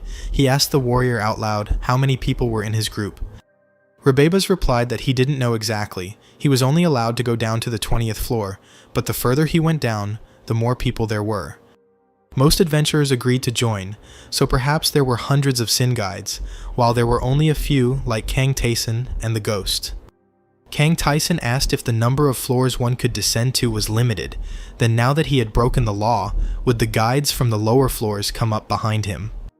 Rebebas said that the labyrinth was divided into 10 floors, the 20th floor was on the 2nd tier, the 30th on the 3rd, and so on. Each level had its own absolute rules. The deeper the travelers descended, the more reluctant they were to return, as they felt it would undermine their dignity. No one will come up from the lower floors until there is a need. Kang Taesung remarked that talk of dignity was nonsense, and Ghost added that it had always been like that. Since ancient times, everything revolved around a few strong people. Rebebas admitted that he knew nothing about the leaders from the lower floors, but there were a lot of people on the 2nd level. No matter how strong Kang Taeson was, he couldn't handle them all. The warrior was puzzled to hear that Kang Taeson did not care about any of them. This adventurer's confidence matched his skill level. Once upon a time, Rebebas was like this man. He bravely fought monsters. The labyrinth's difficulty level gradually changed. Rebebas wondered if he had refused the offer of the Guides of Sin back then, would he have been able to die more nobly? Kang Taeson looked at him and said goodbye. He defeated Rebebas with one blow. The system has recorded an increase in morale. Kang Taeson saw all of his stats improve significantly. Increasing spirit power also increased strong attack mastery. Kang Taesung was surprised by the incredible increase in stats. It's time to get into the chat and ask your friends how far they've gotten. Kang Junhyuk and Lee Tae-young were visibly pleased to see Daesan and announced that they had already passed the 3rd floor and were now entering the 4th. Lee Tae-yeon said that thanks to the glasses they received after returning to Earth, they did not encounter any serious problems. Kang Jun-hyuk said that those who are currently on the easy regime are having a hard time because quite a lot of people died upon returning to Earth. Kang Taesang replied that nothing could be done about it, and that everyone should get used to the fact that death is lurking nearby. Gum Young-gun entered the chat and said that most of the people on hard mode survived the mission to return to Earth. Meeting Kang Taesan was a great incentive for them. Everyone was trying to become even stronger, and Gyum Jun-gyun guessed that Kang Taesan would notice a lot of changes the next time they met. Kang Taesang smiled and said he was glad to hear that. Kang Jun-hyuk said that when he went up to the 4th floor, he found an altar to a god named Baltazar. Kang Taesan recalled how he himself had undergone the test of this deity, and the changes it had provoked in the labyrinth. Kang Jun-hyuk wanted to hear advice on whether he should take the test. He wanted to take it seriously, and now he was asking Taesan's opinion. Kang Taesan assumed that Lee Tae-young would refuse such invitations even if she received them, but the girl said that this time she accepted the challenge. Lee Tae-young explained that she could no longer allow herself to be afraid, as Taesan had told her when they met, and that she would be braver from now on.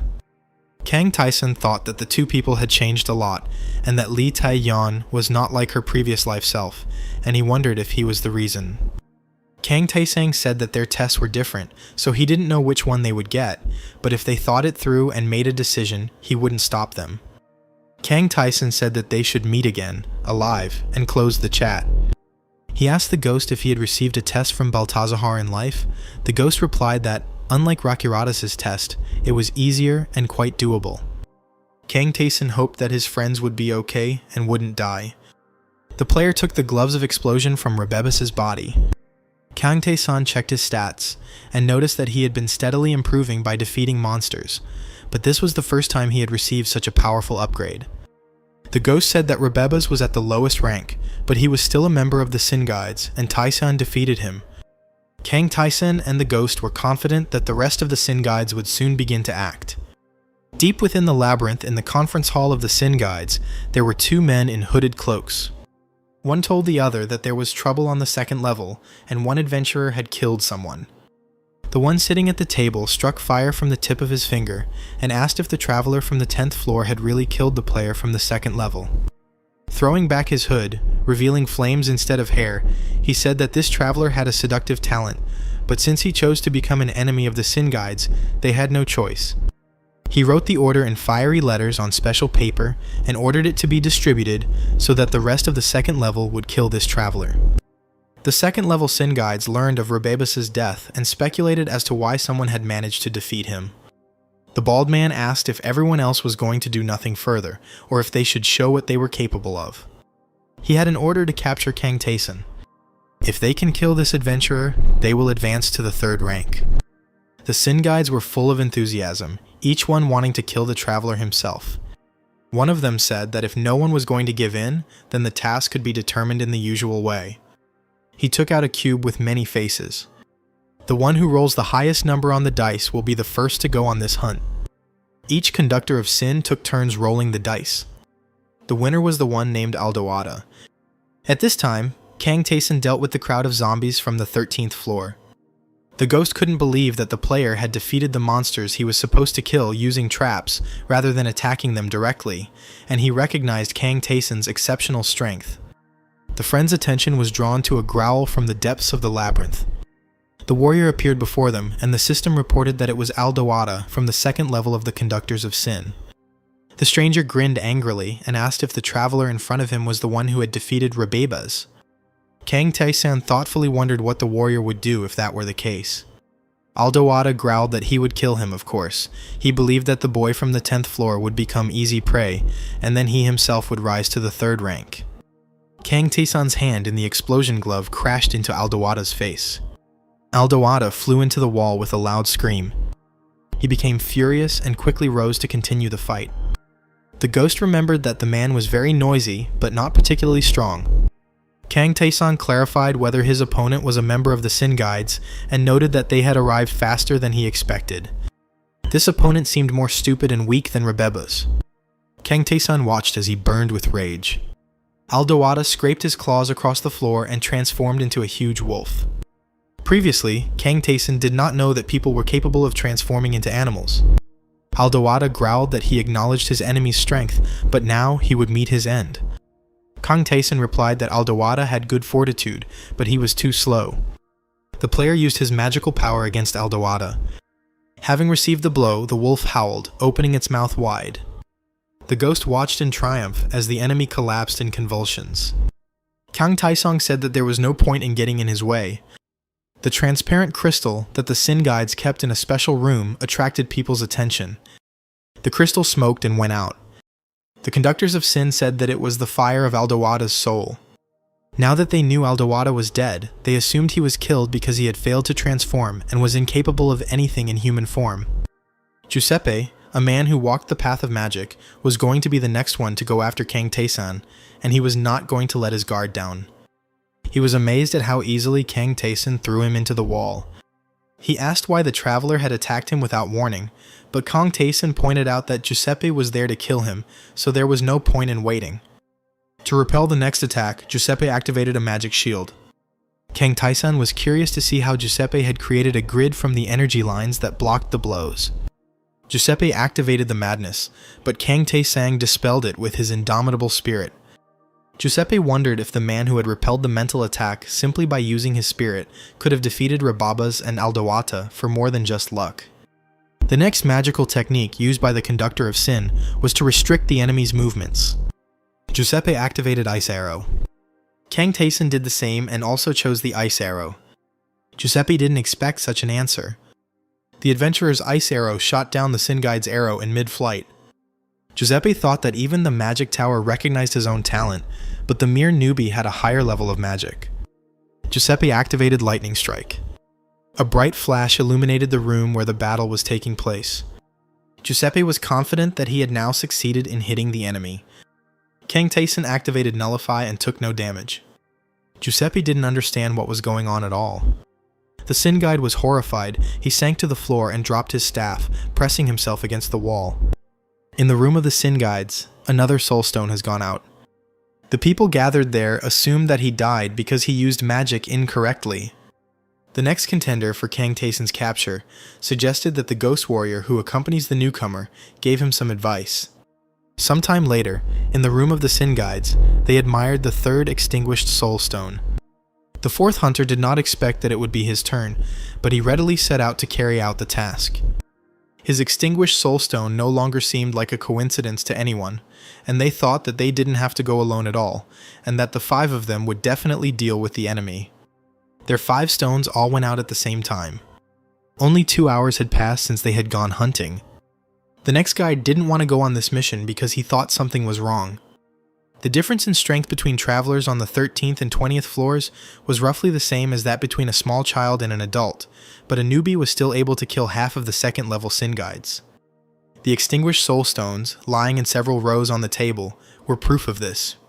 One of the remaining guides thought that he himself had been initially forced to join the group under threat of death. He suggested leaving this newcomer alone, hiding and waiting it out. Another Sin Guide grinned and reported that the others hadn't changed a bit. Demon Zygon appeared from the 3rd level of the labyrinth and said that they could not move from the 2nd level because they continued to behave as before. The cautious Sin Guide thought that the 3rd rank creatures might have stayed on their 30th floor, but this one kept going up and annoying everyone. Demon Zygon assessed that only half of the group members were present and asked where the rest were.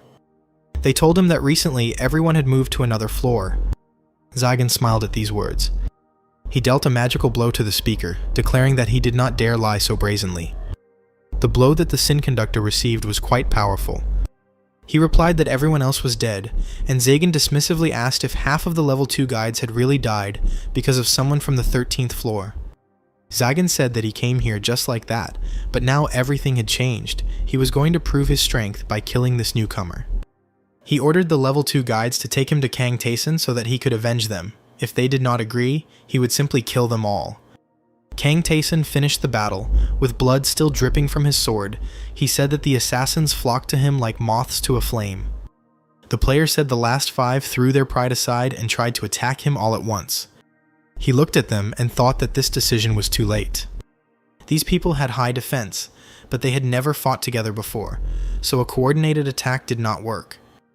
Kang Taeson was delighted to be able to increase his stats just by killing one of them.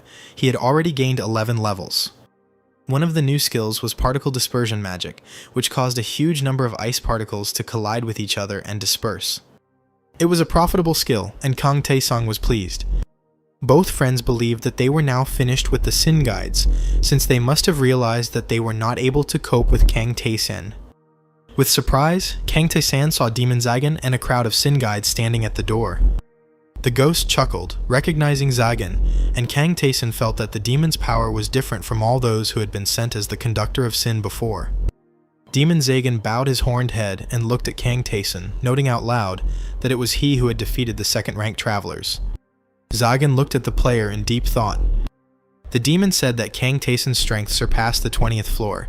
He couldn't believe that it could be obtained on just the 13th floor. Zagen asked Kang Taeson if he was a dragon. Kang Taeson was very surprised by this question, because the dragon was rumored to be a species that could even split dimensions. No one dared to touch this species unless they were high-level demons. Even the weakest dragon cannot be defeated unless it has reached at least the 40th floor. Kang Taeson cheerfully asked Zagen what he would do if he was a dragon after all. The demon bowed and said that if he had indeed met one of the dragons, he had no intention of stopping him. Let the adventurer continue on his way. The Sin Guides watching this scene were outraged that everything was ending so easily, because Zagen had walked here with great confidence. The ghost could no longer contain his laughter. He stated that his enemies had once again shown themselves at their worst, and Kang Taesong asked him if dragons were really such a strong species. The ghost replied that they were ancient creatures comparable to gods, and Zagen's face twisted with anger. Darkness rose from his hands. The demon exclaimed that the traveler did not dare lie to him. Zagen activated Decaravia's distorted vegetation. The tree roots, which looked like giant tentacles, moved towards Kang Taeson. They wrapped around his arms and legs. The player had never seen such magic before. He decided to deal with them using fire magic. Zagen saw that his opponent used Blaze Ball, but he believed that his opponent could do anything. It wouldn't change anything. The demon summoned the spirit of the Raven of Decaravia. Enormous figures of monstrous birds created from darkness attacked Kang Taeson. The player awaited their attack, holding a sword in each hand. He shot down dark birds in flight using both hands. There were too many enemies. Even the first sword's ghost wolves couldn't help defeat them all. The ghost exclaimed that Taeson was using deity magic, which was clearly different from the magic created by demons. Zagen demanded that the ghost stop interfering. This was a battle between just the two of them. The ghost stated that the demon need not worry, he was not going to interfere. Zagen suggested that the ghost had easily agreed not to help his companion because they were not on very good terms. This was only to the demon's advantage, and he activated the false flame of Marcosia. A swirling spiral of dark fire emanated from Zagen's hands, consuming everything around him. Kang Taeson activated Ice Arrow, but for the first time, the energy from this skill did not work. The player frowned and activated Nullification. Zagen was surprised that such a skill existed, but it didn't matter to him. Kang Taeson received 24 points of damage. The demon's next blow took away 36 units of health from the player. The demon thought he could win and used Nibiros' despair. Dark magic that affected the deep mind enveloped Kang Taeson. Zagen watched the enemy from the side and reported that this was the end. Kang Taesong had never been in this state during psychological attacks before. He pressed his palms to his ears. The ghost said that black magic is difficult to understand, and those who encounter it for the first time can hardly resist it. He hoped that with Taeson everything would be different. He called out to his friend, as if he were imprisoned in a dark sphere. Kang Taeson pulled himself together and grabbed the sword. He said that this was a good experience. He could also learn dark magic. Zagen saw that his mental attack was reflected, and the enemy used only his spirit for this. The crows of Decaravia flew again towards the invincible adventurer. The raven spirits of Decaravia were weak individually, but now there were too many of them. Kang Taeson activated Reflection, surrounding himself with a golden glow of power. The Reflection skill created a dome of energy around its owner, which repelled all attacks aimed at him. Zagen was amazed that his opponent had already figured out how to counter his attacks. Kang Taeson deflected the dark flame that the demon sent at him with a swing of his sword. The player thought that such a flame should have melted him, but he only got a little burned. Kang Tae-sun touched this flame and had a strange feeling that it was just a substance in the form of fire. Zagan called Tae-sun a worthless boy and activated the Decoravia distorted vegetation again. Kang Tae-sun suggested that the principle of demon magic was the same. The roots only emerged from the cracks in the darkness, and Kang Tae-sun could predict and warn of their movements. This time, the demon managed to create a trap from a tangle of tree trunks, but Kang Tae-sun managed to dodge them all and remain unharmed. Zagan asked how the player was able to dodge them all, and Tae-sun replied that it was easy, then lit a glowing sphere on his palm. The ghost noticed that this was exactly what he expected. Kang Tae-sun understood the essence of the skill and put his findings to use. The fight continued, the opponents striking each other with blow after blow. The ghost thought that this traveler was able to deal with the black magic that he saw for the first time. This was Tae-sun's strongest point. The ghost thought that this was how Kang Tae-sun learned elementary level magic. Then he found out that the sword movements in the Storm Scar technique were very sharp, removed this, and received the second sword mastery. The ghost realized that Tae-sun had a talent for grasping the essence of something even if he saw it for the first time, but he didn't know if it was right to call it a talent. Kang Tae-sun ended the fight, and the demon Zagan fell against the same wall as his predecessors. This is Tae-sun's own way, thought the ghost. Zagan looked at his winner. Kang Tae-sun said that he wanted to know about black magic and what he needed to do to learn it. Zagan replied that dark magic is used together with demonic energy and mana. It can be studied. Previously, only the Zagan race possessed demonic energy, but here in the labyrinth, it can be obtained by fulfilling a condition. They needed to find the demon goddess, who had once abandoned them. Zagan said that this deity loves strong creatures, and to please her, you need to pass all her tests.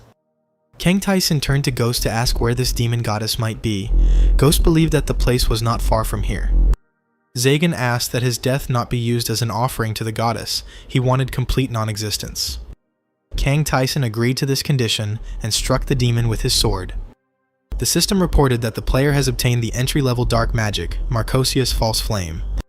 This magic caused a flame-like substance to form, but Kang Tae-sun couldn't use it until he obtained demonic energy. Now Kang Tae-sun could address those Sin Guides who were hiding in fear behind the door of the hall where the battle was taking place. Only when he promised to drag them all out and kill them one by one did the crowd approach hesitantly. The one who led this group asked Tae-sun what he wanted from them. The player directly stated that he needed experience and stats, and that he had initially planned to kill them all, but at his current level, this could no longer bring him much benefit. The Sin Guides were visibly frightened, and Kang Tae-sun asked if they wanted to stay alive. In exchange for their lives, the player ordered that the other conduits of sin not be told that he was alive. They didn't believe that they were being asked to lie to their superiors, but Kang Tae-sun told them to say that he had died at the hands of hunters. He suggested that they mix lies with the truth to make it look like he died in a fight with someone from the 30th floor. He knew that many had joined the Sin Guides against their will, and now they did not want to die, and so they agreed to his proposal. Kang Tae-sun asked the ghost if he minded, and he replied that he was not killed by an ordinary person, so he didn't care. The ghost wanted to know who exactly ordered his death. They told him that it was better not to know anything about the person who ordered the murder, but the ghost objected that he would decide for himself, and ordered him to speak faster. Then the leader of the group said that this enemy, who inherited the line of the Cursed Kingdom, was a woman from the dust, Societa Gardenia. The ghost seemed to be struck by lightning. The ghost remembered the forest, the sunlit clearing, the girl next to whom she herself sat, still in human form. This girl held his hand and looked into his eyes. Kang Tae-sun let go of the Sin Guides and decided to visit the chat, where he immediately met Kang Jun-hyuk, who was noisily rejoicing at his victories. Lee Tae-yeon was there too. She couldn't believe that they both passed Baltazar's test. The girl said that during the test she had to face her greatest fear, a huge spider. Kang Jun-hyuk fought with an elephant, and Lee Tae-yeon was very surprised that the guy was afraid of elephants. Kang Tae-sun thought that such a test of courage was worthy of the god of victory, and he was curious to see what would appear before him. Kang Jun-hyuk understood why Kang Tae-sun had advised them to take the divine trial, because the difference in the rewards for winning was very large. Kang Tae-sun closed the chat and turned to Ghost, stating that it was time to talk. The ghost tried to avoid the conversation, but Tae-sun said that he didn't want the mission he worked so hard on to fail because of one participant's regrets. Kang Tyson looked closely at the ghost, who with his head lowered, began his story. The ghost reminded that he came to the labyrinth from a destroyed world in which only monsters remained, and here he met a girl. She was the only person with whom the ghost could communicate. They felt a kinship because they had similar destinies. Now the ghost would like to know why she ordered him to be killed. He assured Taesun that nothing would change in their mission. Kang Taesung agreed that this was enough. They cleared the 14th floor of the labyrinth. Then Kang Taesun rid the 15th floor of the skeleton army. Before entering the 16th floor, the friends met an excited Lilies. Kang Tyson told the sorceress that there was almost nothing he could do to increase his level. He had no choice but to come here and bring some new magic items. Having received the trophies, Lilith took out her staff and called upon the deity. Kang Taesan was able to learn basic magic and now had mastered invisibility and slowing spells. Lilith admitted that this was the first time she had seen slow magic, so she didn't know how it worked. The girl suggested that Taesun practice on her. The player used his new skill on her and concluded that the slowdown was approximately 20%. Lilith said that it was time to dispel the spell, but Taesun didn't know how to do it. Lilith was very afraid that she would now remain enchanted forever. As they descended further into the labyrinth, Kang Tyson and the ghost talked about how they now knew the spell lasted for 10 minutes and then dissipated on its own. The friends entered the 16th floor of the labyrinth. The Sin Guides warned Kang Taesun that there was a room on the 16th floor where he could meet a blacksmith. The player needed exactly this door, and he easily found it. Opening it, Kang Taesun found himself on the threshold of the forge. A strong man in a leather apron turned from the anvil he was working on. It was the dreamsmith, Kafran. In her past life, Lee Tae-young said she met a blacksmith who exorcised dreams named Hafran. The girl described him as a cold and unemotional person who always saw her only as a business partner. Due to the disdain and insults she received from the other characters in the labyrinth, Lee Tae-young was grateful for his treatment. Kafran asked Kang Taesun if he knew what he was doing. He added that local monsters can drop 2 items, equipment, and materials. Kafran said that from the materials the travelers give him, he can create any equipment they want, and for the first time he is willing to work for free. Then Kafran greeted the ghost, whom he had last met when he was still alive. Kafran's hands continued to work, the blacksmith declaring that he had always believed that the warrior would come down, no matter in what form. Kafran asked if he had accepted his task this time. Judging by the fuss the Sin Guide had caused, the blacksmith believed that Kang Taesun had already been expelled and did not expect to meet him here. Kafran said that if his friends wanted to continue doing business with him, he was still willing to do so. Whether it was fallen humans or Sin Guides, Kafran valued materials and equipment above all else, so he forbade anyone from fooling him with exclusive deals. Kang Taesun agreed to this condition and said that he wanted the blacksmith to start making equipment for him right away. He needed wrist guards. Kafran told the player to give him the materials. He was amazed at how many trophies Kang Taesung handed over to him and told his friends to return in 30 minutes. Kang Taesun was surprised that the work would take so little time, but Hafren said that these materials were not from deep floors. They were simple enough, so there was no need to delay the process of creating the equipment. The ghost and Kang Taesun headed towards the exit. The blacksmith told them to come back later. Taesun calculated that 30 minutes would be enough for him to clear 1 floor. The player told the ghost that he could do it in 10 minutes if he wanted, so they could go slower. 30 minutes later, the cleanup was complete. Kang Taesun returned to the forge, and Kafran reported that he had arrived just in time and everything was ready. The blacksmith handed the completed products to the travelers. The wrist guards that Kang Taesun immediately tried on were made of ogre leather and had a defensive power of approximately 13 units. Kafran said that next time he would take money and reminded Taesun that the price changed depending on the value of the item, and for now, the blacksmith was going to save some materials. Kang Taesun thought that he would have to go even lower to get good materials. He was about to leave, but the ghost turned to Kafran and asked if he couldn't make something better. The blacksmith looked at him and replied that he could, but he didn't have a lot of things. The ghost replied that he was not talking about that, and Kafran himself understood what he meant. Kafran said sharply, "Warrior." The ghost said that there were things that no one but Kafran could make, equipment of special power, things that could only be made from materials mined here, in a place that could not be entered without permission. Kang Taesun watched this conversation. The ghost stated that he was ready to guarantee Khafran that this traveler would cope. Khafran replied that the warrior himself knew what this meant for him, so how could he say such things so easily? The ghost confirmed that he knew, because Khafran himself told him about it. The ghost reminded Tessan that he himself had once come to save his destroyed world. Khafran was similar to him, the only difference being that he could return. The blacksmith said that since Tessan had accepted the warrior's mission, he could be trusted, but he was worried that he was a newbie who hadn't even reached the 20th floor. Khafran wasn't sure he could trust him with all his secrets. Khafran said, 30th floor. The ghost reminded that Khafran thought that Khan Tayson was destroyed by the Sin Conduit, but this guy was able to deal with a fighter from the 30th floor, although he himself only reached the 13th.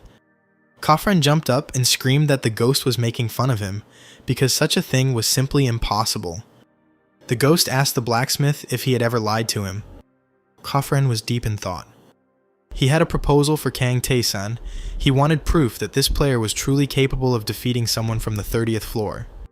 Khafran wanted Kang Tae-san to defeat the monster he would prepare, then he would fulfill the ghost's request without question. The ghost understood that Kang Tae-san hadn't expected this, but he stated that there was no better time, but the player didn't mind the new task if it would help him become stronger. He asked the ghost if it was worth it. The ghost assured that it was definitely worth it, because if you earn Khafran's recognition, you can become much stronger. If Kang Tae-san wants to reach the level of gods, this might help.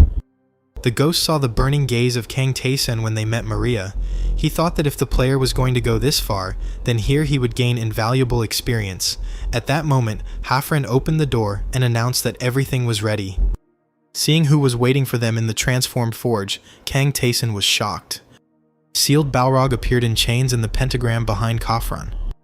The ghost exclaimed that this was a very strong monster that could only be encountered on the deep floors, but Khafran countered that this creature was very worn and weak. There was no need to worry, its power was about the same as that of the boss of the second half of the 20th floor. The monster's glowing eyes looked at its future opponent. Khafran asked the traveler if he would accept the challenge, and a blade materialized in Kang Tae-san's hand. Of course, the player replied, and Khafran freed the sealed Balrog. Having broken the chains, the monster let out a deafening roar. His gaze was fixed on Kang Tae-san. With its mouth wide open and wings spread, the monster hurried to begin the fight. Kang Tae-san waited for his attack with his sword drawn. The sealed Balrog activated a burst of demonic energy, flames erupting from its mouth. Kang Tae-san used dodge to avoid being hit. The dodge allowed the player to remain unharmed. The invulnerability of the seemingly weak enemy surprised Balrog. Kang Tae-san raised his sword to strike. The player activated Ice Arrow and then Fireball. A huge explosion of flame engulfed Balrog, and a roar came from within. Khafran, watching the fight, asked if such a thing was possible. No matter how weak this Balrog was, how could a player deal with him? But the ghost replied that he warned that Kang Tae-san could do it.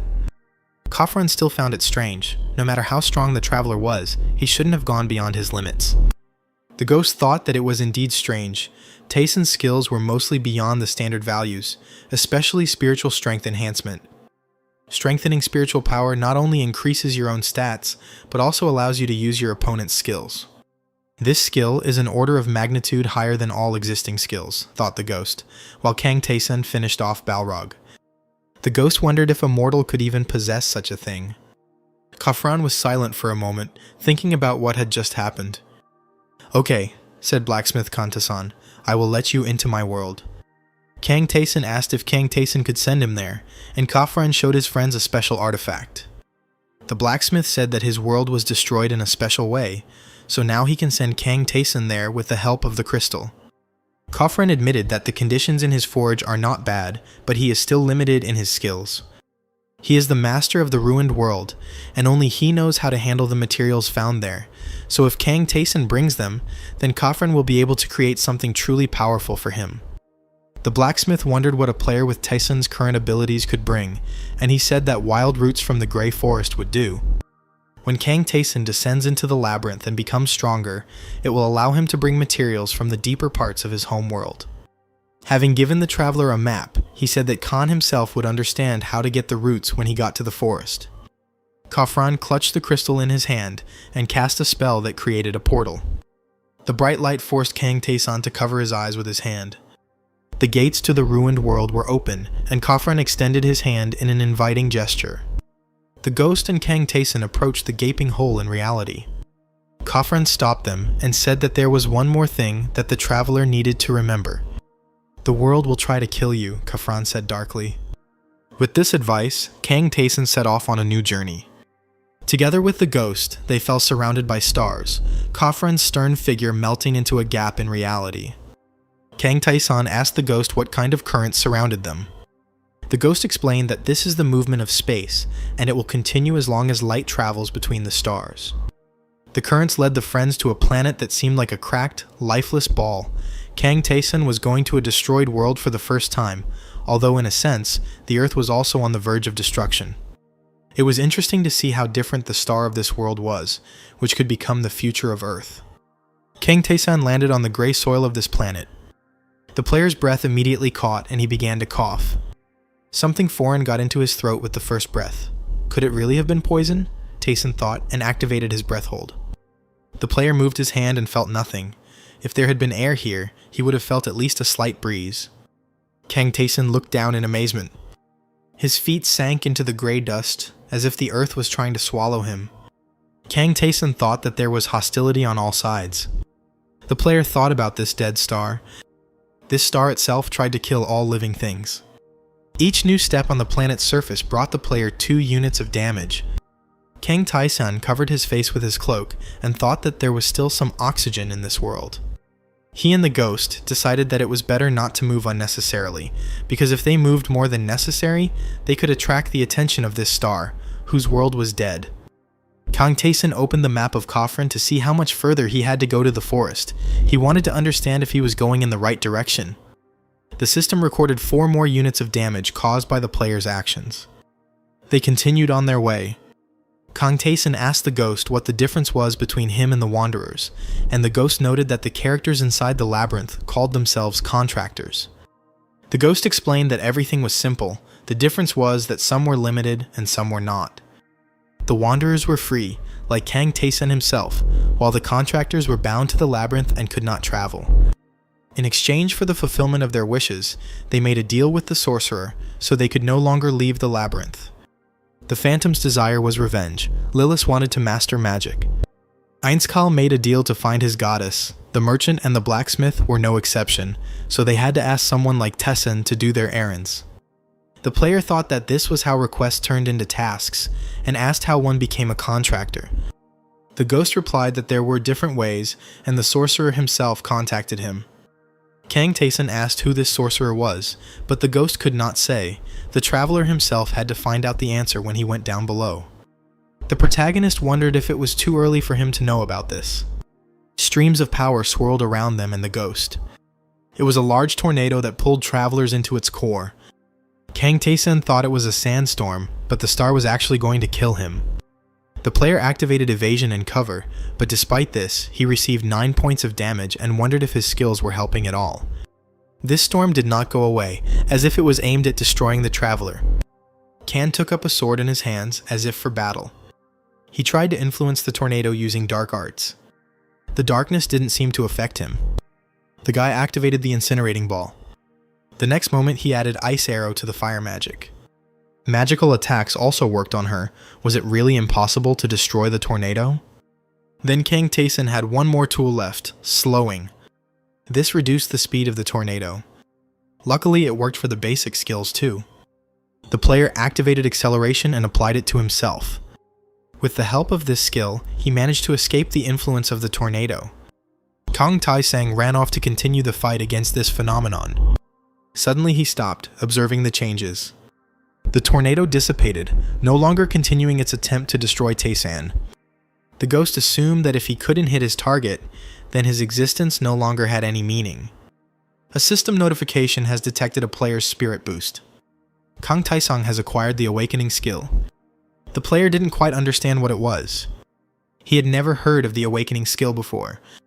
The ghost had never seen anything like this before either. With a look of surprise on his face, he fell into deep thought. Kang Tae-san asked his friend if he knew anything about the skill. The ghost shook his head. He wasn't sure yet, so he was going to tell about his guesses when he collected his thoughts. Kang Tyson looked closely at his companion and said that that would be nice. The friends continued on their way, despite the debris falling from the sky trying to hit them. Kang Tyson declared that he had already been through everything here and activated psychic acceleration. He moved through the gorge and stones fell from the sky. Yet they moved forward resolutely, despite the obstacles. The player activated Wolf's Fang and Dance, invoking the art of the cutting dawn. The sword's skill cut through the boulders that threatened the traveler. The skill of attack while holding breath allowed one to fight without fear of the poisoned air of this world. And yet it was able to break through the defense. There was no end to it. A new phenomenon caught the player's attention. Something glowed brightly among the falling debris. Kang Tae-san said that there was something there on the cliff, but the ghost objected that he couldn't see anything. The player used haste again. He pushed off from the rock and headed towards his new target. He knew it was a matter of skill. The acceleration helped him move, using the falling rocks for support. This made moving around the gorge easier and safer. The player still has just a little bit to overcome. The attacks became more and more assertive, but Kang Tae-san knew in advance that this would happen. He almost reached the cliff. Tae-san noticed that the target was moving away as he approached. It was like a dark core hanging in space. Kang Tae-san used his magical abilities to finally catch up with him. Crossing both of his blades, the player struck the target with one blow. Dark vortices swirled around the blade of the sword. Kang Tae-san froze, his hand outstretched in the dissipating darkness. He summoned a system window in front of him as the rocks continued to fall around him. The system notification showed a 2% increase in spiritual power, as well as awakening and desire skills. The ghost looked at the last line of the notification with incomprehension. He didn't understand why wish was indicated there. In Khafran's world, the star itself tries to destroy the world. Tornadoes and rockfalls greeted the traveler here. The star's wish is to prevent any creature from surviving. It was the desire of the world itself. Kang Tae-san, the ghost realized, was able to resist the very desire of the star. The player asked what kind of skill this was, and the ghost thought that this star took away a person's strength, not just physical strength. When the extortion skill is low level, the star cannot take anything away. But Kang Tae-san's increased spiritual power was a level higher than the star-destroying power itself. This power was similar to superhuman. Kang Tae-san and the ghost reached the forest, and the ghost said that he had also collected roots here once. The player asked if he could get better equipment if he brought the roots to Khafran. He started running towards the forest. The player repelled the sudden attacks of the branches rushing towards him with his sword. Kang Tae-san chopped the predatory branches into splinters. After a short fight, the player landed at the base of a thick branch near the tree trunk. A satisfied grin appeared on the hero's face. These trees were truly enormous. Smaller branches were still trying to hold the traveler back, entangling his legs. Kang Tae-san activated the jump to escape from captivity. A golden, shining sphere surrounded him. He said that the branches were in his way and told them to go away. The tree's attacks shattered the sphere, the fragments flying apart under their blows. Kang Tae-san activated mental acceleration and asked where the roots of such plants were. He chopped branches with swords and magic and tried to figure out where the roots were that he needed to get. The player managed to cut the branches, but the fight did not end. Kang Tae-san noticed the black energy and how the tree branches were gathering into a ball. The core of this ball could be what the player was looking for. Seeing how determinedly Kang Tae-san ran up the trunk, the ghost shouted at the traveler to be careful. Calling out to his companion once more, the ghost suspected that Kang Tae-san could not hear him. The player was completely focused on his goal, to become stronger. After activating the absolute first strike nullification, Kang Tae-san ran up the giant tree trunk. He struck with two blades at the same time. Flashes of light from the blows destroying the tree accompanied the player. Darkness swirled across the battlefield, the system registering a new increase in spiritual power.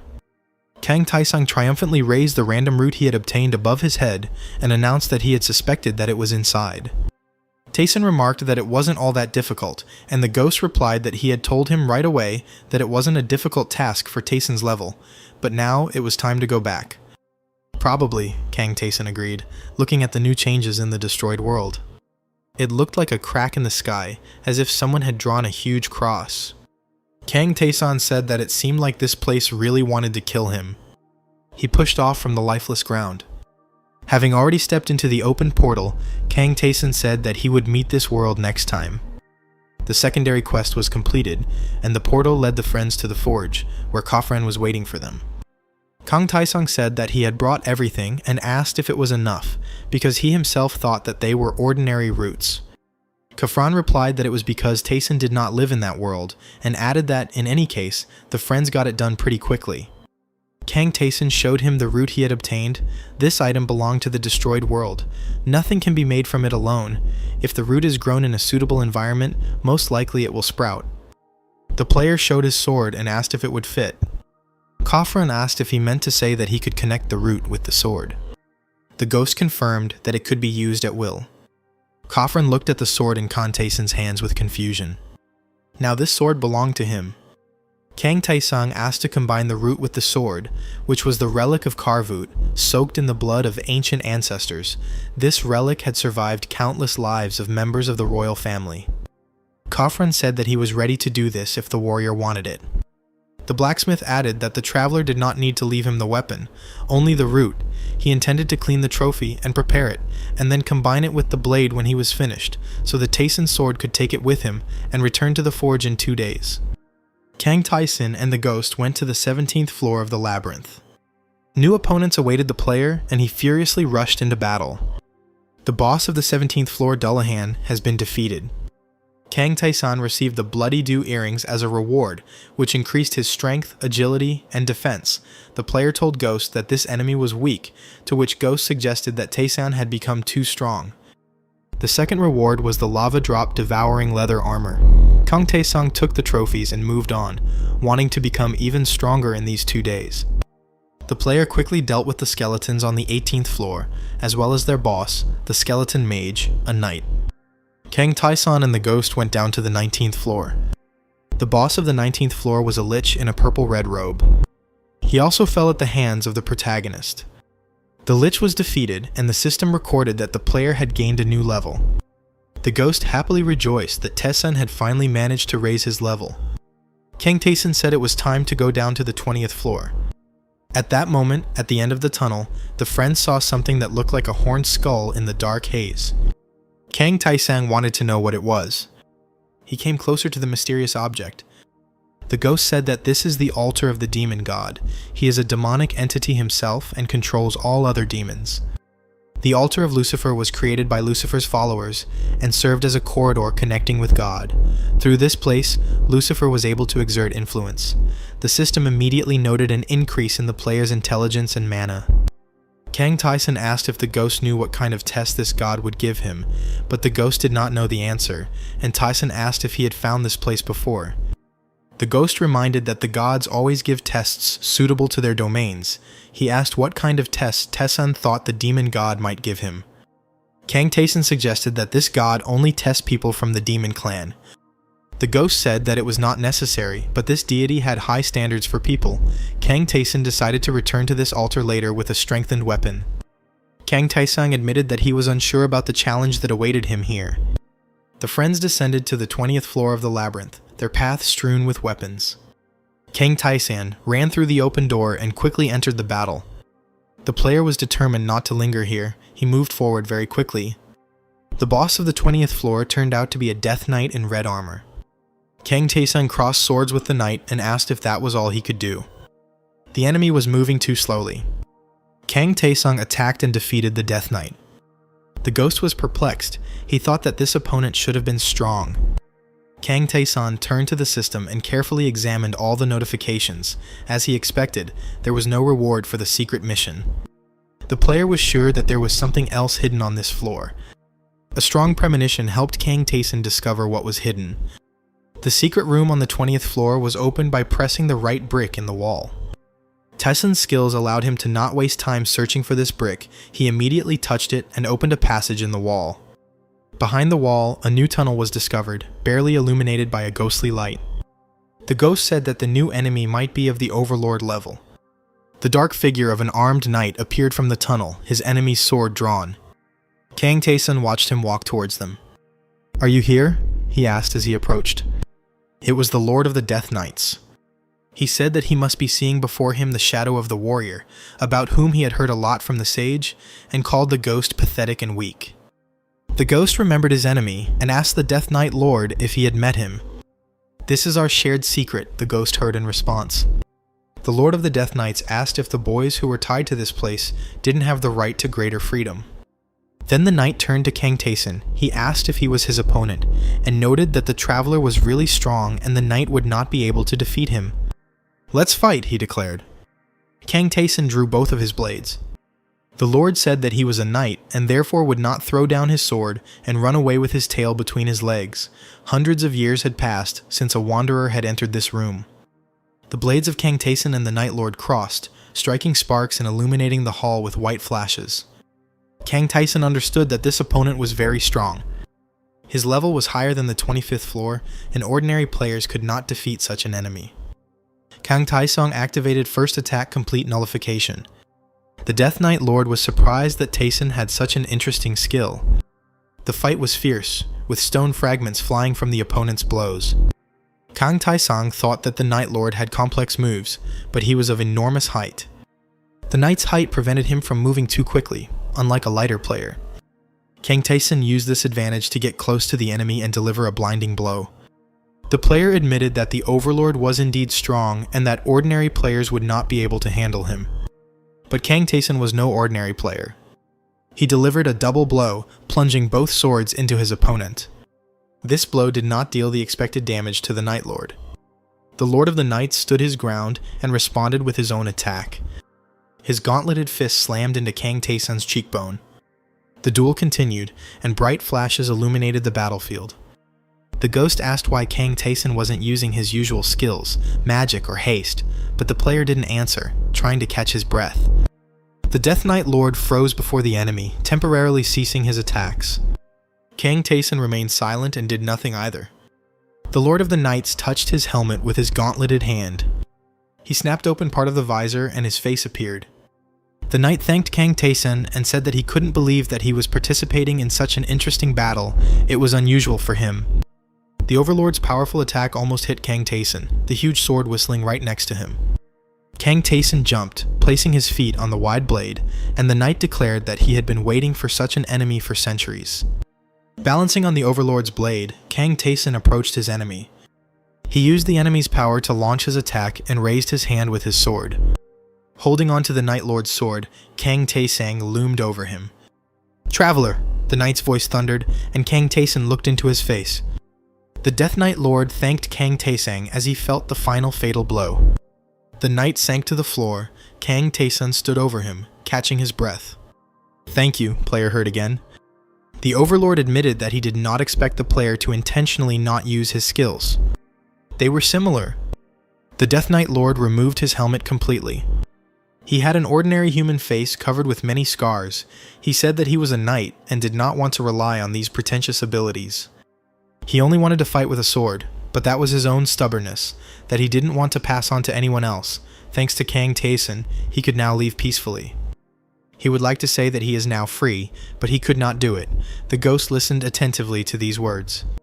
The knight asked the wanderer who had defeated him if he knew why people of their minds were attached to this place. Kang Taeson was surprised by what he said. He didn't know the answer. The knight bowed his head heavily to his sword and said that everything was simple. For some, the labyrinth was a place of opportunity, but for others, that was not the case at all. The knight said that he could not tell the whole truth, unfortunately, but he was confident that Taeson would be able to reach the deepest floors. Kang Taeson listened carefully to his words, and the knight said that he himself would find out everything someday. He will learn who the wanderers, the characters of the labyrinth, and the magicians are. The knight asked for compassion for those of them who could not escape. The strong, his heavy sword pierced the stone floor. Shining sparks flew from the blade. A system notification announced that the player had defeated the Lord Death King of the 20th floor of Valorant, and as a trophy, Taeson received the helmet of the Great King, whose soul had been tainted, but the will hidden within his armor had not disappeared.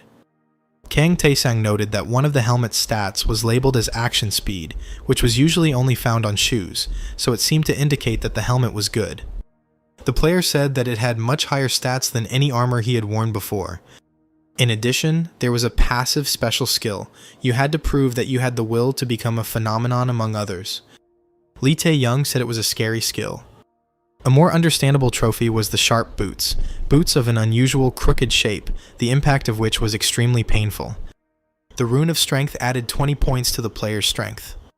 Kang Tae-sun said that he would soon be able to catch up with Lee Tae-young before her changes. In one of the box-like buildings, on the 16th floor, the friends discovered Lilith's room. The girl sat surrounded by her books. She was glad to see Kang Tae-sun and asked if he had gone down further. He told her that he had gone up to the 20th floor.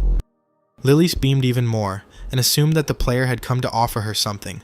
Kang Tae-sun called up the system's window and replied that he wanted the girl to start training him as soon as possible.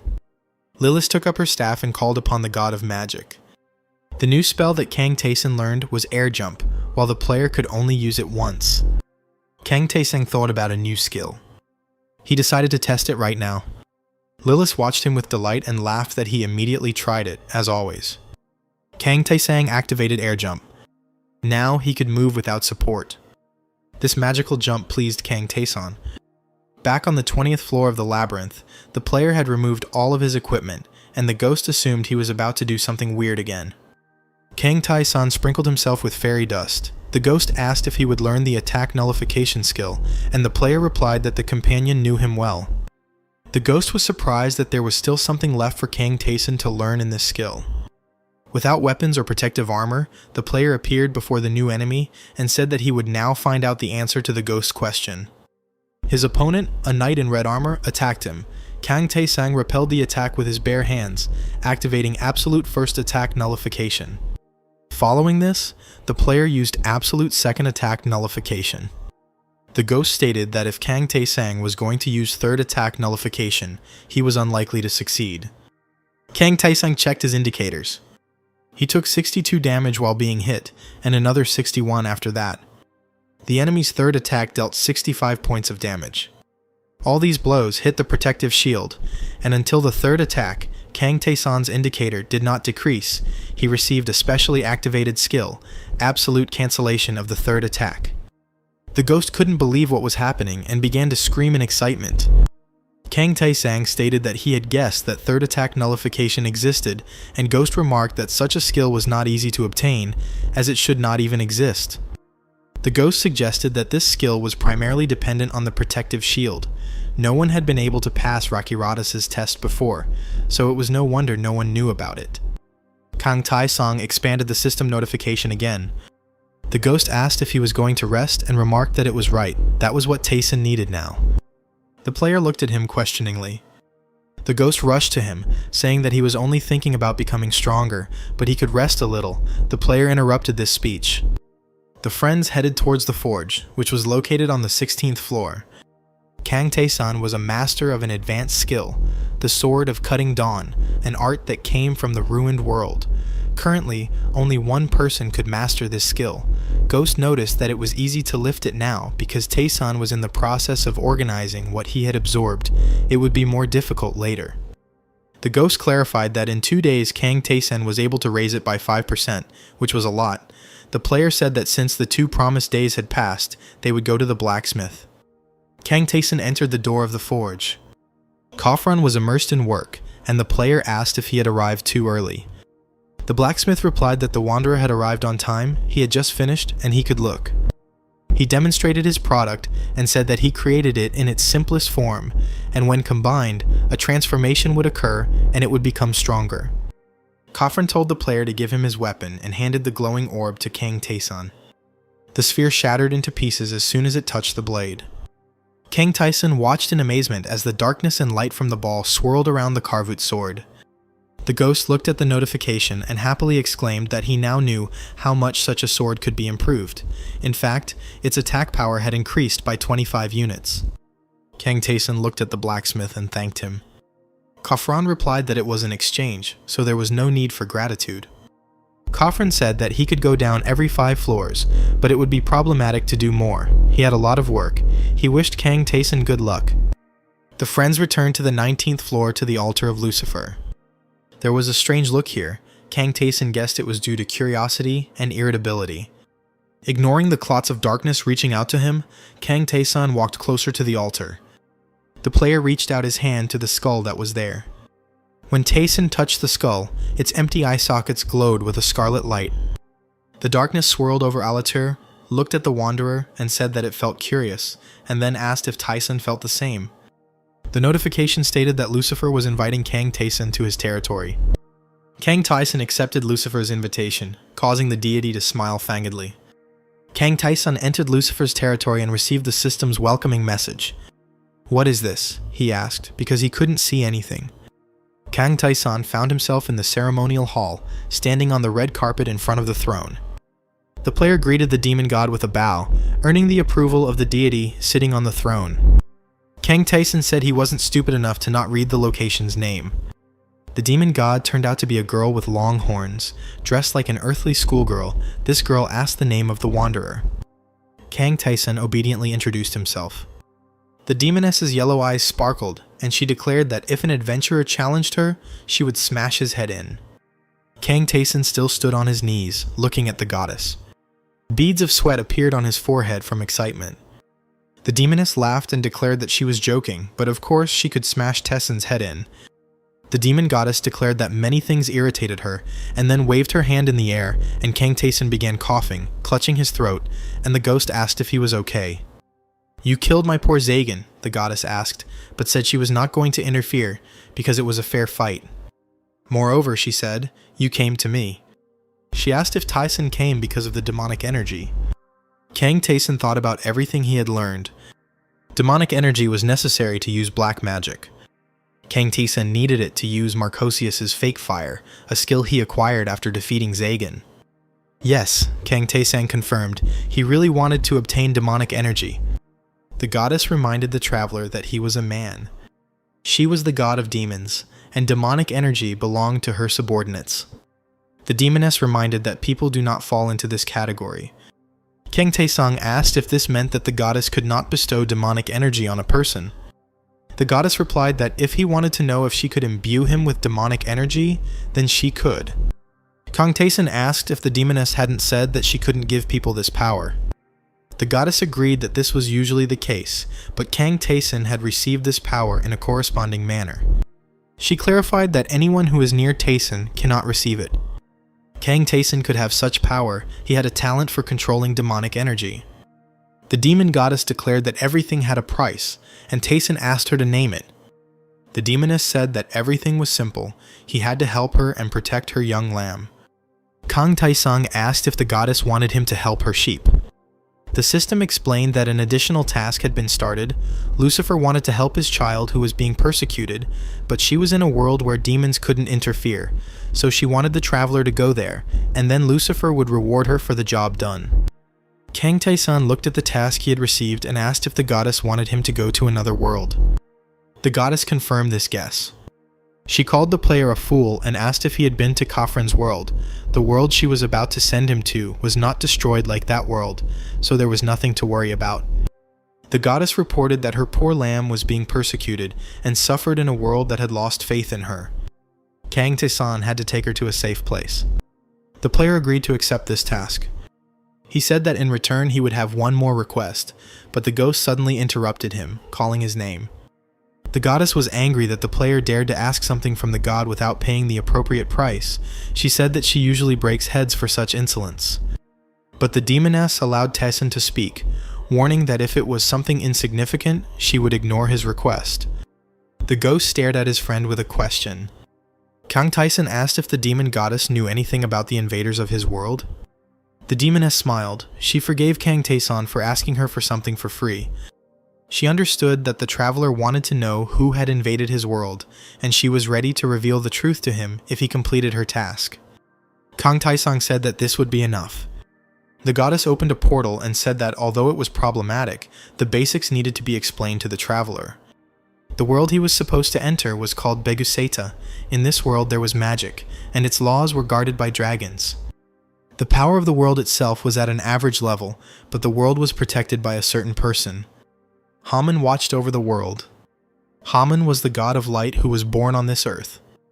This is where Kang Tae-san was supposed to go. The goddess of demons wished her messenger good luck.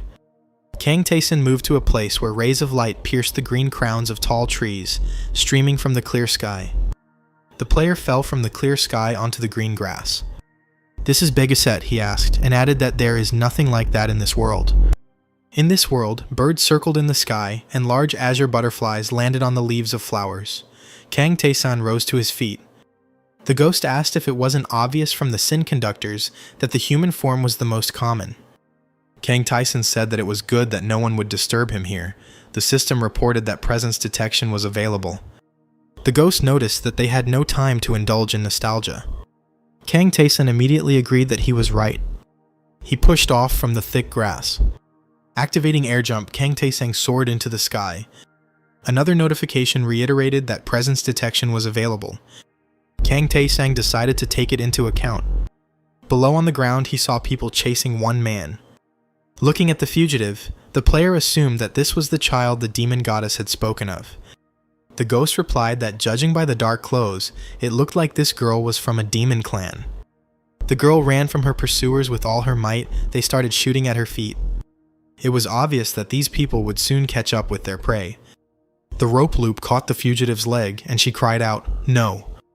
When the girl fell to the ground, someone shouted that they had caught her. The girl tried to throw the rope off her leg and heard one of her pursuers say that it was no wonder they hadn't been able to catch her for so many years. "You run great," the man said to the frightened girl and called her a professional. He leaned over her to hit her and said, "I'm sorry, princess, but get some sleep for now." These people were happy with their luck. If they shared the reward, they would each receive 100 gold coins. The others began to argue whether 100 gold pieces were enough. The guy with the quiver said that he had already paid all the debts for the chase, taxes, and the bribe for silence. He said that it would be enough for everyone to receive 90 gold pieces, and he would take 190. The other pursuer was indignant, but the red-haired one said that whoever was against it could simply die. Kang Taesun suddenly joined the group and asked if he could join them. The guy behind whom the player appeared jumped back a few steps and screamed that Taesun had scared him. People noticed that the stranger had dark hair and assumed that he was a demon, but his hair was a little lighter than that of demons. They asked him who he was, and Kang Taesun thought that black hair was a characteristic feature of the demonic clan. The player said that he had business with this horned girl. One of the pursuers called Taesun a thief who steals loot from demon hunters. He grabbed the girl and drew his sword, threatening her. He shouted that he would not allow her to be taken away. Kang Taesun punched him in the jaw. He threw the enemy back a few steps, taking the girl from him.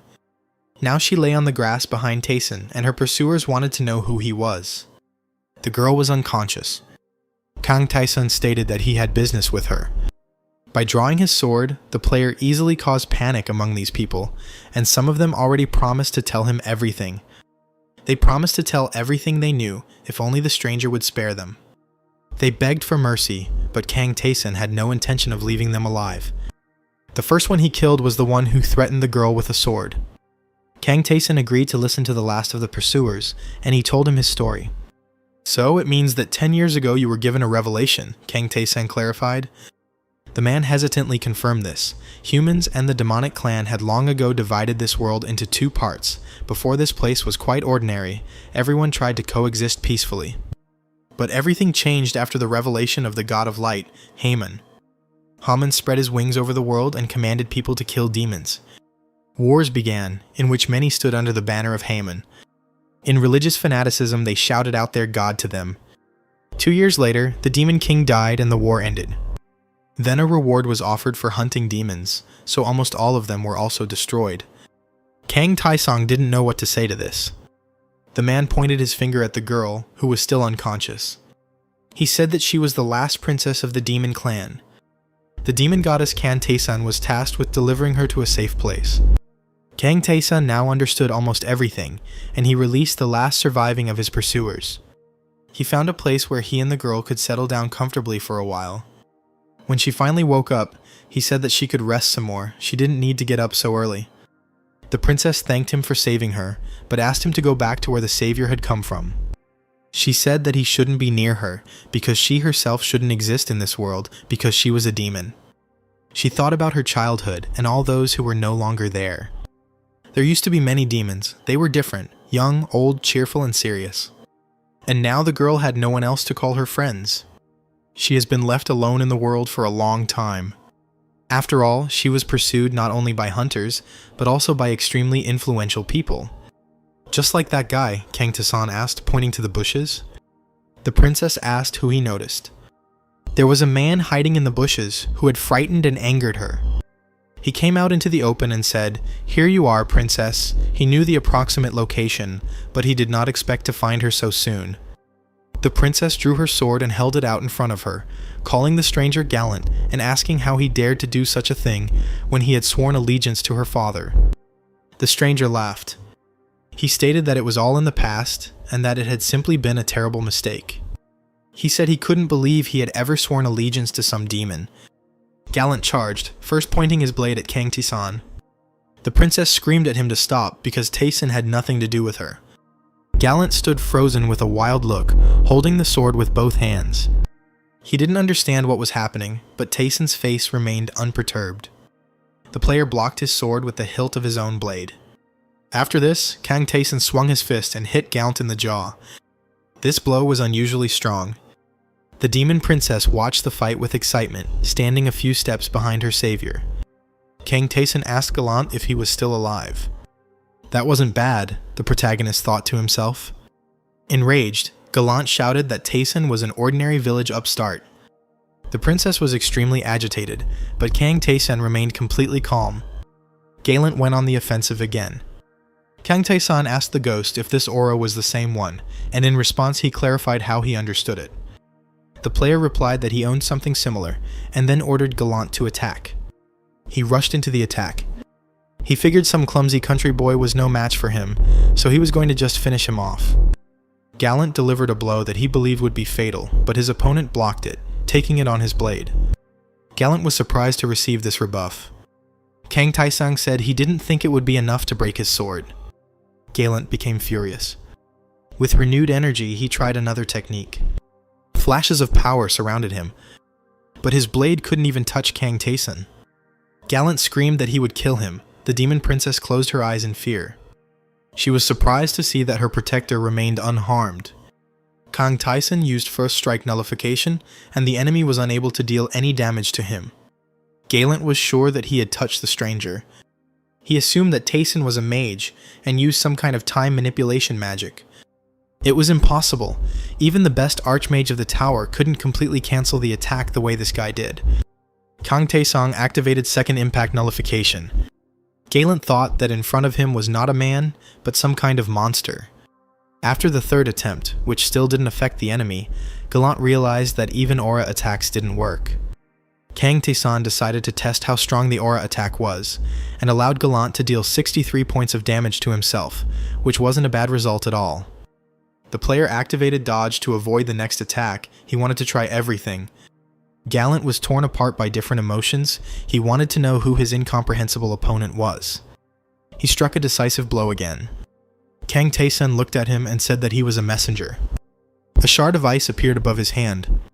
Kang Taesan easily smashed it with pure force. Gallant could not understand how a simple villager could be capable of such a thing. Kang Taesan watched the man's attacks, learning how to use aura. He noticed that it didn't seem like it could be transformed in any way, that it gave any kind of enhancements, just a simple, brute cutting force that didn't represent anything special. Gallant asked what his opponent was muttering there. Kang Taesan decided that it would be a good idea to learn such a powerful attack. He called the ghost and asked him what he knew about the aura, but he objected that there was no such thing in his world. The ghost asked if it wasn't the same in the world of Taesan. No magic, no aura, no monsters. It was hard to find people who had reached the deep floors of the labyrinth, and even harder to find those who possessed aura. Kang Taesan decided to ask Gallant. He wanted to know how he could learn the aura attack technique. Gallant stared at him, still seeing him as a monster. Kang Taesan admitted that the man was completely insane, so he had to contact the system to get this information. The system designated a passive special skill that had a power button attached to it. This usually meant that the skill needed to be activated, but then it was unclear why the skill was called passive. Kang Taesan pressed the power button. Some energy swirled around him and Gallant and enclosed them in an uneven ring. Gallant made a strange sound. He saw Kang Taesan and a dark, huge silhouette behind him. The dark giant's hand suddenly grabbed Gallant, piercing him with sharp claws. Kang Taesung decided that it was not worth using such a skill, and turned it off because he did not like that it was simply putting pressure on the opponent. It was not clear how it was supposed to help. The player really wanted to make Gallant talk, but he didn't understand how to do it. Gallant coughed and shouted that he would answer whatever Kang Taesung wanted, any of his questions. He knelt down in front of Taesung and was ready to beg, but the ghost burst out laughing and said that the man was having strong hallucinations. Kang Taesung looked at the victim of his experiments with curiosity. Understanding how exactly such a skill could be used, he ordered Gallant to tell him everything he knew about the aura. Gallant explained that the aura was a skill mastered by a swordsman, and that it looked like a blue flame. It was said that upon reaching the highest level, it turned white, but few had ever encountered this. Kang Taesung asked what its characteristics were. Gallant replied that its cutting power was almost absolute. The player asked if this could only be used on swords. It turned out that the skill was suitable for any weapon, but it wasn't all that simple. Gallant explained that most would only be able to use the aura on weapons they'd been using their entire lives, but the higher the level, the more freedom they had in using the skill. Kang Taesung asked if this referred to skill level, and he was also interested in how much energy was consumed. Gallant replied that no energy was expended at all, which surprised Kang Taesung. There was a limit to how much aura could be used, but there was practically no time limit, only slight fatigue appeared. Kang Taesung thought that all this sounded like a useful skill. Now he needed to find out how to learn it. Gallant replied that there was no particular method.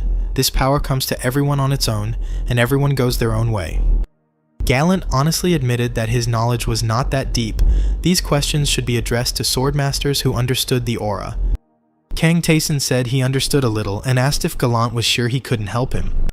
Gallant replied that he could not, and asked if this was all that Taesung wanted to know, and asked to kill him, end his suffering, and let him die in peace. Kang Taesung did not refuse the man's request, and Gallant called him great. This victory did not bring the player any reward, because the difference in state between his soul and the soul of the defeated was too great. That evening, as they sat by the fire, Kang Taesung asked the demon princess what her name was. Her name was Anisha, and she also wanted to know who her savior was. He said that his name was Kang Taesung, and that he was her protector, a statement that amazed the girl.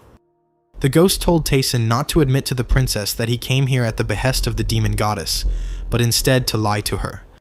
Kang Taesung said that several years ago, someone from the demon clan came to him and gave him all his wealth so that he could protect the princess. Anisha wanted to know who it was, but the player said that he died as soon as Taesung agreed to the mission. Kang Taesung asked if the princess knew of a place in this world where she could hide. Anisha replied sadly that there was no place in this world where she would not go. Everyone was chasing the girl and wanted to kill her. Kang Taesung said that he understood everything, but it was time for them to move on. He assured that there would be a place that would be at least a little safer than here.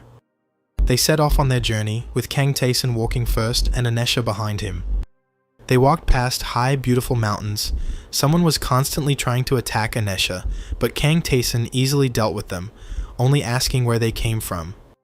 The demon goddess wanted the wanderer to protect her young creation. She said that her demons were now being persecuted and suffering in a world that had lost faith, so the princess needed to be taken to a place where she would be safe.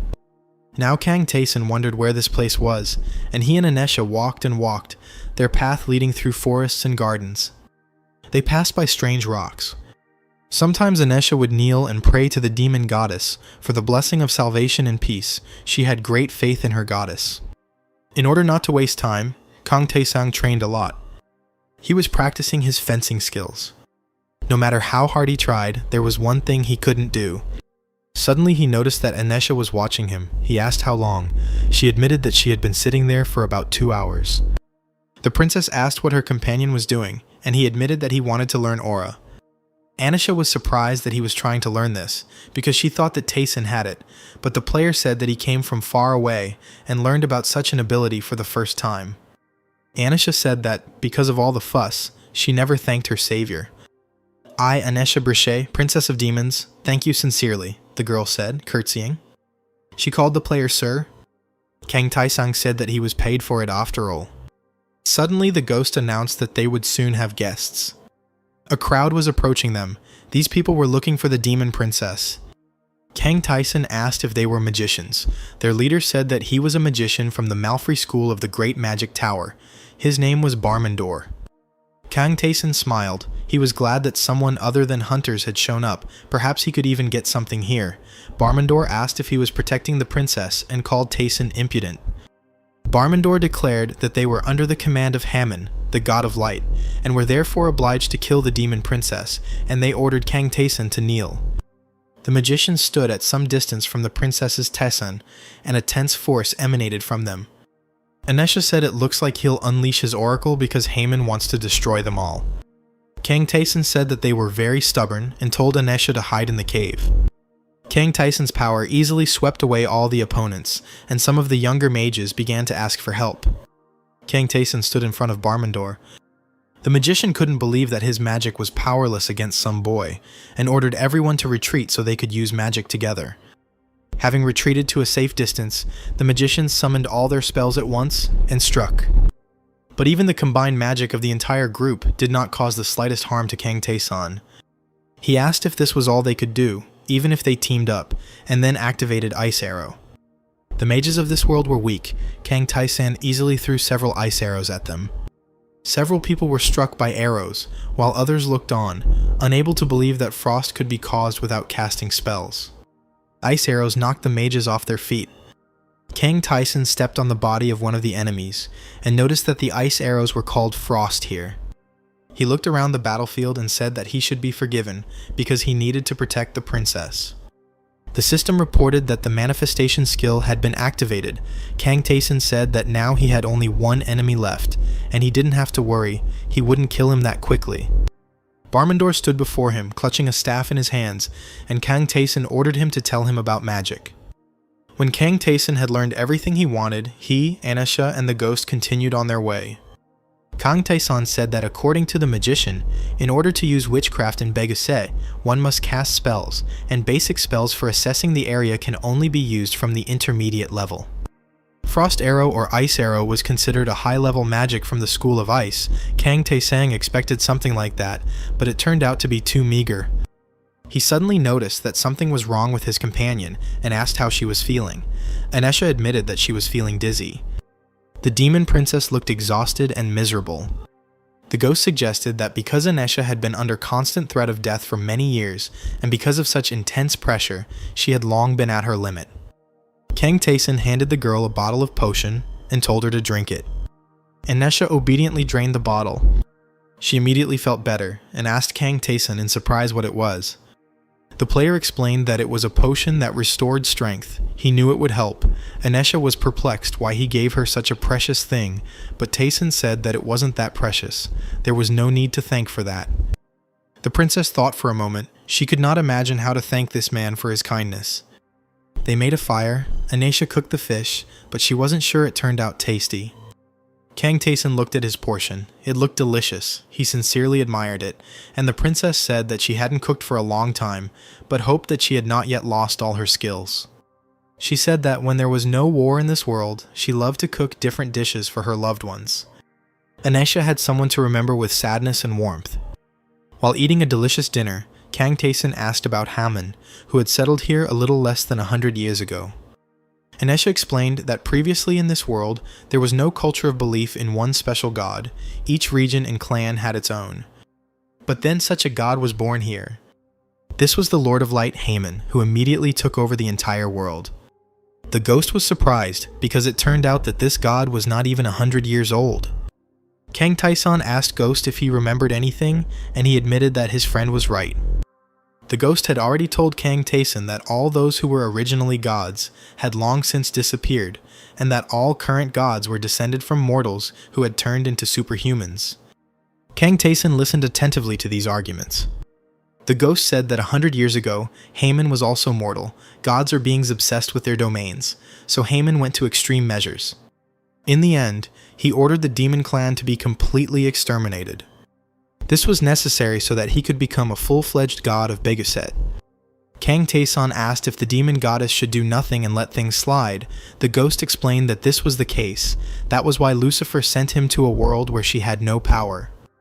No matter how strong Lucifer is, it will be difficult for her to fight a god outside of her territory. Even though the demon goddess is on a higher level, Beguseta is still the land of Haman. Kang Taesun realized the full essence of Lucifer's mission. He needed to stop Haman and protect Anesha, the demon princess. They discussed this story while warming themselves by the fire. Kang Taesun was confident that he could handle such a task. And if he fulfills the demon goddess's quest, he will be able to learn about those who tried to destroy his homeworld, Earth. An armed detachment came out onto the road. One of the warriors admired how many people he saw. In front of these people stood a group of magicians, among whom there was even an advanced sorcerer. The warrior noted that such a crowd could destroy an entire city. "Kill the demon princess," the order sounded. "Kill the demon princess," the people repeated over and over again. Kang Taesung sadly noticed that there were so many of them. He looked at this whole diverse company, sitting on the edge of the cliff that hung over the road along which this procession was walking. "Are you the guardian of the deposed princess?" they asked him. The magician stated that Taesun could retreat, since they only needed the princess and had no intention of fighting him. They were here to carry out the will of Haman, the god of light, and kill the demon princess. Kang Taesung refused, and stated that he had his own reasons for protecting her, and he also asked those people to spread rumors about him. The magician was very surprised by such a request. Kang Taesung asked if everyone was there because for him, the more people there were, the better, but people didn't understand what he had in mind. "Well, go ahead," Kang Taesun commanded. "It's easier to get rid of everyone at once." The crowd wanted to know what the impudent stranger had just said. They thought that Kang Taesun was still too young to say such absurd things. They thought he was playing the hero to gain fame. Kang Taesun asked if he was hard of hearing. He jumped off his cliff and told them to attack together, otherwise he didn't want to deal with each one separately. The player activated the ice arrow and said that it just so happened that he needed to experiment with something. "It's Frost," the crowd shouted. Seeing that the enemy was casting a spell, the leader of the squad ordered an immediate attack. They shouted that the traitor of Haman must accept his death. The knight in blue armor was the first to reach Kang Taesun, and he exclaimed that his end had come. The player used first strike nullification, and the knight realized in disbelief that his attack had missed its target. The unknown enemy stood unharmed and called upon frost magic, while the people surrounding him did not understand what had happened. One of the warriors insisted that he had definitely pierced the enemy with his sword, and it was time to stop standing stupidly in front of him. Kang Taesun countered the attacks with ice arrows. The commander ordered the attack to continue. It seemed to them that the attacks were beginning to bear fruit, and that the invulnerable enemy would soon come to an end. One of the crowd approached and attacked Kang Taesun, deceived by his inaction, but the player used Nullify again.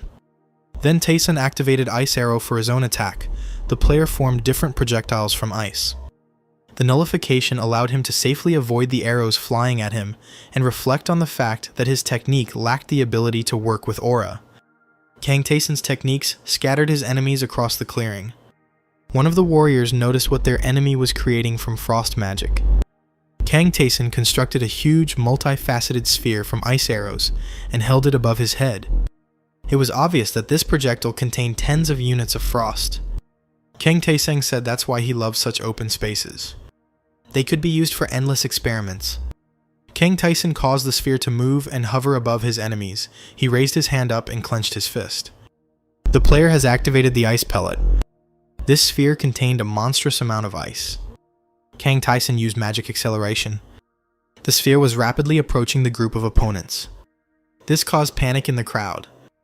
The enormous mass of ice did not simply fall on the heads of the enemies, they were enveloped in this ice, encased in individual blocks.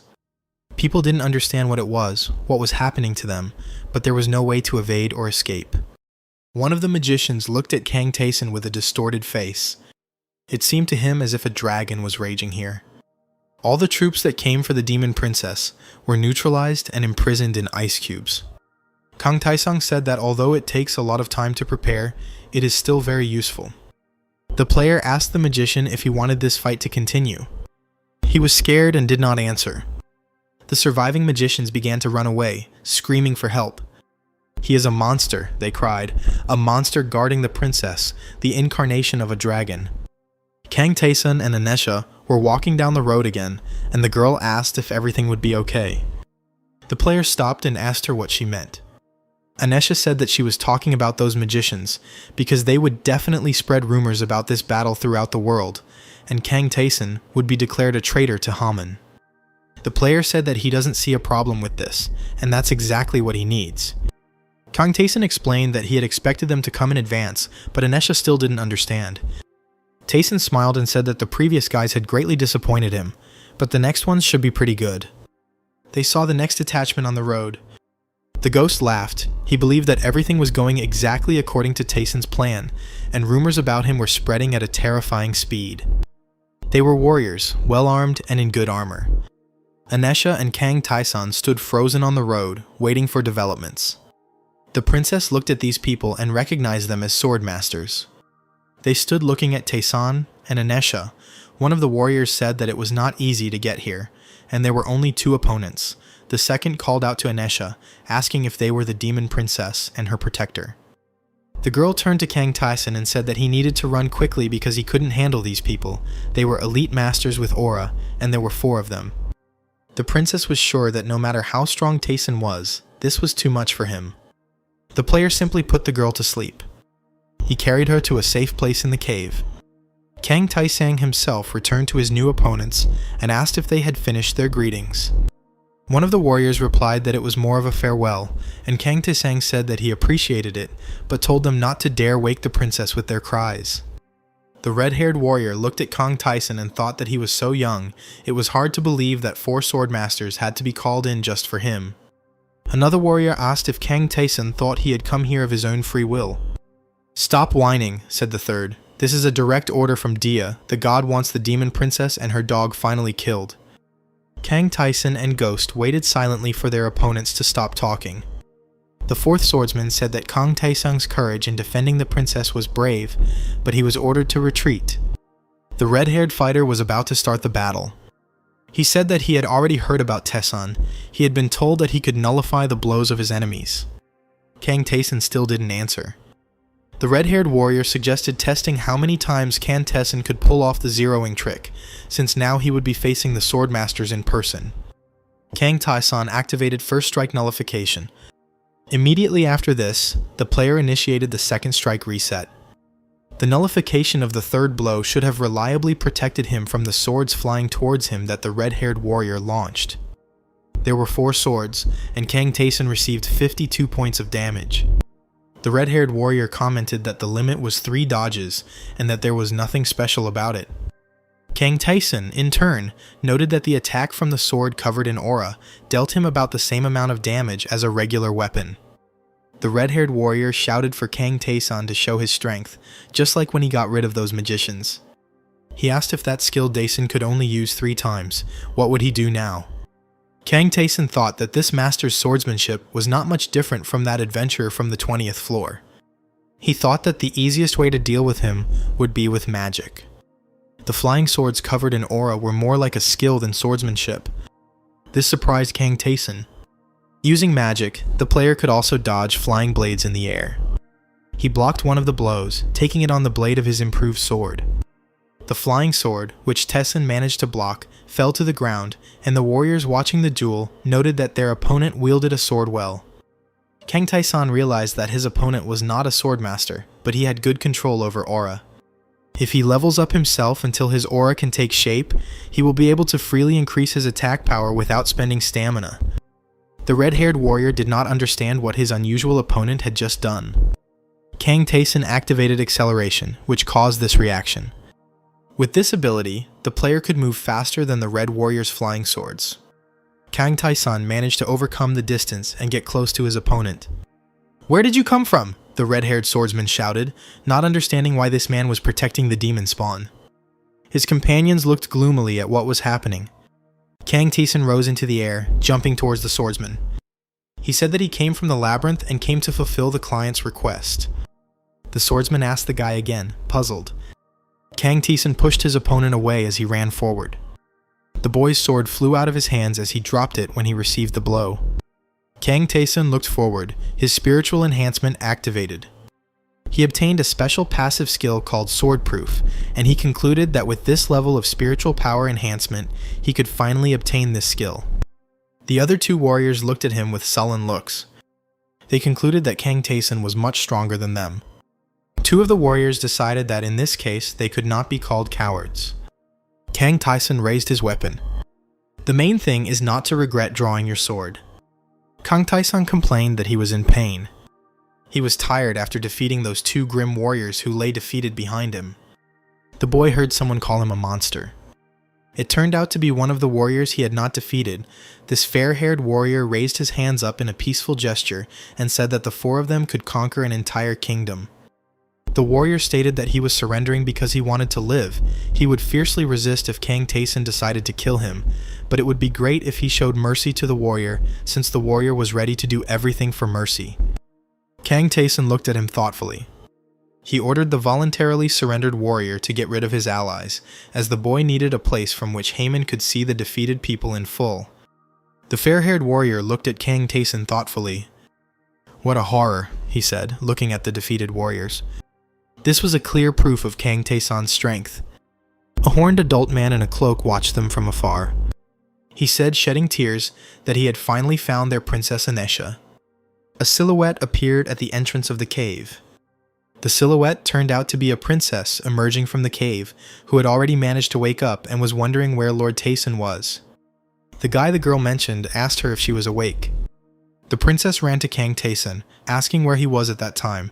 The guy said that he had to take care of a couple of corpses.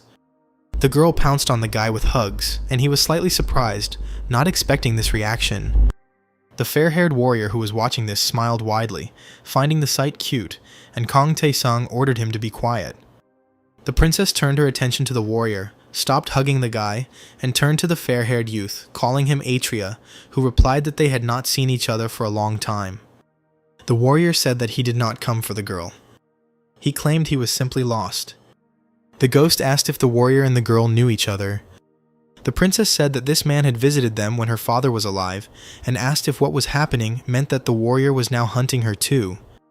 The fair-haired guy said that her guess was correct, but then he got confused and certainly wasn't going to demand a rematch, so the girl and Kang Taeson shouldn't worry. Kang Taesong stated that the warrior was too cunning to be the one who carried out God's orders. The fair-haired guy said that although Haman is their main god, the warrior does not have much faith in him, especially since the guy left him alive for a reason. Kang Taeson said that the warrior himself knows everything. He is very interested in the aura. The trio settled down in some forest under the trees. The fair-haired guy claimed that with Kang Taeson's level, it was already possible to learn aura, although the guy had not learned it. Kang Taeson noted that he was from another world, so he might be different from what was said. The fair-haired youth asked if his interlocutor had come from the labyrinth created by the Archmage. Kang Taeson asked if the youth knew about it. The warrior said thoughtfully that although he could be wrong, in that case, the guy would most likely simply not be able to learn the aura. He asked why that was so. It is said that the aura is a power bestowed by the God of Swords. He chooses the world and rewards it with his power. This means that residents he did not choose simply cannot learn this power. The warrior is sorry, but most likely Kang Taeson will not be able to learn the aura. The guy objected. He was confident that he could, since he had just received the right to do so through notification. The sky changed its color from light blue to bright blue. Kang Taeson was training with a sword in a forest clearing. He stopped, realizing that all he needed to do was swing his sword, and he had been wrong to leave the warrior alive. The fair-haired youth asked what he should do now. Kang Taeson replied that he no longer needed him and could go. The warrior scratched his chin thoughtfully upon hearing this, after which he smiled, stating that he wanted to go with Kang Taeson.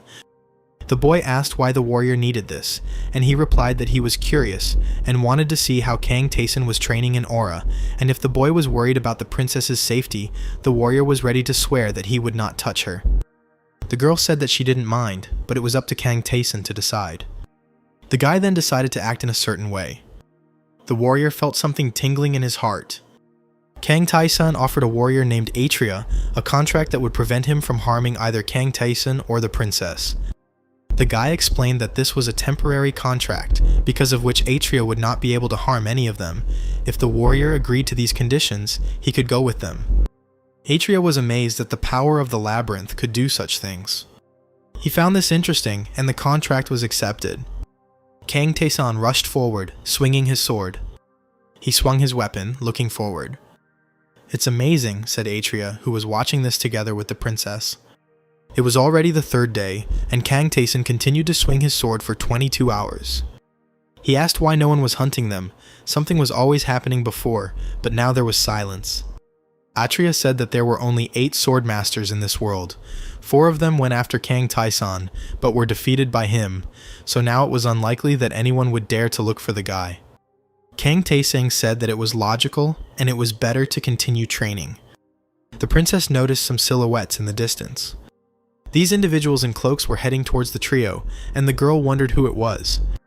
The cloaked figures began to remove their hoods. They turned to the princess. It was a crowd of demons who greeted their highness. The girl burst into tears when she recognized one of the demons as Habern. She couldn't believe that he was alive. The man, Habern, knelt before the princess, telling her that he had escaped while the castle was burning, asking the princess to forgive them. They had betrayed her for the sake of survival. The princess said that it didn't matter. The main thing was that her subjects were alive. She hugged Habern in tears of joy. Glad that she was not alone, the man shared the girl's feelings. Kang Taeson decided that the demons should be left alone. The glowing blade rushed forward.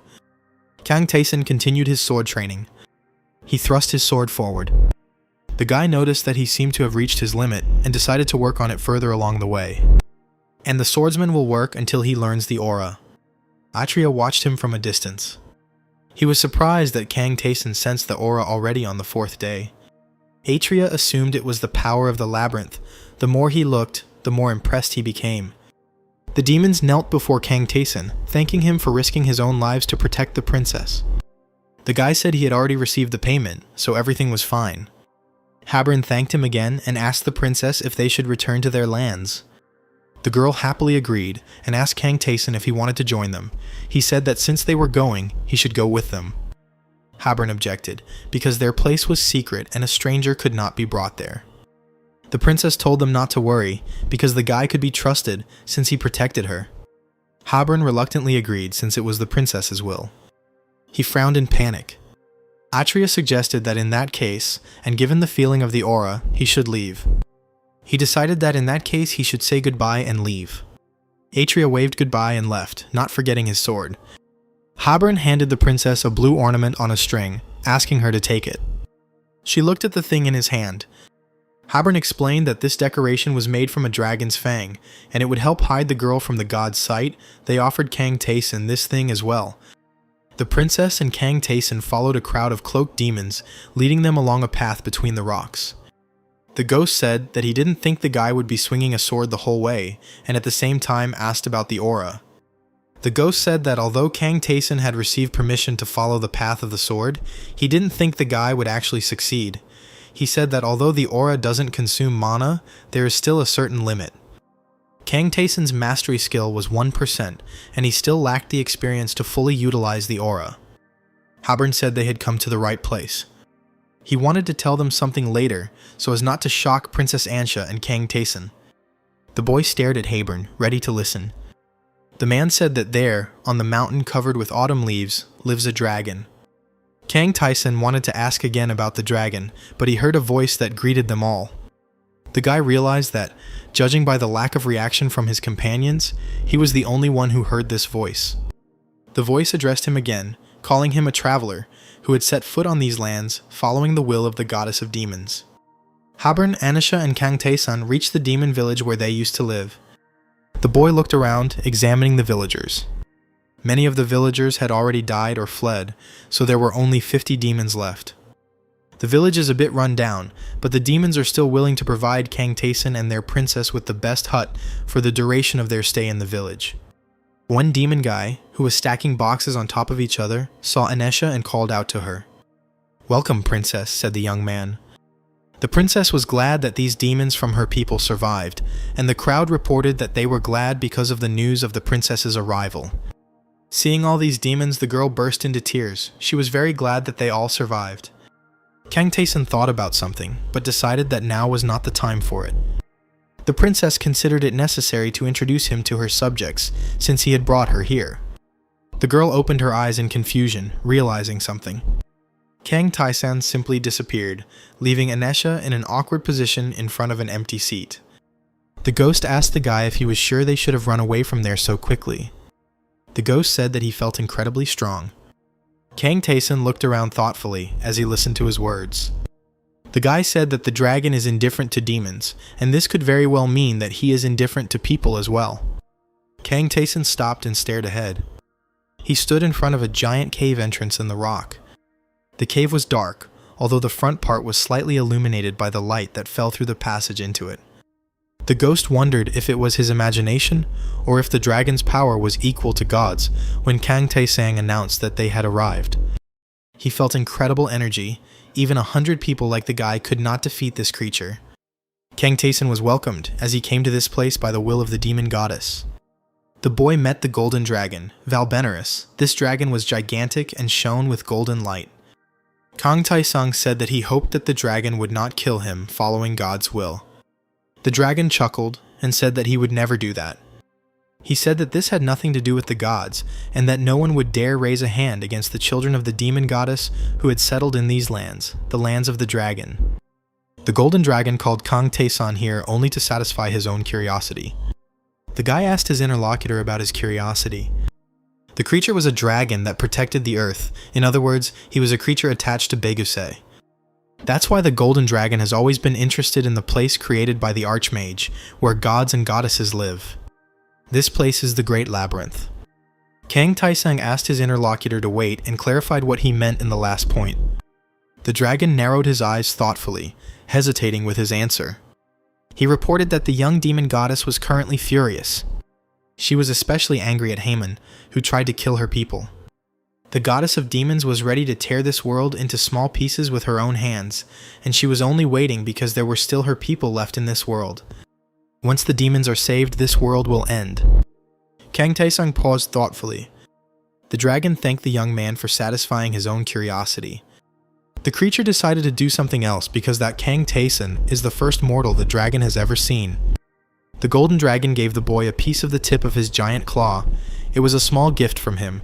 If Kang Tae-san finds someone who knows how to handle such things, the claw will be very useful. Now they should say goodbye. The dragon thought that this was their first and last meeting. It was time for him to go and get ready.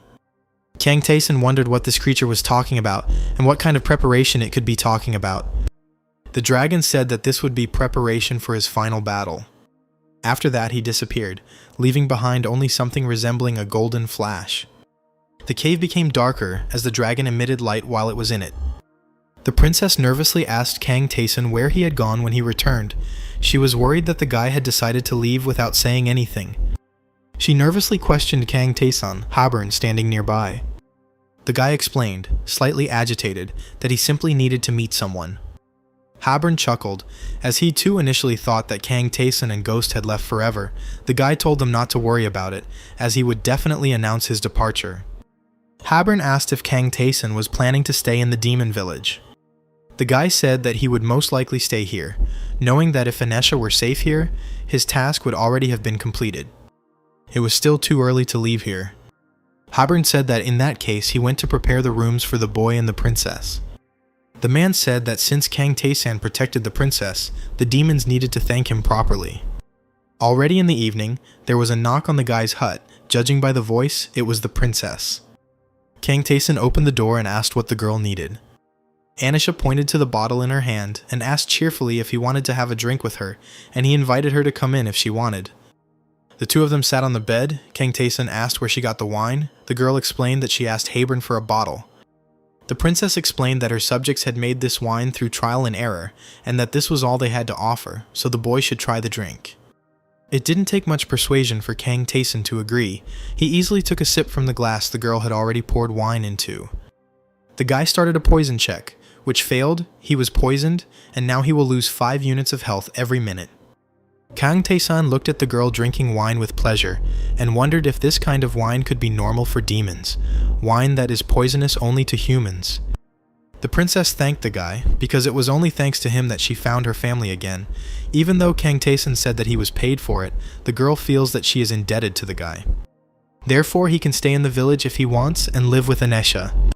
Kang Tae-san stood up abruptly from the bed, folding his arms across his chest, and told the princess not to talk nonsense.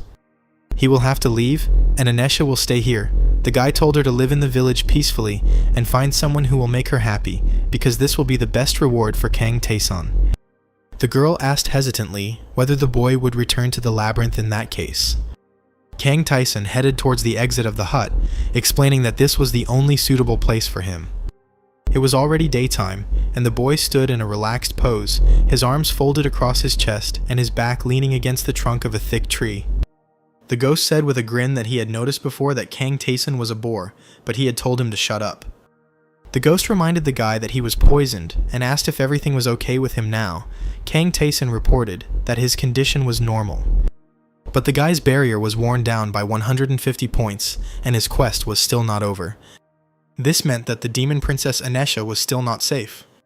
Kang Tae-san's eyes widened as he suddenly felt some kind of energy. He raised his head, staring into the sky in the distance, where something was approaching them, because everything could never be simple. A six-winged, golden-haired man was approaching them, flying across the light blue sky. He crashed into the ground, into the place where Tae-san stood, creating a golden beam with his arrival, reaching into the sky. But the guy managed to dodge in time, jumping back a long distance. He activated the evasion skill. Kang Tae-san noticed that his new opponent was no quiet one. In front of him was the giant angel swordsman Haemon. The angel's face twisted. Kang Tae-san's opponent was superior in strength. The guy said that this was great and suggested that the quest would end when the angel died. Tae-san, with a warlike air, took out his two swords, one in each hand, and invited the enemy to attack him. Anisha ran between the huts in her village. She ran up to Haeburn, asking that Mr. Tae-san would most likely not be able to stay in their village, the bottle still in her hands. "So here you are, princess," Haeburn said with a gloomy face when he saw her. She called his name in confusion. The girl noticed the rest of her subjects behind the man and asked why they were there. Haeburn stated that they were waiting for her. The man said that first they needed to find out one thing: did Kang Tae-san drink all the wine?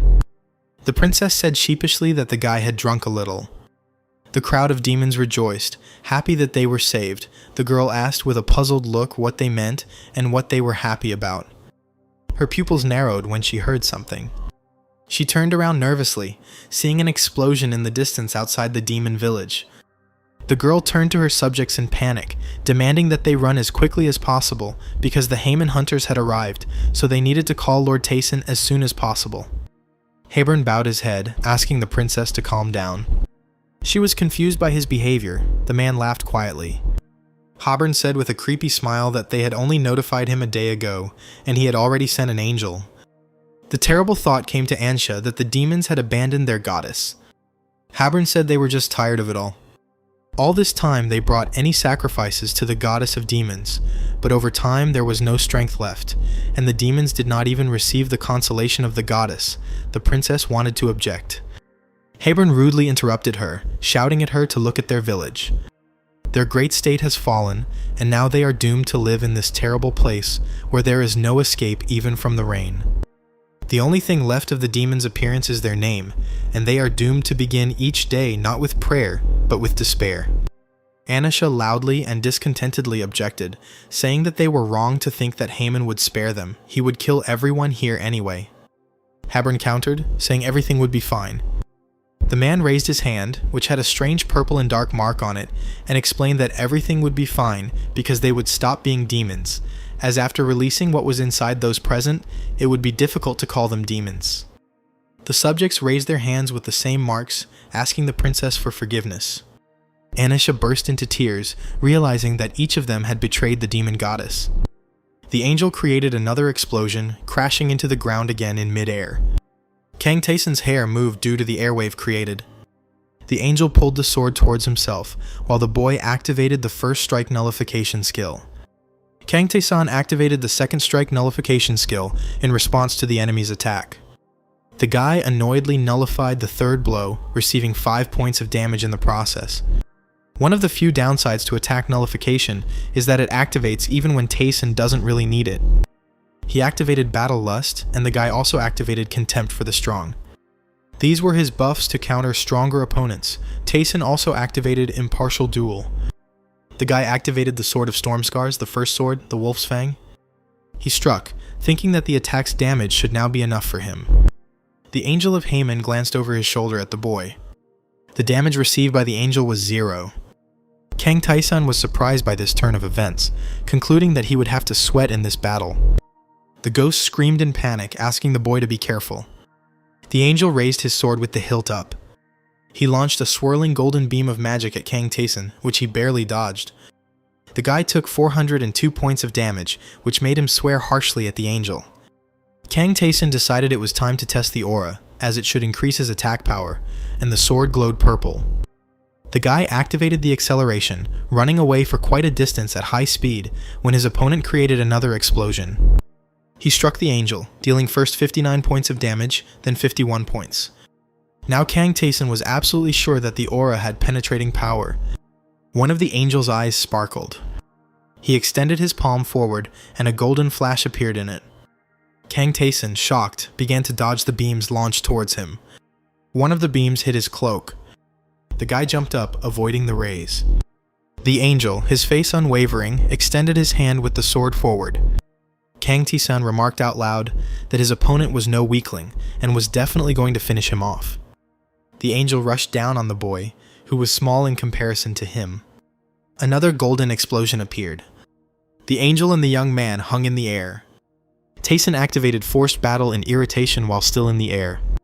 He activated air jump and informed the angel that he would not defeat him, as Kang Tae-san had other things to do. The guy activated powerful sword strike. The demon goddess told him to protect her child and bring her to safety.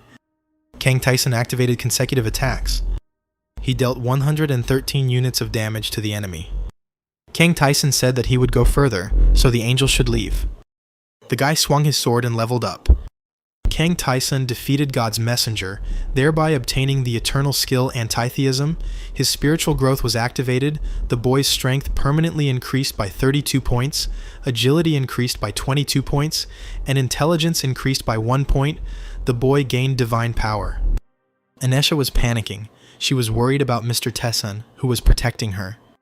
Haburn said with a tense smile that this was the end, because a mortal man could never defeat God's messenger. The man grabbed the princess by the hand, saying that she was destined to become their victim. He asked the girl not to resist her own fate, but she demanded that Haburn let her go. Anisha asked the demon goddess for salvation. When the girl had already begun to cry, thinking that the goddess had really left them, she heard a familiar voice. It was Kang Tae-san. He told the man to let Anisha go.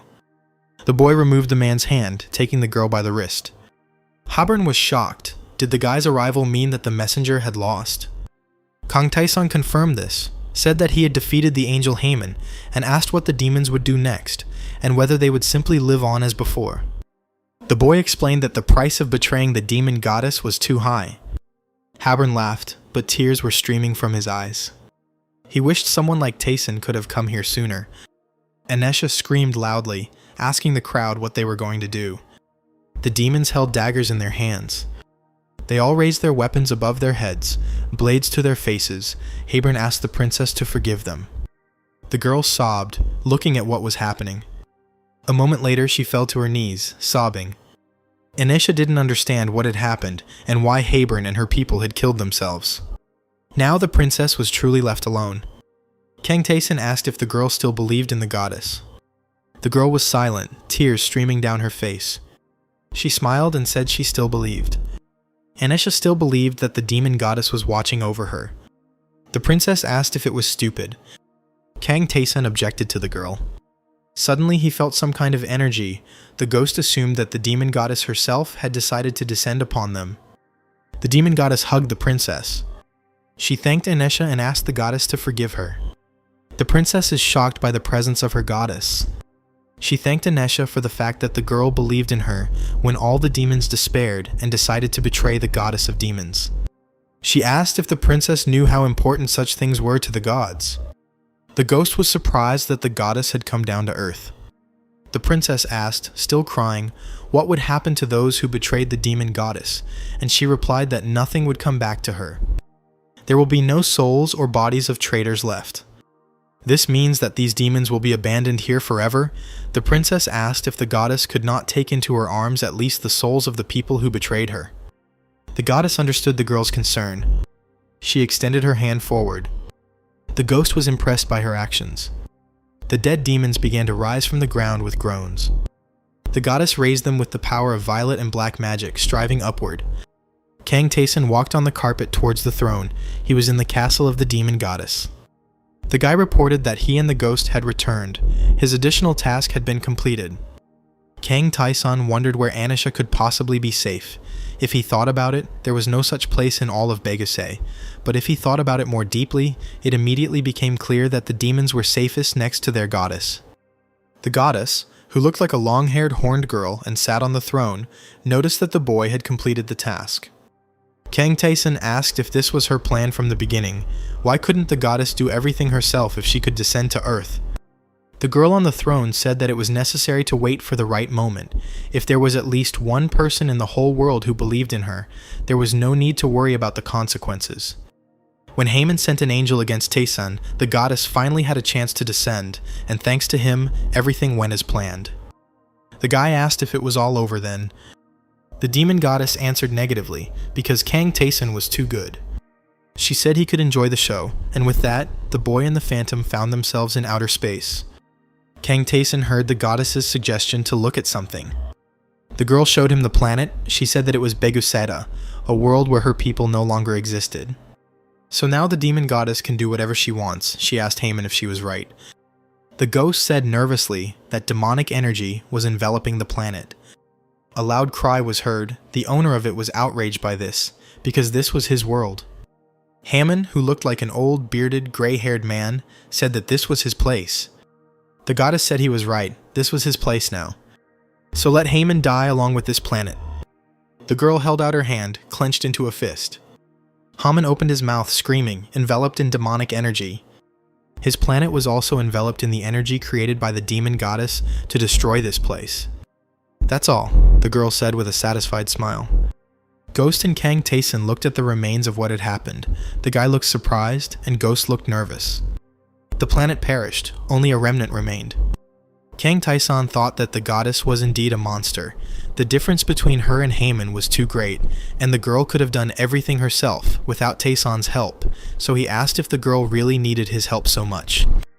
The goddess said that if she simply destroyed the world, she would not be able to take back what belonged to her. Souls, lives, will, all of this would be lost in that case, and the horned girl doesn't like it. Kang Taesun asked if by belonging to her, she meant Anisha. The demon goddess confirmed this, saying that thanks to the boy, she was able to return the princess unharmed. Anisha is a poor and grateful child. She was betrayed and made to suffer, but she did not lose faith in her goddess. The princess was saved by Kang Taesun, and the goddess wants to express her gratitude. Since the guy fulfilled her request so well, she is ready to reward him properly. Kang Taesun received demonic energy and learned black magic. The ghost was shocked because he considered it impossible for a person to possess black magic. The goddess smiled and told the boy to check his status window, which he obediently did. She explained that the amount of demonic energy increased just like everything else. As Kang Taesun leveled up, he would gain energy, but the goddess decided that this was not enough and she wanted to give him another reward. Kang Taesun's eyes sparkled with curiosity. He gained a new skill called Darkness Capture. After each kill, the guy's demonic power will grow. Kang Taesun received the achievement, awarded the favor of the demon goddess. If a guy prays to the demon goddess, he will be able to better understand black magic. Of course, Taesun will not be able to obtain this knowledge for free, but by making offerings to the goddess, items associated with demons are best suited for this. Today the goddess is in a good mood, so the guy also studied the distorted flora of Decarabia and the emotional arousal of Realm. Taesun said that the first skill was used by that sinner's guide. The goddess claimed that there was one last thing left. The entities that led the world of Kang Taesun to destruction remained. The girl said that the boy's assumptions were correct. These entities were super beings from the moment of their birth. In the present time they are called the old gods. Once upon a time, all the gods in the universe were old gods, but their place was taken by new deities, including the demon goddess, and the old gods were sealed. Including the demon goddess. The boy asked why the old gods attacked his world. The demon goddess stated that he was a little mistaken, because these super beings destroyed not only his world. In 12 years they destroyed 258 stars, and the old gods approached this task with enthusiasm. Kang Taesun was shocked by the information he heard. He asked why the old gods were doing such things, but the goddess did not know, claiming that the losers were simply trying to fight, and considering that it was not at all necessary to know the reasons for the old gods' struggle. However, there are a few things that the girl can figure out for herself. The old gods hate the new gods who took their place in the labyrinth. Adventurers enter the labyrinth from every world. Kang Taesun wondered if the old gods could simply destroy the worlds inhabited by people who could enter the labyrinth. The demon goddess said that all of the above was just a guess, and one could not know for sure until one found out everything from the old gods personally, but the guy said that the probability was very high. Then Taesun is interested in something else. The demon goddess said that she could not tell him more. It was too early for him to know about it yet. What she told the guy was already a considerable favor, and he would be able to find out about the rest as he went further into the labyrinth. Taesun agreed, wondering if the old gods and others could store a certain amount of information on each of the floors, and the guy had only been on the lower floors so far. The demon goddess rested her cheek on her own palm, looking thoughtfully at Kang Taesun. She said that the guy is strong, but only on the first floors. The further he advances, the stronger the enemies will be. This also applies to the gods' tests. Gods who don't care about Taesun can prepare a real hell for him. The guy said that he would put his full strength into it, and the goddess must understand this, because she was watching his actions. The girl said that she could tell about an easier way. There is a simpler way to become stronger. Taesun asked if she meant the apostle's contract. He was of course grateful for the offer, but wanted to object. The goddess indignantly, loudly, and sharply asked who had spoken about this contract in the first place. Kang Taesun was taken aback by the girl's reaction. He clearly didn't expect it, and asked what it was about, if not the apostle's contract. The goddess cried out in embarrassment that it didn't matter, and threatened that if the guy said one more word, she would split his skull open. The purple and dark energy of the demon goddess swirled around Taesun. The girl said that this would be her last favor. If the guy meets some nobodies in the labyrinth, he can use her name. The goddess smiled creepily, stretching out her clawed hand. Taesun thanked the girl. Now he could use the name of the demon goddess herself. The guy exhaled, finally reaching the 19th floor. The ghost was surprised that the gods were such powerful beings, capable of simply taking and destroying a star. Kang Taesun said that even he felt the pressure. The boy thought about all the gods he had met in the labyrinth. Will Daesun be able to become as strong as the gods he met? The gate in the stone wall was open. Khafran was busy waving a hammer over some kind of weapon. When Kang Taesun approached him, Khafran was surprised that the demon goddess recognized someone other than her own people. The guy asked how the blacksmith knew this. He answered that her power emanated from Taesun. Apparently the guy really is special, if even the demon goddess behaved like that. Kang Taesun reported that some kind of symbol had appeared on the back of his hand, and Khafran concluded that the goddess had taken the boy seriously. The man said that nothing would come of this for Taesun. The guy remembered that he had brought something to the master. Taesun brought the golden dragon's claw, part of the protector of the world. This thing can only be used by those with exceptional skill. Khafran asked the guy in shock where he got this claw, and he replied that he didn't bring this thing from the labyrinth. In Beguset, Kang Taesun received not only the claw of Valbenares. He received some other bonuses as well. After defeating Haman, the guy acquired a couple of skills, antitheism and divine power. Notification windows appeared in front of Kang Taesun. Ghost noticed something interesting. The guy said that divine power is granted by God. The ghost asked if only someone else could give this power to Taesun. Then what would happen if he left it? Would anything change in that case? The boy didn't know the answer, but he mentioned the powers given to him by the demon goddess. The description of black magic is very different from regular magic. Taesun himself determines how much energy he uses. The question was whether he can also change the powers with range. Rank black magic, Marcosius's false flame, the darkness capture skill, and received the title of Honored One, the favor of the demon goddess, thereby receiving 5 units of demonic energy. This sign acted as evidence, the sign on Kang Taesun's hand. The guy asked if the demon goddess really called the black magic that the guide used a simple addition.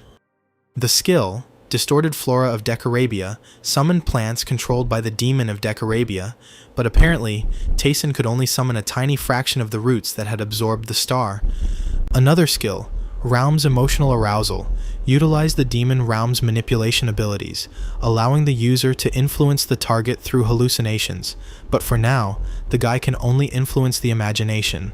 Khafren asked if the young man who had visited him had checked all his skills, and said that the golden dragon's claw he had brought was an extremely interesting thing.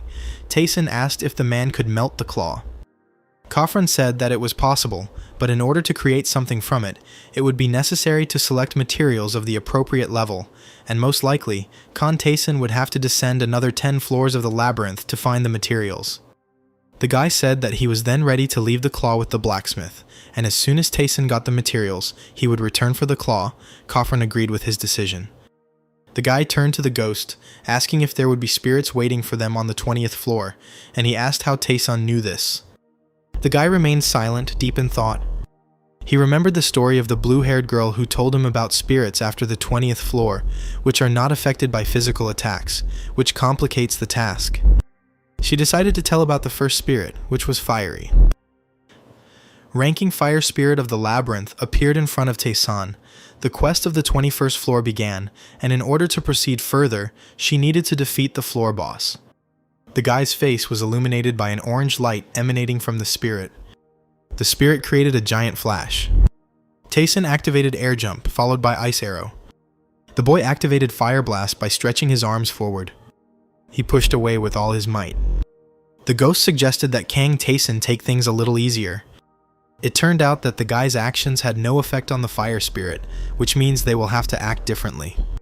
Kang Tayson didn't know how to use divine powers, but he hoped it would work. The guy activated Marcosius's false flame, dealing first 106 units of damage to the spirit, and then 302 units of damage. Tayson defeated the spirit of the labyrinth and obtained the spirit core. The guy was surprised that black magic was able to damage the fire spirit, but the ghost said that spirits are, after all, a natural life form. Spirits are not affected by natural attacks. The aura is given by God, so it will also have no effect. However, black magic comes from demons. The boy asked if since black magic was unnatural, it could cause damage, and the ghost confirmed this, claiming that this was the concept. Kang Tayson didn't have enough demonic energy to attack like that yet, so he decided to act based on Li Taeyan's words.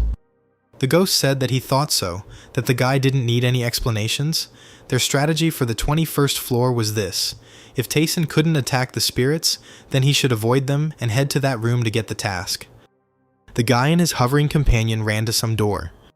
Kang Tayson switched from running to walking. He heard someone laugh. The mad spirit began to circle around the ghost and Kang Tayson, rejoicing at the arrival of the guest. The spirit said that he was glad to meet her. Kang Tayson followed the chaotic mad spirit with his gaze and said that he wanted to go further into the labyrinth. The spirit asked if he wanted to go down further. The guy said that to do this he needed to defeat the spirits. The mad spirit grimaced when he heard these words. He shouted at Tayson, demanding that the boy destroy them, the spirits who abandoned the mad spirit. He wanted Kang Tayson to kill those who called the mad spirit abnormal. The ghost grabbed his head, noticing with displeasure that the spirit had not changed at all. The mad spirit said that first 5 forward, then 3 to the left, there should be a secret room. In it, there will be a golem created by the king who threw the spirit. The spirit told Tayson not to get caught by the golem and return the hidden core, and then he will give the guy power. Kang Tayson had an additional task given to him by the spirit. The crazy spirit told the guy to go, because then he would wait. Tayson asked the ghost if the spirit had always been this strange. His companion replied that the spirit that had given them the task had been like this for a long time. He was simply crazy. His role was to teach Tayson how to handle the spirits on the 21st floor, and after this task, the mad spirit would become useless. The guy wondered what if this wasn't entirely true. They reached the secret room on the 21st floor. The fire golem created by the fire spirit king has appeared. The ghost reported that the golem stops working for 1 minute every day, and suggested that the guy take the water during this period of time. Tayson asked what would happen if the golem was defeated. The ghost said it wasn't impossible, but it was too dangerous, and the guy said he'd just fight the golem then. The golem swung its fist at Kang Tayson. The guy activated the jump, jumping on the enemy. Upon impact, Tayson realized that he had dealt 0 damage to the fire golem. The guy noticed that lately he's been getting lucky with opponents who don't take damage. Kang Taesan decided to use his aura and dealt 47 damage to the golem. The guy struck with his swords. Taesan's assumptions were confirmed. Since golems are not spirits, the penetration power is effective, and he will be able to defeat the enemy. After 2 hours, the boy dealt the golem numerous blows with his sword, defeating it. Taesan's level increased 3 times, and a spiritual enhancement was activated, increasing his strength, agility, and health. The ghost said it was incredible. It was like watching a battle of automatons, so the ghost asked how the guy managed to fight continuously. Desun obtained the Spirit King fragment, the Core Guardian ore, and also gained the tenacity skill through simple, relentless repetition. The guy smiled. Now he has all the basic skills to learn something new. He also received the observation skill. Kang Taesan decided to try out the new skill and activated observation. The ghost was shocked. The guy saw the blood-stained status of the ghost, who entrusted his dream to someone. Kang Taesan smiled, and the ghost asked indignantly why. They returned to the task door. Kang Taesan reported that he had brought spring water and activated observation again. The status of the mad spirit was called Unstable Child, thirsty for accomplishment and revenge.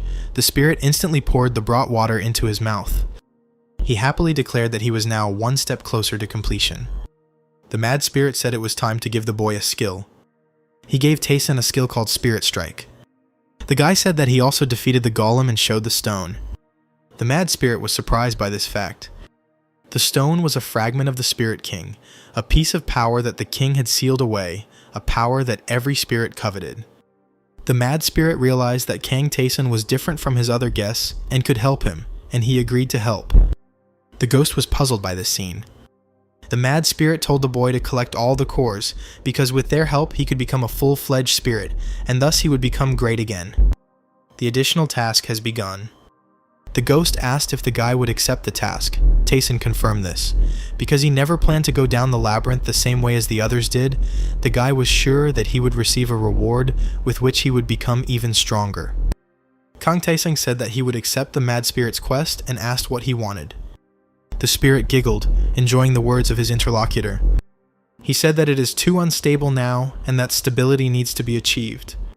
And after this, the mad spirit wants to become complete, and to do this, he needs to become stronger.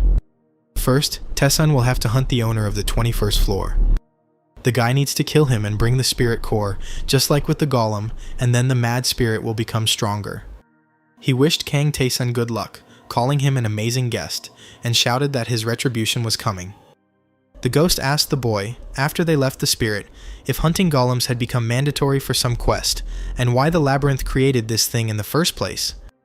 The ghost thought that he could not defeat the golem even when he was alive. This task could be objectively considered impossible. But Taesan took the difficult path and achieved the impossible. The guy suggested that the gods of the labyrinth were hoping for someone there. The ghost said that these were quite frightening words and it was considered impossible. He said that for obvious reasons, no one can achieve such power. The ghost and Kang Taesan were on the 21st floor of the labyrinth. The guy activated Ice Arrow. He defeated a mid-rank fire spirit. The ghost looked at the number of notifications that had come in after the victory and noticed that Kang Taesan was inundated with smelting materials. The guy assumed that this happened because of the meeting with Kofren and decided that it was worth visiting him. Taesan remembered the demon goddess's words. His demonic energy should increase from leveling up and killing, and it did indeed increase, changing the number of units from 10 to 27. The guy completely cleared the 21st floor, but his skills and energy are only growing by tens of units. Apparently, they'll let him know if the indicators change significantly. Taesan decided it was time to inform the mad spirit about the completed task. He came back to the door where the spirit was waiting for him. The mad spirit was glad that the guy had already succeeded. He was truly amazing. Kang Taesang asked what the next floor was. The mad spirit said that the next floor would be the 23rd, and that there was also a secret room on it. The spirit told me to kill the owner of the room in return. A level 22 monster, a low-level labyrinth ice spirit, appeared in front of Kang Taesan. While the boy was fighting the monster, Ghost noted out loud that Khafren had done everything correctly. Thanks to his excellent weapon, Tayson had easily cleared the floor without even using his skills. The boy himself hadn't expected such results. After enchanting the sword, its attack increased by 10 points, and the sword also acquired the element of fire.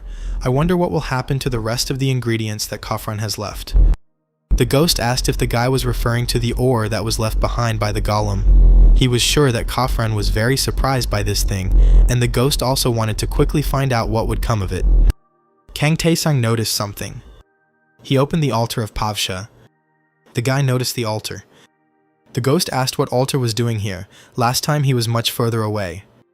The name of this god is Pavsha. He is the god of evidence. Taesan asked how God checks everything. Ghost stated that it is clear from the name. The guy needs to prove himself, to prove that his entire journey was not in vain. He remembered his battles. If you judge only by the completion percentage, then everything is quite simple, but unfortunately, this is not the case. Most adventurers who took the test of Pavshi, even ordinary, not the greatest ones, passed it. The labyrinth has never been kind to ordinary adventurers. Such a success rate is too strange, and after passing the test, many changed a little. They changed either in their manner of speech or in their character. Kang Taesan suggested that it was a matter of doubles. The ghost answered negatively, but those who underwent such changes were called false. The guy asked what the people who returned said. The ghost said that they were talking about revealing themselves, and there were too many strange things in this whole situation. He didn't want to take any risks, so he didn't accept the task, but Kang Taesan was unlikely to back down. The guy agreed with his companion, claiming that he would never stop. There was a look of determination on his face. The altar of Pavshi's additional quest has been started. Kang Taesan's eyes gleamed, thinking that the local gods knew about his level of strength, which meant that this test would be suitable for the guy. Taesan found himself in some other place, and someone's silhouette was already appearing in front of him. The task required the guy to prove himself. His absolute double appeared before him, differing from Taesan only in his red eyes. The ghost asked if this copy of the guy could be his complete reflection, but he doubted it. This is how those who see something similar usually respond. The double was exactly the same as Kang Taesan. Face, height, even equipment. The red-eyed boy ran towards Kang Taesan. The doppelganger used the storm-slashing sword skill. Kang Taesan noticed as he dodged the attack that even their skills were identical. The double gripped the hilt of the sword more tightly. The two Taesan began to fight actively. The double angrily demanded that Kang Taesan die, since his soul now belonged to the double. Dyson said there was nothing special about his opponent. He pounced on the red-eyed double. The enemy jumped away from Kang Taesan. Pavsha's power manifested itself. Pavsha's range of influence narrowed. Pavsha offered Taesan a more difficult task, and he accepted it. Pavsha was pleased. Another soul entered the clone's body. The double grinned unkindly. "Wow," he said, tilting his head to the side. The new soul in the double said that he had not been in the labyrinth for a long time. The red-eyed boy greeted Kang Taesan, calling him an adventurer. The double revealed that he was the apostle of the Great Fallen, the one who had stepped onto the lower floors, Malastane. The ghost grimaced as he realized who they had met. He said that he was wondering where the double had been all this time, and that he had managed to become an apostle. The clone was surprised and asked what the warrior was doing here. Kang Taesang asked if they knew the ghost. The ghost said that his newly met acquaintance entered the labyrinth at about the same time as the ghost, and was not connected to the conductor of sin.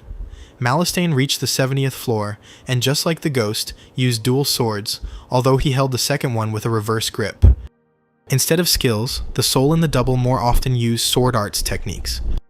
The double asked what floor it was, and realized they were on the 22nd floor. Malastane didn't understand how such statistics, skills, and magic, even black magic, could exist at such a level. He activated Ice Arrow, followed by Magic Acceleration. After trying it, Malastane said he could now have some fun. He started to fight with swords with Kang Taesan. Taesan activated Air Dash. He immediately activated Ice Arrow. The guy activated Magic Acceleration. Malastane completely nullified the first attack. He noted that he was not used to canceling attacks. Malastane was sure he would have fun. He gripped the hilt of his sword tighter. The ghost indignantly asked what the double was doing. Why does he combine his sword techniques with others? Malastane said that the sword art of the warrior, Ghost, had always struck him as interesting. Kang Taeson flew away some distance. He realized that Malastane was truly strong, as he had already managed to implement Scarstorm into his technique. Taeson activated freedom of choice, making dexterity greater than strength. The guy clashed with his opponent's sword blade. Malastane realized that Taeson still had his tricks up his sleeve, and he also activated freedom of choice, increasing strength over agility. Kang Taesang said that it was too late to take these actions. Malastane frowned in displeasure. He didn't want to lose. Kang Taesang activated Marcosia's false flame. His opponent was taken by surprise. There was a bright orange explosion. The ghost said that this was to be expected. Malastane activated the hold, the fatal attack was nullified, all damage was reduced to 0 for 1 second. The double clutching his head realized with surprise that he had lost to the warrior for the first time. Malastane told Lord Pavsha that he was sorry. Tears began to stream down the red-eyed boy's face. Malastane thanked Pavsha for her kind words. He raised his head and said with a smile that for the first time in so long he was able to have fun. Pavsha's test was completed. Taeson's level has been increased. Malastane disappeared, Kang Taeson activated spiritual enhancement, and his mastery of all skills increased except spiritual enhancement, the soul skill. The ghost was shocked. The guy noticed the increased level of skills, including the level of black magic, which he did not really use. Taeson calculated that since he had about 80 skills, his overall skill had increased by 200%. The Cold Mine mastery has reached 100%. Cold Mine has become a permanent skill. Clear Mirror, Tranquil Water, and the permanent skill, Brink of Death, has also reached 100%. Pavsha offered the guy an apostle contract, but he refused. The ghost grinned. Pavshi's range of influence narrowed. Taeson passed his test, and received Pavshi's reward, the Dagger of the Past, which increased the boy's attack by 25 units. Kang Taeson said that he needed to change his weapon a long time ago, and he also received the skill, Spirit of the Past. Because of this skill, when the guy's soul is close to death, he will receive the test of Pavshi. This skill can be used once. Taeson asked the ghost about this. The ghost said that he didn't know about the test, but he knew about the proximity to death. Skills often save lives. Taeson asked if it would be like a second life. Ghost suggested that it most likely would be. The guy noted that then, things would be much more difficult for him. He wondered why Malastane had done this. A contract with the apostle means that your soul is connected to God even after death. The ghost said that it was a matter of talent and luck. Clearing the labyrinth was practically impossible even for capable people. Typically, those who have lost their will or given up or are afraid of death accept the apostle's contract. The powers are completely preserved, so it is very tempting. Kang Taesong asked if these people simply wanted to preserve what they had achieved, and the ghost confirmed that if they died, their achievements would simply disappear. However, by accepting the contract and binding your soul to God, you can protect your ego. The ghost believed that there was no right answer as to which was more painful, but Malastane decided that the latter. The ghost thought that this wasn't such a bad option, and advised Kang Taeson to think about it, even though he probably wouldn't need it. The guy didn't think so either, so the ghost suggested that they leave here. On the 22nd floor, in a secret room, they found a rune necklace containing the power of runes inside. Taeson said that with such statistics, this necklace is worth wearing. The guy defeated a mid-rank ice spirit of the labyrinth, increasing his level. His spiritual enhancement was activated, and he received the Secret Teaching of Darkness, a book containing the secrets of black magic. The boy wore bracers made of dragon skin on his hands. Their strong and tough leather should protect the wearer well. Kang Taeson walked along the 23rd floor, holding a sword and a dagger in his hands. He activated the observation skill. The guy discovered a brick protruding from the wall. The wall in front of him parted, revealing a passage. Taeson remembered the command of the mad spirit. He had to defeat the owner of this place and return. The guy was confident that once he did this, the additional task would be completed. He is in a space that resembles a light green forest. The ghost felt a powerful energy. Kang Taeson agreed with them. Even the air here is different. It's hard to breathe because of it. The guy saw something unknown in the distance. A creature approached him, surprised by the presence of a human here. It turned out to be a high-ranking Shadow Wind spirit, Kashpar, who looked like a green ghostly deer entwined with vines. Kang Taeson replied that he was here at the behest of the White Spirit. Caspar realized that the boy had been sent by the Mad Spirit and assumed that the spirit had ordered the boy to kill the deer. The Mad Spirit was incorrigible. He was a twisted spirit that could not gain reason. If Taeson followed his orders, then the end would come for him. Caspar advised the boy to return and do his duty.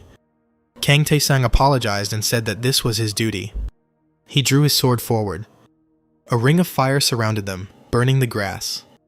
The deer cried out indignantly, "How dare the guy do such a thing?"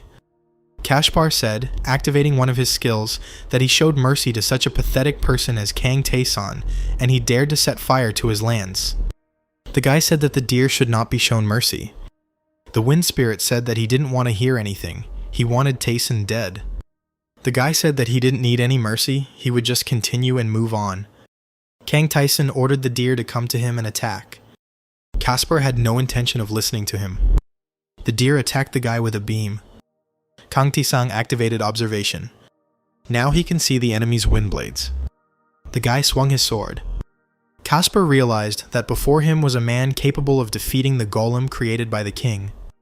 The deer created a giant balloon and declared that if what he said was the limit of Kang Taeson, then he was finished.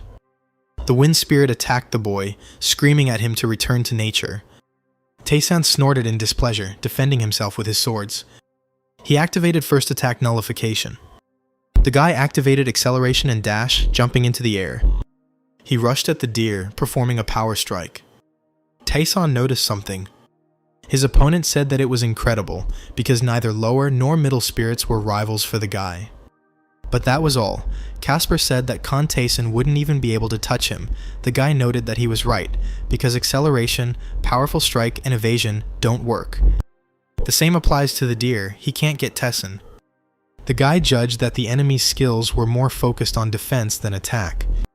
There was one thing that irritated Taeson the most. The skill window hasn't appeared since it was first activated, meaning it won't be possible to prepare. The guy grinned darkly. He wondered if the circumstance he had noticed was a spirit technique. Caspar noticed this grin and compared Taeson to a pathetic moth flying to a flame. The guy also wanted to learn the enemy's skill. He activated the distorted flora of Decarabia. Kang Taeson decided to first use black magic, which dominates spirits, to suppress the deer's powers. Caspar said that the guy should not have used demonic powers. How dare he use this dirt to denigrate the spirit? Kang Taeson rose into the air again and rushed towards the enemy. The ghost noticed that it was working and the spirit couldn't block the boy's false flame of Marcosius. Taeson wanted to see how long his opponent could last. He dealt 210 damage to the deer. Caspar angrily declared that their king would unleash his wrath on Kang Taeson, and he would pay for harming the spirit. The boy asked in surprise if the Spirit King was here. The Wind Spirit replied that the king was on the floor below. He claimed that Taeson would not be able to get there, and that he would pay for his arrogance. The boy told the deer not to worry, because he was going to fight them all anyway. Caspar's last words were insults towards Kang Taeson, calling the boy a pathetic man when he was pierced with a sword. Spiritual enhancement was activated, increasing strength, mana, and intelligence. Kang Taeson has acquired a new spirit skill, Wind Following Deer. During the skill, the guy could now influence the behavior of the wind, which he decided to test. Kang Taeson was amazed by the result, but noted that the skill was still unstable. The guy also received the Wind Spirit Core. They were on the 23rd floor when Taeson asked if the ghost had met the Spirit King. The ghost said that he had met him, but the king was not interesting to him. After all, the King of Spirits was a member of the Conductors of Sin. Kang Taeson asked if this meant that the king was not a monster, but an ordinary adventurer. The ghost explained that spirits are the same creatures as people and demons. The ghost suggested that this might mean that the king was connected to the ghost's murder, and therefore needed to be torn to pieces. Kang Taeson said that first we need to deal with the rest of the enemies and go to the 20th floor. The boy defeated a mid-rank wind spirit, raising his level to level 55. By using the labyrinth system, Taeson reached the level required of a magician. The magician, satisfied with this, granted the boy an ability. Kang Taeson was given a choice of 6 different types of awards. Ghost said he got this choice window on later floors, and then he chose the equipment, getting a very good item. The ghost admitted that the item wasn't as good as the weapon he gave to Taeson or his ring, but to get something like that, one would have to descend at least 10 floors. Kang Taesang said that if all the awards are at the same level, then the skill should increase by 3 or 4%. After thinking about the various points offered, the guy chose the 6th point, which offered one piece of desired information. Something appeared in front of him and the ghost, causing them to widen their eyes in surprise. It turned out to be a wide brick wall. The wall called itself a servant of the great mage. The living wall's name was All-Seeing Balvabam. He asked what Taesan was interested in and why he had called him. The guy asked the ghost who it was. The ghost explained that the wall was a guide that taught basic strategies, and as you progressed through the floors, it would appear to give you some tips. Balvabam said that he was a servant of the magician. In his hands was absolute power, as well as knowledge. He knew this labyrinth and was ready to give the young man an answer. Kang Taesan has learned several skills, some of which are close to impossible to learn, skills that are unknown even to adventurers who have reached the lower floors. The guy said that he was interested in acquiring skills. He asked whether the magician himself creates the skills, or whether this result corresponds to other conditions. The magician's servant understood Taesan's question. He understood why the guy asked this question.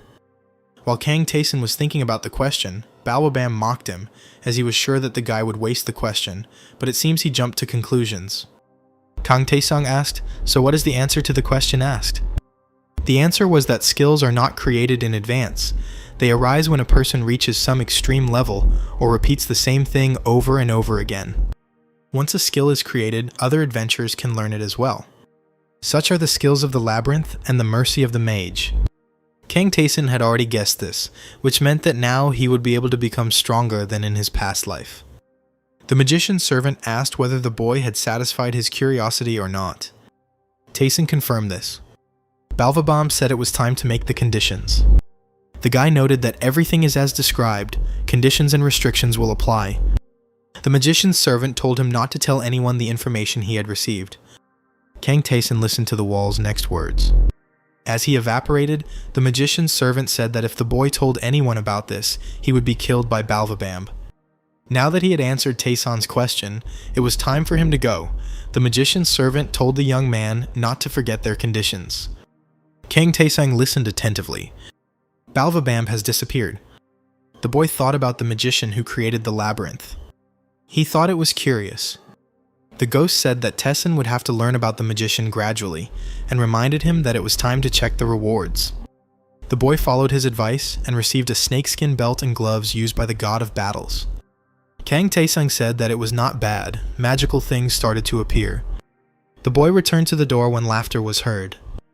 The mad spirit took the core that had once belonged to Caspar with a satisfied chuckle. There was a mad but jubilant smile on the spirit's face. The mad spirit swallowed the core. Kang Taesan activated observation and noticed that the unstable energy that had previously surrounded the mad spirit had almost disappeared. The spirit said that they only had a little bit left. He told the guy to go to the 29th floor, which has a hidden world. By using the skill that the mad spirit just gave him in the boss room, the guy will understand everything. The skill given by the mad spirit was called natural alignment. Kang Taesang noticed that the spirit was initially unstable, but now it was calm, as if it had been replaced. Perhaps the end of the quest was near. The spirit said that in the room there is a land of spirits or a paradise for the escaped. On this land a tree grows. Its roots support the whole earth. The mad spirit ordered these roots to be brought. If he gets them, everything will be over. The spirit's gaze was eerie. The ghost said that it had become more unpleasant to be around the mad spirit, and suggested that he and Taesan hurry, but the spirit said that they were wrong. The boy glanced at the mad spirit. Kang Taesan agreed with the ghost, but said that they would need to check on Khafran first. The guy walked up the steps. He walked to the door of Khafran's room on the 19th floor. Upon seeing Kang Taesan, Khafran announced that he had made boots from the golem's core, forged by the spirit. The boy asked in surprise what it meant that the boots could store the energy of spirits. The man replied that he understood everything correctly. These shoes can be imbued with the energy of the spirit. The power of these boots is similar to the power that Khafran imbued the warrior's sword with. Taesan remembered that the sword's energy had increased significantly, and the blacksmith suggested that the boy bring him spirit energy for use. Kang Taesan said that the man would not have to wait long and extended unlimited spirit energy. Khafran was surprised. He didn't think he would ever see something like this, and asked the guy to wait. The blacksmith said that he would finish soon, and that he had imbued the thing with the energy of the spirit. The thing he was working on was Taeson's boots. Boots now have a skill to remove restrictions, but reloading once a day adds difficulty. Kafran hasn't worked on such interesting projects for a long time, but he still wants payment from Khan Taeson of 3,000 gold. The guy decided that paying money for such a thing was the same as getting it for free, and due to the number of awards, he had a large sum. After some time, Taeson was on the 24th floor's mission, fighting the monsters on the floor. The guy said that it was time for them to appear. The ghost, grinning, decided to hide so as not to spoil Taeson's fun. The guy activated observation. He heard someone exclaim and realized that it was the one they were waiting for. Allies of those who abandoned the labyrinth, conductors of sin. Horian Alban, a fair-haired youth with a giant sword, approached them and asked who Taeson was and how he dared to come here. Horian asked Taeson whether he was a newbie and explained that as they went down the floors, their rank increased, and asked if the guy knew this. Kang Taesung thought that the difference could be up to 10 levels, but health was almost the same, so all the past trials paid off. The guy told Horian that he was not a member of the Conductors of Sin. Horian narrowed his eyes, looking at his interlocutor. He asked Kang Taeson who he was. He didn't know how Taeson got here unnoticed. Horian ran forward and made a jump. He said with a smile that it was time for Kang Taeson to die. Horian was going to show the guy the difference in levels. Kang Taeson thrust his weapon forward. With this movement, he knocked the sword out of Horian's hands. The disarmed guy turned around, looking at the flying weapon, and cursed. He told Taeson not to get cocky, because even though he had knocked the sword out of his hands, the difference in equipment between the 20th and 30th floors was too great, so the guy wouldn't be able to do anything to Horian.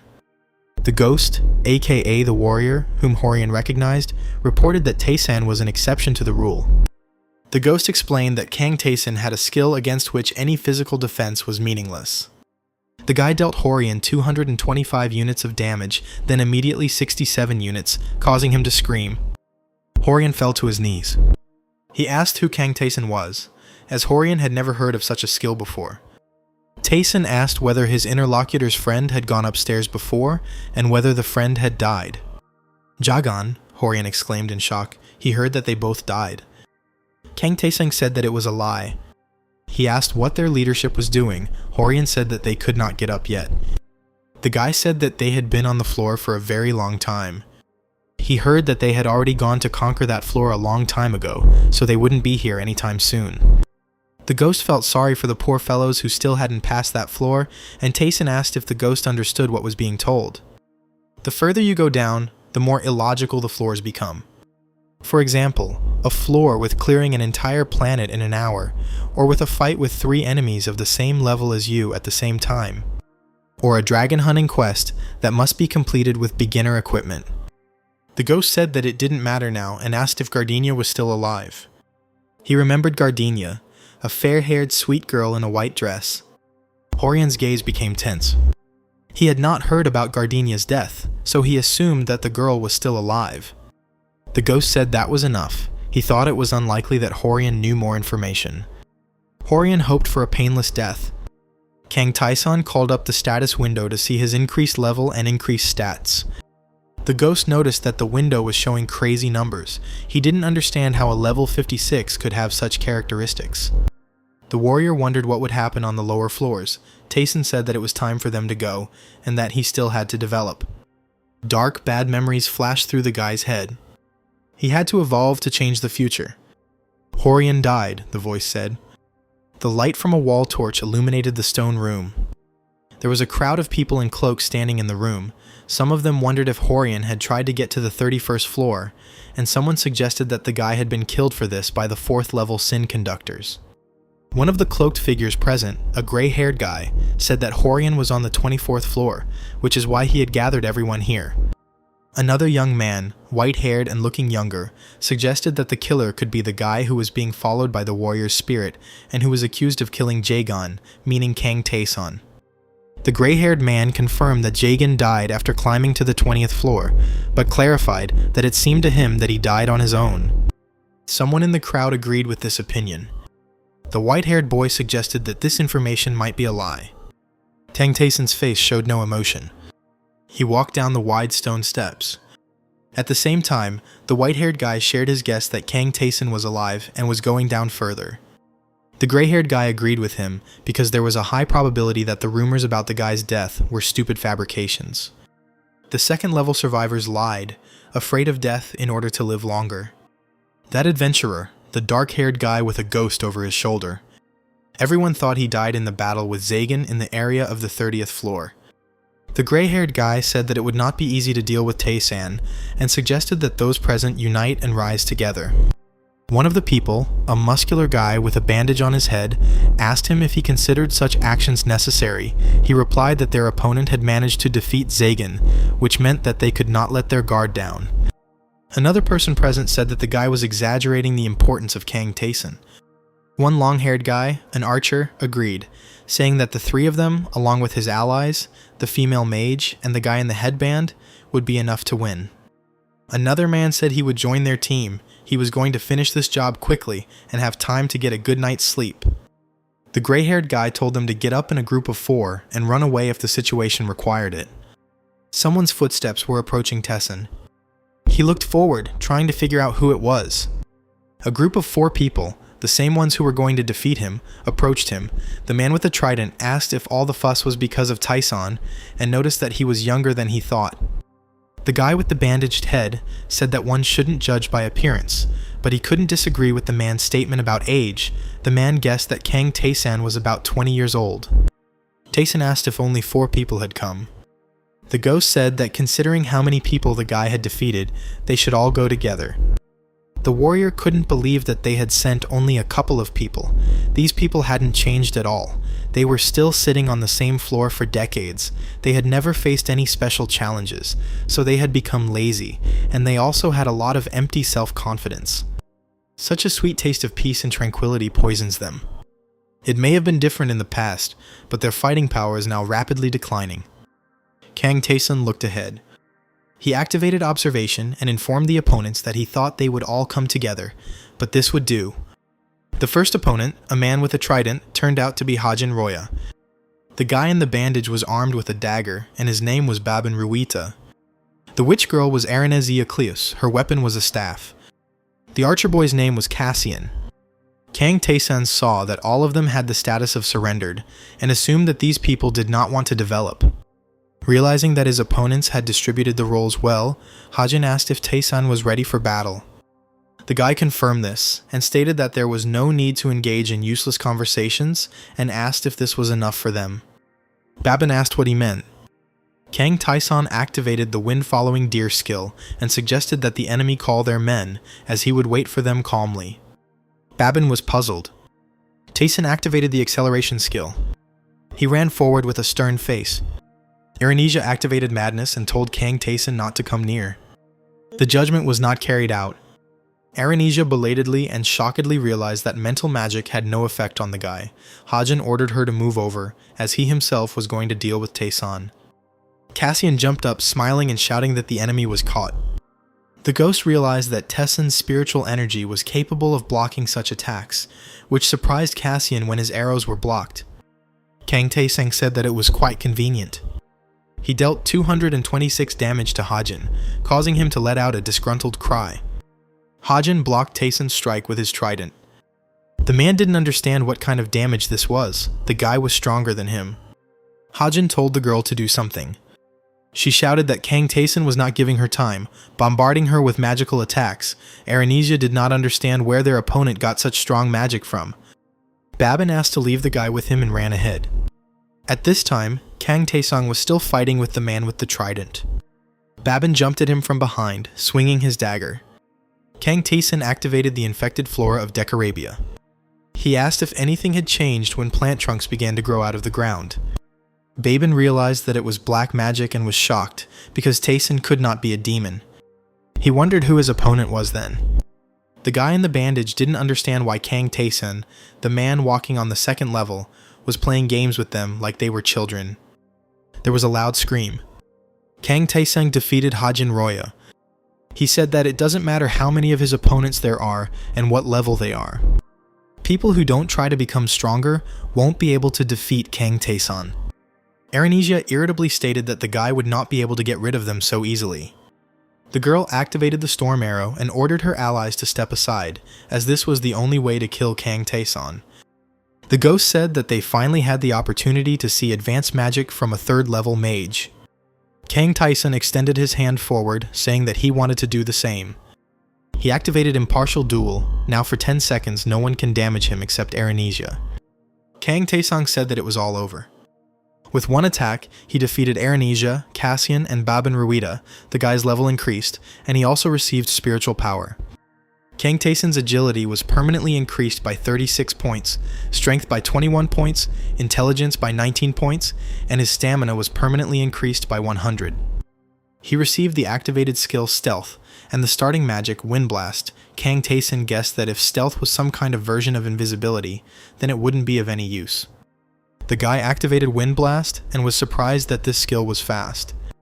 The ghost noticed that this skill was very similar to the lightning strike that Kang Tae-san received in the secret room, not particularly powerful, but quite useful due to its quick activation. The gray-haired guy reported that all 4 people they sent were dead. One man couldn't believe it, as it hadn't even been 2 hours, and suggested that they should fight Tae-san again before he got stronger. The gray-haired guy said that it was impossible, because their enemy killed 4 in less than 2 hours, which means that it is unlikely. Whether 6 people could handle him, a question was heard from the crowd about what to do next in that case. The guy said that they should wait. Kang Tae-san was still only on the 24th floor, and their chances of winning were too small, so it was better to just sit it out and contact the members of the lower floors. It was necessary to wait until the management returned. Kang Tae-san stood in a stone room, with a hole in the ceiling that revealed the blue sky and light streaming in. He said that those they were waiting for never came, as the guy thought. The ghost said that these conductors of sin had twisted minds. These cowards decided to simply postpone their lynching for later, but the warrior was sure that they would wait for the return of their leadership. He did not think that this was the best way out, but this was the choice of the conductors. Kang Tae-san said that in any case, it was worth giving them time. He explained that a task had just appeared. They should return to their homeland, to Earth. The crowd of adventurers was clearly on edge. None of them wanted to return to Earth. Kang Jun-hyuk suggested that they were sending many more people now. Tae-san, who had come up from behind, explained that due to the high number of deaths during the first such mission, the labyrinth should be safer for easy and normal mode players. The guy posted the clearing instructions on the community page so that anyone could read them if they wanted to, and he asked Kang Jun-hyuk and Lee Tae-young if they were on the 7th floor. The girl confirmed this with a smile, and Kang Jun-hyuk asked if Tae-san believed they could handle it. The guy said that they had another week, and therefore they needed to get to the 8th floor, where the guys would meet Oman, the god of trials, and he would give them a couple of achievable tasks. They won't have to risk their lives, so there's no need to worry. A girl in armor and Jun-gyun approached them. The girl asked Tae-san to help her. He asked how it was for them on hard mode. Jun-gyun said with a smile that the number of dead was decreasing, and the adventurers were descending lower and lower. The girl felt like she was about to vomit. She felt like she couldn't handle the thought of having about 30,000 human lives in her hands. Tae-san asked if she knew that this was her duty. The girl confirmed this. She just wanted to complain. The guy figured that the hard mode players would be useful and said they would see each other in a week. The ghost said that not much time had passed and they were already being sent. He said it was difficult to figure out what was going on in their minds. Kang Tae-san thought he had been there once before, so he had a general idea of what to expect from the mission, but he felt like this time it would be different. The guy said that it was too early to relax. He was on the 24th floor. Upon defeating the boss, Kang Tae-san received the Staff of Baal. It was a staff that made people go crazy with a touch, using black magic. The guy decided that he could give it to the demon goddess. He also found the spring water ring. Dason put it on his finger, his face taking on a surprised expression. Water was pouring out of the ring. The guy estimated that there was about 3 liters of it. This skill certainly can't be called useless. With the ring, Kang Tae-san won't lose anyone to dehydration. Such a thing is priceless on Earth. After this, preparations went well. Tae-san made an offering to the demon goddess and received the skill of black magic. He then purchased equipment from the shop owner, thinking that he would finally gain a new skill. Kang Tae-san was already walking along the 25th floor of the labyrinth. The ghost asked in confusion how he was going to get a skill that doubled damage without any conditions. A crowd of dark spirits stood in front of the two of them. Taeson clarified that his companion had said that when physically impacted, the spirits on the 25th floor would split in two. The warrior confirmed this and reported that the reboot time would last 3 minutes. The guy decided to take advantage of this. The skill he needed could only be obtained in a battle with a large number of enemies, and he needed to master it within a week. Kang Taeson said that it seemed like the demon goddess knew about both his past and the time distortion, so what was the possibility that Goshin didn't know about it? The goddess asked him if the guy was planning to descend to Earth, and he replied that she knew it. The demon goddess asked with a grin if he really thought she didn't know what her subjects were doing. She couldn't believe that such base creatures could do such things. Kang Taeson asked if she could know the reason for all this. The girl threw up her hands, claiming that he himself should understand that she couldn't say anything about it. The guy asked if he needed to go down lower for this. The demon goddess agreed with this and told him to get to work, as he had come for skills. In exchange for the staff Kang Taeson brought, the girl could gift him with basic black magic. She decided that since she so badly wanted to ruin everything for the villains, she would give the guy what he needed most as a gift. Kang Taeson received the demon goddess prayer, which will restore his demonic energy. The guy asked what it was. The demon goddess said that he would definitely need it. The time would come when black magic would become necessary for Kang Taeson, and then he would thank her. The girl told the guy not to let himself be killed. Those scoundrels won't sit still, so it won't be easy. Remembering this, Kang Taeson said that judging by the fact that the demon goddess was involved in this matter, there was no point in doubting Shin's involvement. He thought that this skill was enough for the spirits of darkness. The ghost wondered where so many dark spirits came from, since the guy didn't even move, let alone attack. Kang Taeson thought it was his bracelet. It turned out to be more useful than he expected. He would never have expected to find something so unique in the store. It was a bracelet with killing intent. It would kill anyone but its owner, and it was made at the whim of a witch. The ghost was surprised. He had never seen objects attack automatically before. It seemed to him that Taeson was lucky. The guy asked if it could have been different. He had a feeling that the gods had decided to play a joke on him. He remembered the salesman asking him about his desired purchase.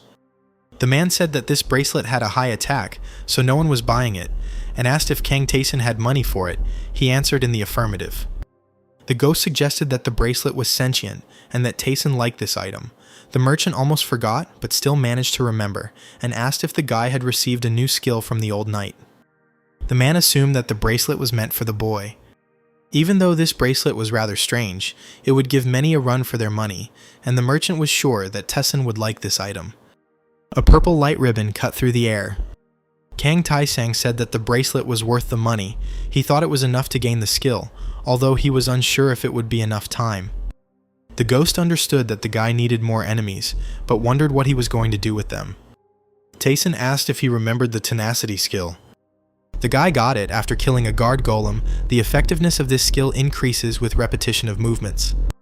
If Kang Taeson kills enemies while using tenacity, he will be able to obtain the enlarged skill, which doubles his damage.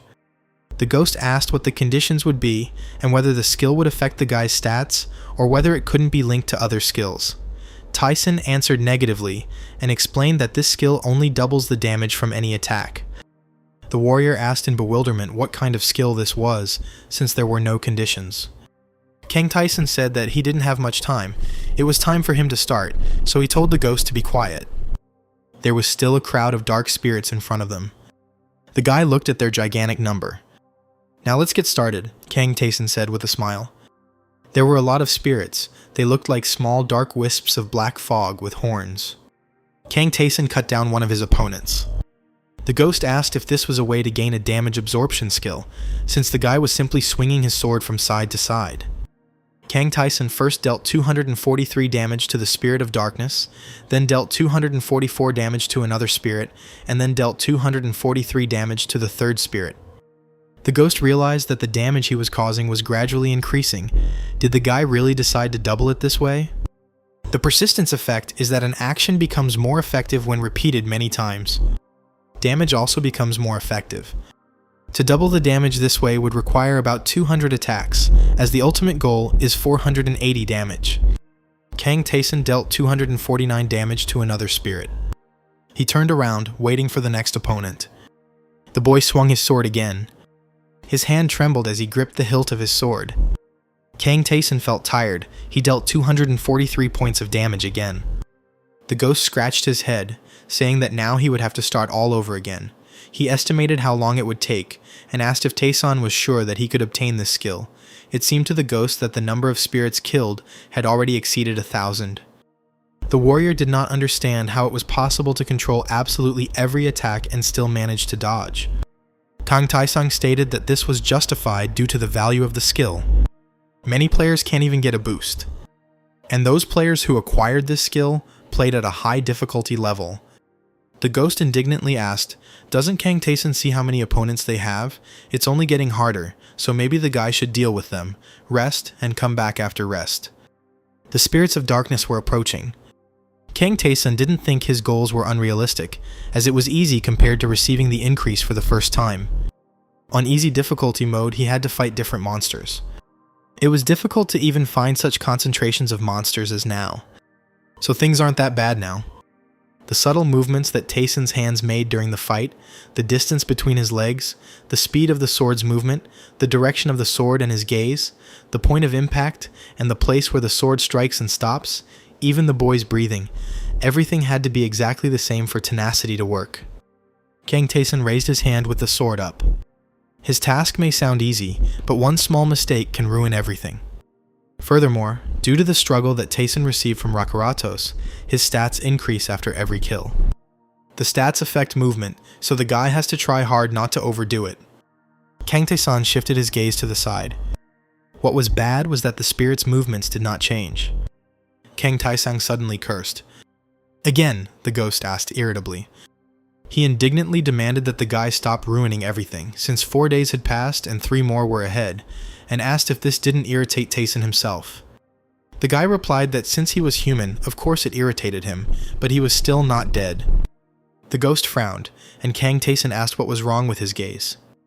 The ghost thought that this might sound crazy. Every time he acquired a skill, Kang Taesung risked his life. In a sense, this time the skill is worth the effort. The guy exhaled heavily. He declared that it was time to get it together and end it. Taeson thought he had adapted enough. Ghost called him a stubborn fool. The guy dealt 243 units of damage to the next spirit of darkness. He dealt damage again, blow after blow. Kang Taeson raised his sword again. He repeated the blows over and over again. The guy looked back. No matter how many times it had to be repeated, Kang Taesung was going to do it. He dealt 246 units, 342 units, 428 units, the power of his attacks increasing. The boy swung his sword again in anticipation. He practically doubled the damage he dealt without resorting to outside means by gaining a new skill, enlargement. The guy said he did it. After 6 days of repetition, 132 hours of hard work, and 1,012 attempts, Kang Taesung finally achieved the increase.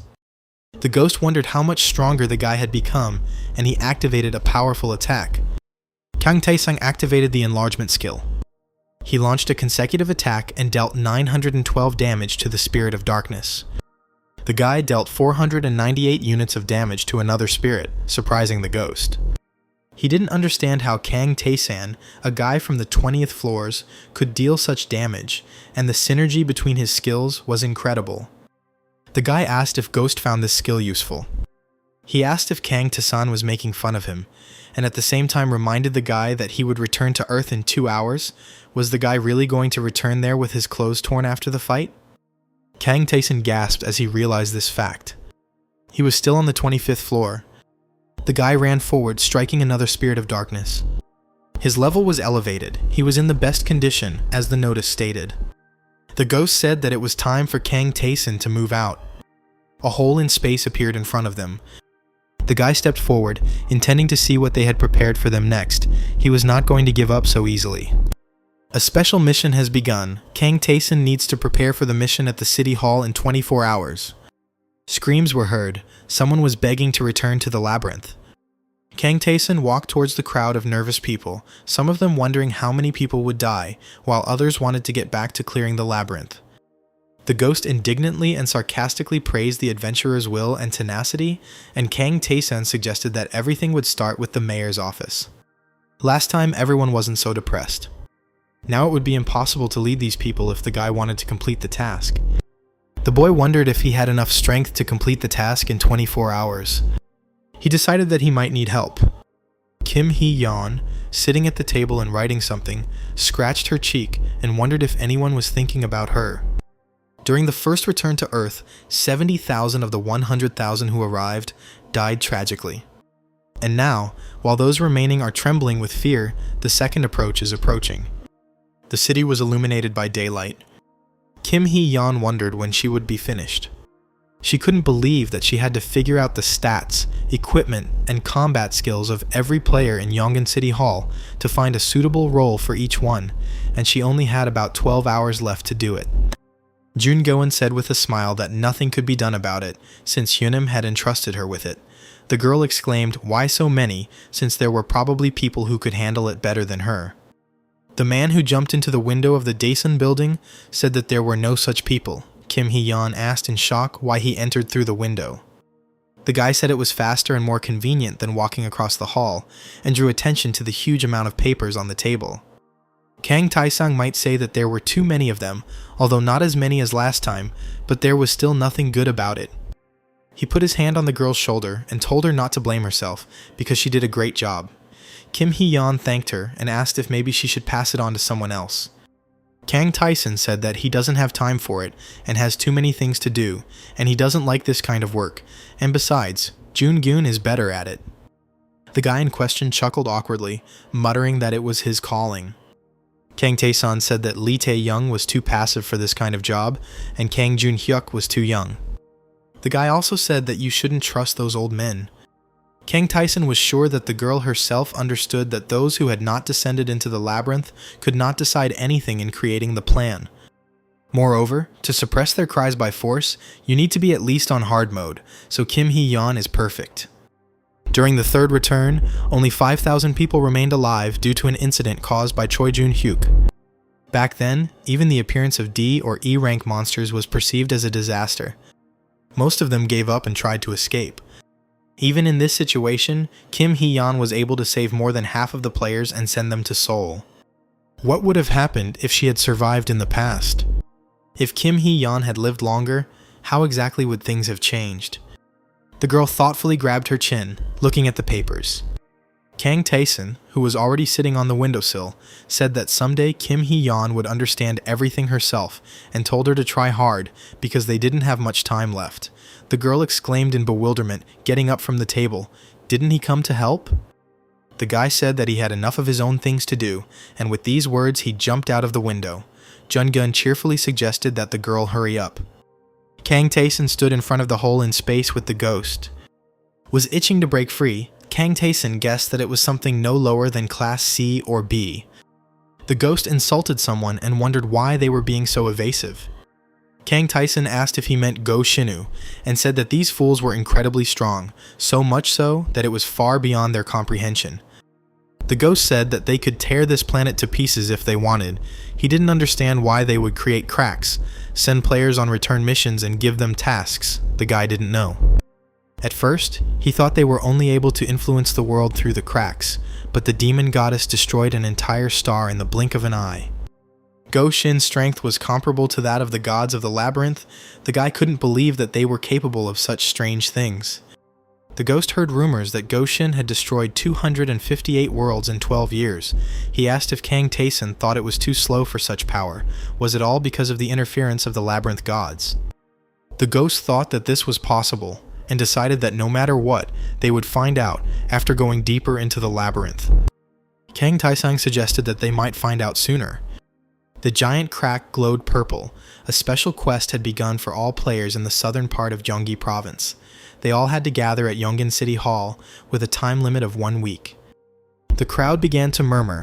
One man asked angrily whether they should now go to the city hall, and a woman said that she had a friend in Yongin. Someone else said that he had relatives in the mayor's office, and was asked if these relatives were alive. Someone's voice suggested that there were probably monsters everywhere. Kim Hee-yeon, walking ahead, told them not to worry, because these people had become stronger after passing the labyrinth. She also told them to remember that the hard decision players have their back. There would be even more of them upon arrival in Yongan, so the girl asked people to hold out a little longer. A giant red monster appeared. Kim Hee-yeon told the people behind her to move away. She believed that hard mode players would deal with the monster. Kang Jun-hyuk, who had taken the lead, said with a smile that he would also help. Lee Tae-young also attacked the monster, receiving verbal thanks from Kim Hee-yeon. Kang Tae-sang grumbled when he saw the number of monsters and activated Ice Arrow. He jumped onto the wall of the building, towering over the red monster. The guy shouted that we needed to figure this out as quickly as possible, and his bracelet on his hand began to glow purple. The power of the bracelet cut the monster into pieces. The ghost praised the bracelet, calling it an excellent thing. Its range was about 2 meters, and its speed was simply amazing. Kang Tae-san said that the bracelet was useful, but he simply didn't have time to catch every monster. He activated the Flora of Decorabia, dense plant trunks breaking through the asphalt. People looked around nervously, assuming it was another monster. One of the people said that they were being protected. The ghost asked the guy if he thought he had gone too far, and he said he was trying something. Kang Tae-sung activated Ice Arrow twice, and then activated Magic Enhancement. He thought that the skill he used in Beguset would be perfect now, thus creating a giant ice ball. The guy said goodbye to the monsters. The ball crashed onto a pile of hostile creatures. The crowd of adventurers stared in shock at what was happening. Jungun shouted to Disan, asking what it was. The guy shook his hands, turned to the fighters, and said that they had arrived late because Taesun had already defeated all the monsters, and asked if they were finished. Jungun answered in the affirmative. He wondered, looking at the aftermath of Kang Taesun's attack, if he was some kind of monster. Several hours later, near the base building, Kang Taesun activated the distorted Flora of Decorabia, enveloping the building in a vine of plants. He decided that he could go into the building and rest, since they were performing early tomorrow morning. The guy said that simple monsters couldn't get through the vines, so people could sleep peacefully. The adventurers whispered to each other as he walked, and Kang Taesun wondered what was wrong with them. One guy whispered to the girl that Taesun dealt with the monsters single-handedly. Someone wondered if the guy was even human. The ghost was indignant. These people had survived only thanks to Kang Taesun, and now they were acting cautiously. The guy said he didn't care, because he was already used to this kind of reaction. It was important for them to quickly finish the task and find out more about Go Shin, but Ghost was still irritated. 4 of his acquaintances ran up to him. Lee Tae-yeon heard that Kang Taesun was looking for them, and asked what happened. The guy asked if they really didn't understand, or if they were going to take a comfortable nap. Kang Jun-hyuk asked with a grin if Kang Tae-sung wanted to fight with them too. The guy confirmed this and told them to run for their gear as they would start immediately. Kang Jun-hyuk said that it was great, and he wasn't going to just lose this time. Kang Tae-sang said with a smile that he couldn't wait to see it. A duel began between him and Kang Jun-hyuk, as Dae-sang wanted to see what he was capable of. In the end, the guy defeated all 4 of them, who hadn't slept a wink all night. Kang Tae-sun decided that they should end it here. While they were on Earth, they should continue training. Kang Jun-hyuk said that they had already done a lot, but the black-haired guy said that what they had done was just nonsense, and the guys should not be lazy. The ghost called the departing guys fools, because they do not appreciate the fact that the strong ones show them mercy and train with them. Instead of complaining, it would be better if the guys recovered faster and went back to training, and did not give up halfway through. The ghost irritably called the 4 people weaklings, and declared that if he were in Kang Tae-sun's place, he would have punished the boys properly. The guy thought that the guys needed to become stronger to fight the apostles, so they needed to take them seriously. 3 days later, a crowd of people approached the Yongan City Hall. Kim Hee-yeon suggested that they go inside the City Hall building. 2 people were blocked by 2 armed men who asked where they were from. Kim Hee-yeon raised her hands to show that there was no danger from her side, and said that they were from Anyaan, and asked one of the couple blocking the way if his name was Baek-woong. The guy responded by asking the girl if she was Kim Hee-yeon. The girl shook his hand with a smile. She was glad to meet him, because she knew that he was in Yongan. Baek-woong also smiled sincerely. He asked his interlocutor to wait a second, and said that he would return now with their king. Kim Hee-yeon sheepishly agreed. She asked him about the king. 3 people approached them, and the guy at the head of them asked again whether Kim Hee-yeon and the others from Anyang had arrived. This guy was a hard mode player named So Jang-sang. Kim Hee-yeon was surprised and clearly recognized the guy who had arrived. After which a smile lit up her face. She was glad that So Jang-san was here. The guy, on the contrary, frowned when he recognized Kim Hee-yeon, but then he also smiled cheerfully. They shook hands with mutual pleasure. So Jang-san asked why there were so many people who came. He couldn't believe that they were all from the same region. Kim Hee-yeon said that there were about 20,000 people here. They were very lucky. The guy asked how this happened. She asked if Seo Jang-sang remembered how the girl told him about being in the labyrinth. She told him that she had several capable, incredible guys in reserve, and pointed out Kang Tae-san, Lee Tae-young, and Kang Jun-hyuk. So Jang-san asked if they were talked about so often in society. His gaze became stern. The 3 in question didn't understand why this guy was looking at them so intently. Seo Jang-san clapped his hands. He was sure it wasn't easy for them to get here. The guy said that the mission was not over yet, so those present could take a rest for now, and his people would escort them out. After these words, So Jang-san left. People entering noticed that the building was quite spacious, and were glad to have the opportunity to relax in peace. Kang Jun-hyuk asked Lee Tae-young if she thought Seo Jang-sang was strange, and she suggested that it was because he just didn't know him very well. Kang Jun-hyuk said that Seo Jang-sang had an expression on his face as if he was annoyed about something. It was so obvious that it was difficult to attribute it to a misunderstanding. Kang Tae-sun listened to their conversation when he was asked if he felt anything. He replied that he didn't know. Maybe Kang Jun-hyuk was right. The guy thought that Kang Tae-sun had noticed it too. Tae-sun thought that he should take a look around for now, and that those who wanted to could rest, while he suggested that the rest follow him. The City Hall building was illuminated by daylight. The low and medium difficulty players' housing was empty and cold, causing players to shiver. The housing for hard mode players looked better. Lee Tae-yeon said with excitement that she didn't see any single player players here except for themselves. Kang Jun-hyuk noted that there were too few players in both easy and hard modes, and there weren't many solo players, but there should have been more people in easy and hard modes. The ghost said that something was wrong here. Noticing the nervous players, Kang Tae-sun agreed with him. After walking around Yongin City Hall, the boy noticed that the facial expressions of the people here were divided into 2 types.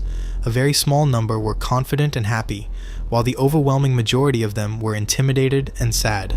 It was clear at first glance that they were wary of something, looking like subjects in front of nobles. Kang Tae-sun said that this place smelled rotten.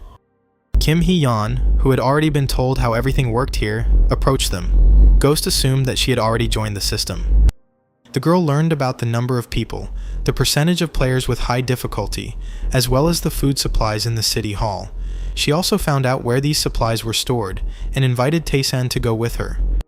4 players from the single player mode were walking down the stairs. Kim Hee-yeon said with concern that something was wrong here. Kang Tae-sang asked what she was talking about. The girl felt like low and medium difficulty players were avoiding her. Was it because of the difference in strength? The guy said that he himself doesn't know yet, so for now they can observe what's happening here. Arriving at the storage area, Kim Hee-yeon reported that these supplies should last them for some time, since quick cooking noodles and canned goods do not spoil for a long time. Kang Tae-san wasn't so sure. He thought that they weren't the last ones to come to the city hall. People would continue to come, even though there wouldn't be many of them, but the food would run out quickly, so they needed to put supplies aside. Kim Hee-yeon said that it was still not bad. She was sure that now that Jang-sang was with them, everything would work out. They discussed what was happening in the labyrinth. Besides, Jang-sang had a lot of people following him because of his strength and determination. Even though this guy was a little aggressive, Kim Hee-yeon didn't think it was a serious problem. Kang Tae-sun mentally disagreed with the girl. 2 days had passed since this conversation. They had nothing more to do until the completion of the task. This place was completely sealed. If you go inside, you won't be able to leave. The ghost asked Kang Tae-sun how long he was going to sit on the roof. The guy was bored and wondered how much longer he would have to just sit like that. Suddenly, Tae-sun heard a familiar voice, assuming it was Jun Hyuk.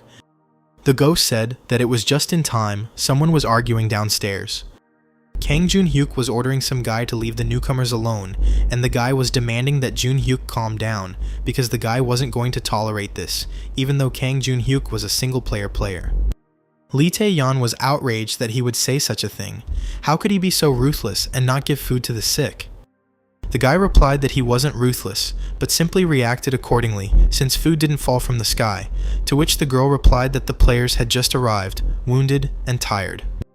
The evil guy said that when they got to Yongin, they should follow the local rules, especially since he considered the single-player players to be incompetent chatterboxes. Kang Jun-hyuk was outraged.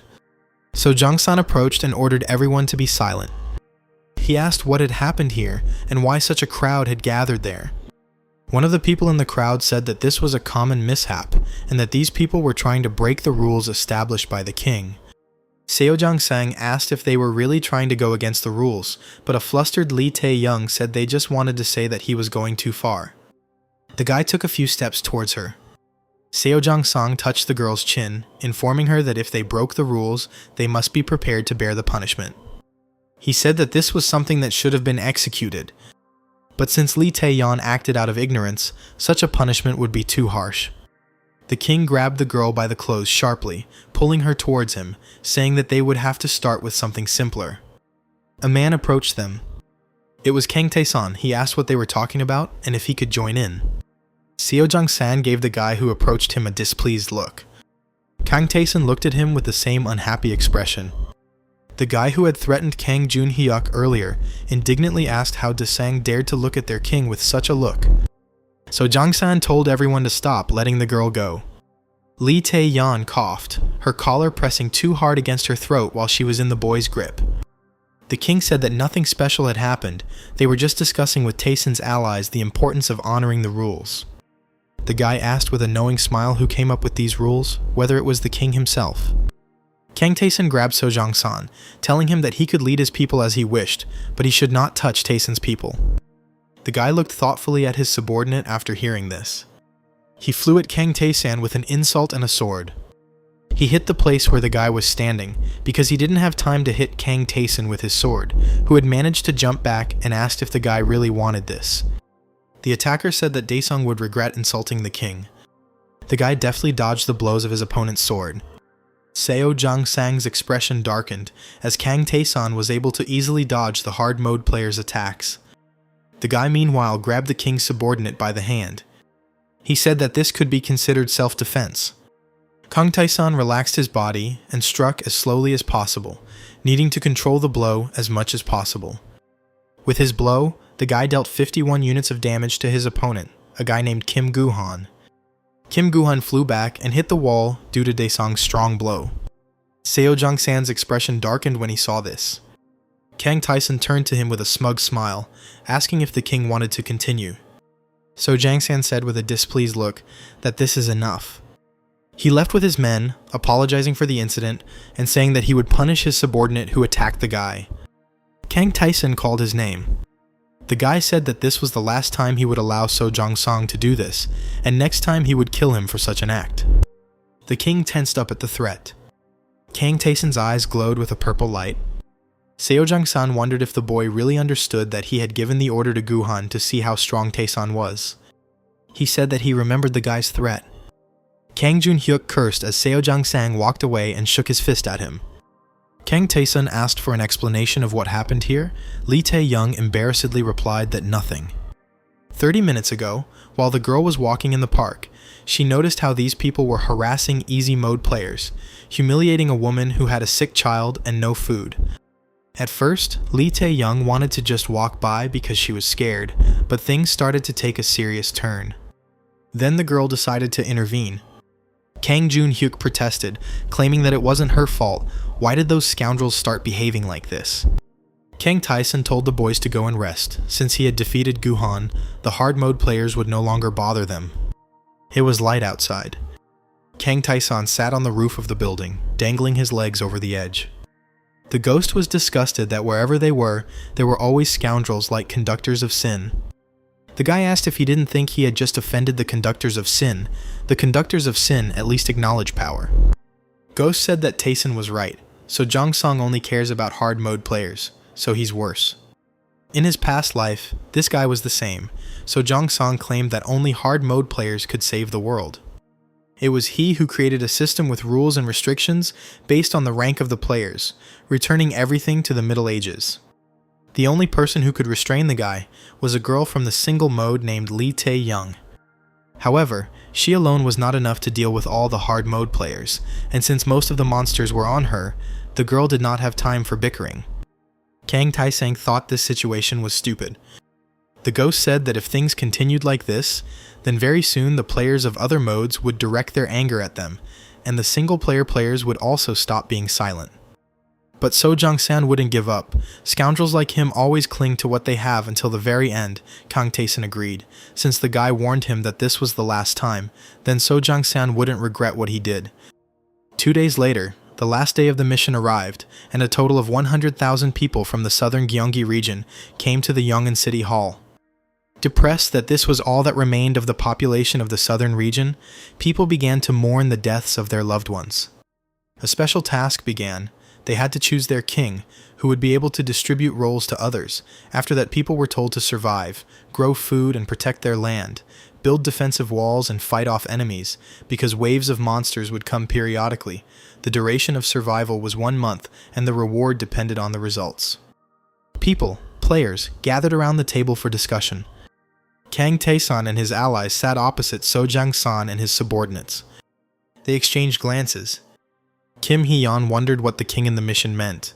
She assumed it was something like a leader or manager. She asked if the people gathered here thought that it meant establishing the rules that had been in effect in the system until now. Seo Jung-sang proposed himself for the role of the king. He has already succeeded in establishing rules, so he considers this the right decision. Kim Hee-yeon was puzzled by this proposal. The guy asked if she had any objections. Kang Jun-hyuk said that he had reservations about how he could trust Seo Jung-sang after what happened. He declared that he was the king, they came here as refugees, and now they declared that they were not going to obey the orders of the owner of the territory. Kang Jun-hyuk slammed his fist on the table, shouting that Seo Jung-sang was talking nonsense. It was just a point in the mission, and he had no right to give them orders. So Jung-san slammed his hands on the table, declaring that this was the place chosen for the task, and that was why the people who came should obey its owner. Kang Jun-hyuk called the guy a self-proclaimed king, who simply never misses an opportunity to make his every word law. So Jung-san agreed with him and asked what was wrong with that. To control 100,000 people, they needed strict control, and only this guy was suitable for that role. Seo Jung-sang wondered if there was anyone else, if people would really follow a small boy like Kang Jun-hyuk. Also, according to the self-proclaimed king, a girl who was unable to speak normally was not suitable for this role. He pointed to Lee Tae-young. Seo Jung-sang looked at Kang Tae-san.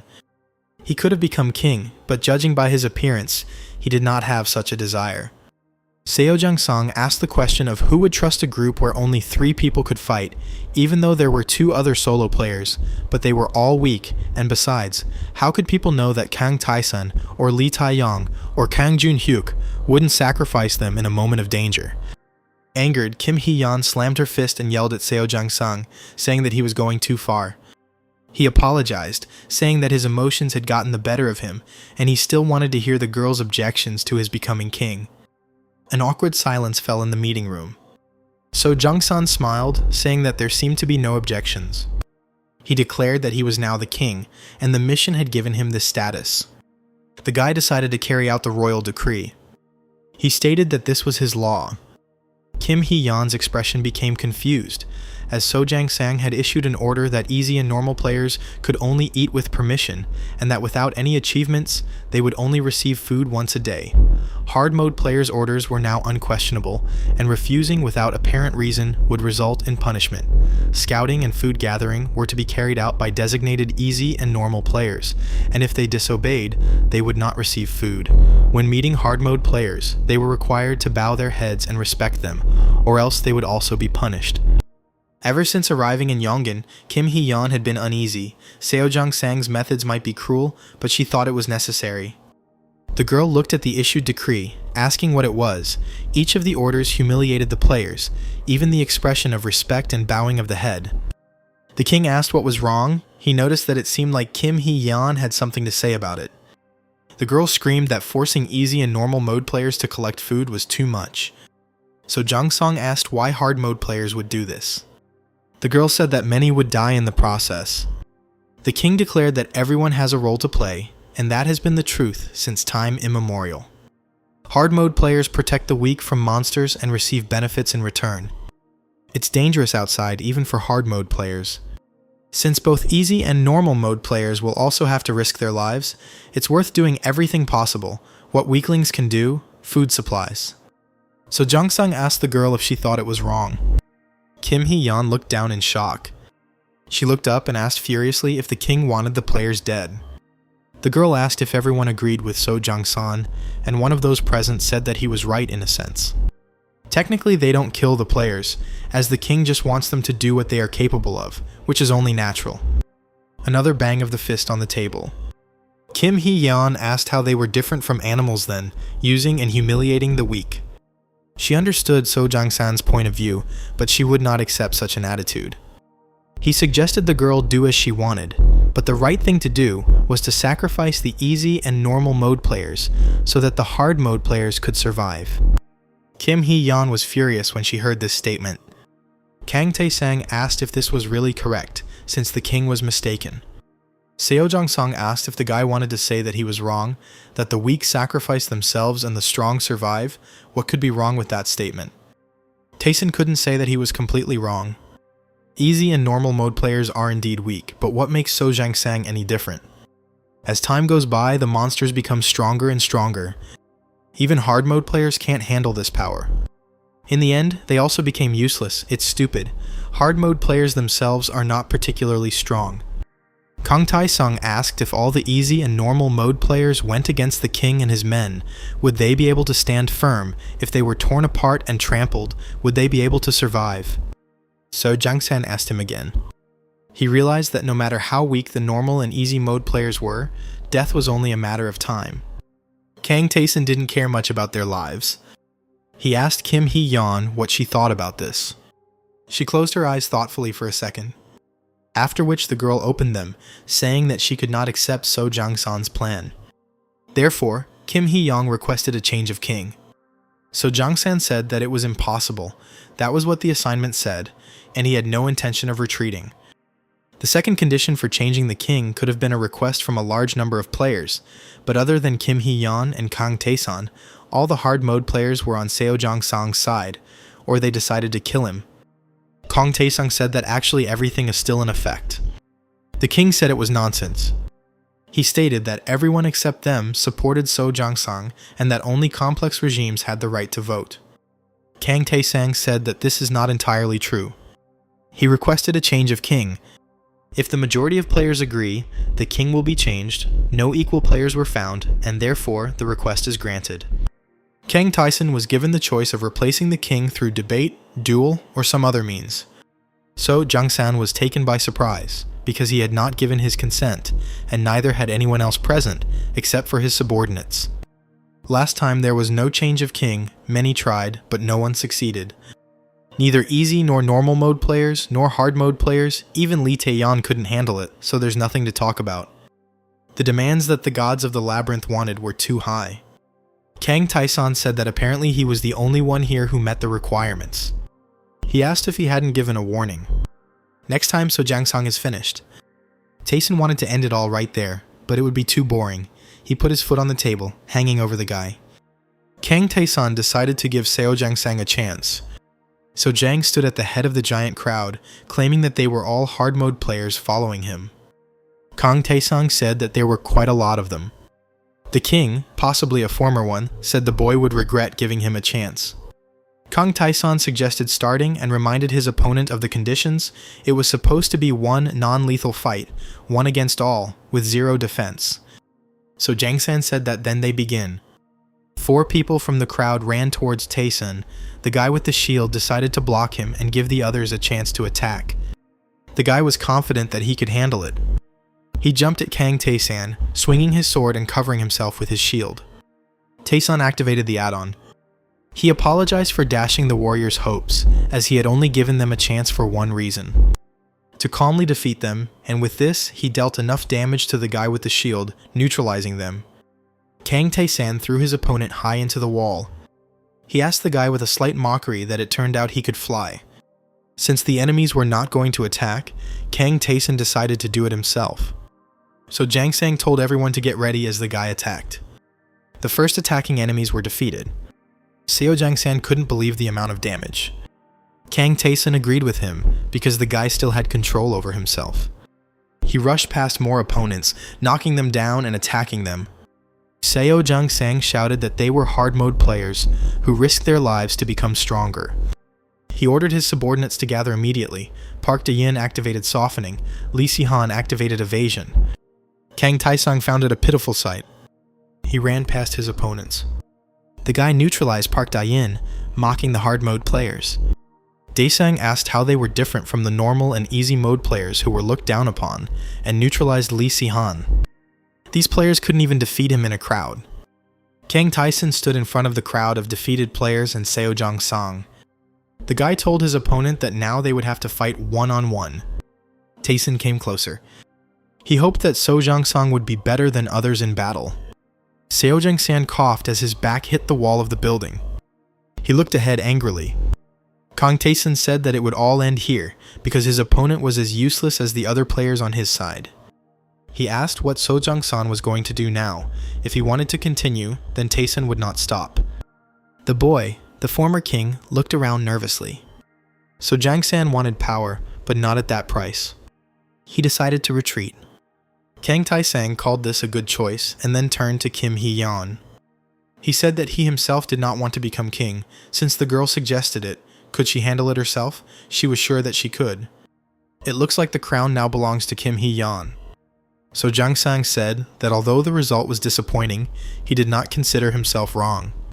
Only hard mode players can fight against monsters, and the weak will inevitably become a burden, and Kim Hee-yeon wants to protect them. Did she think about what this will lead to?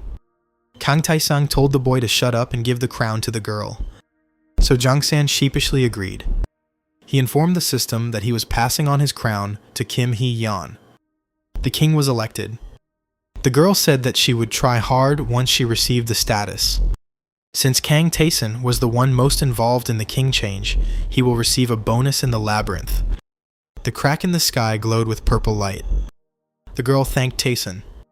He asked what she was thanking him for. Kim Hee-yeon was grateful that he didn't kill Seo Jang Sang.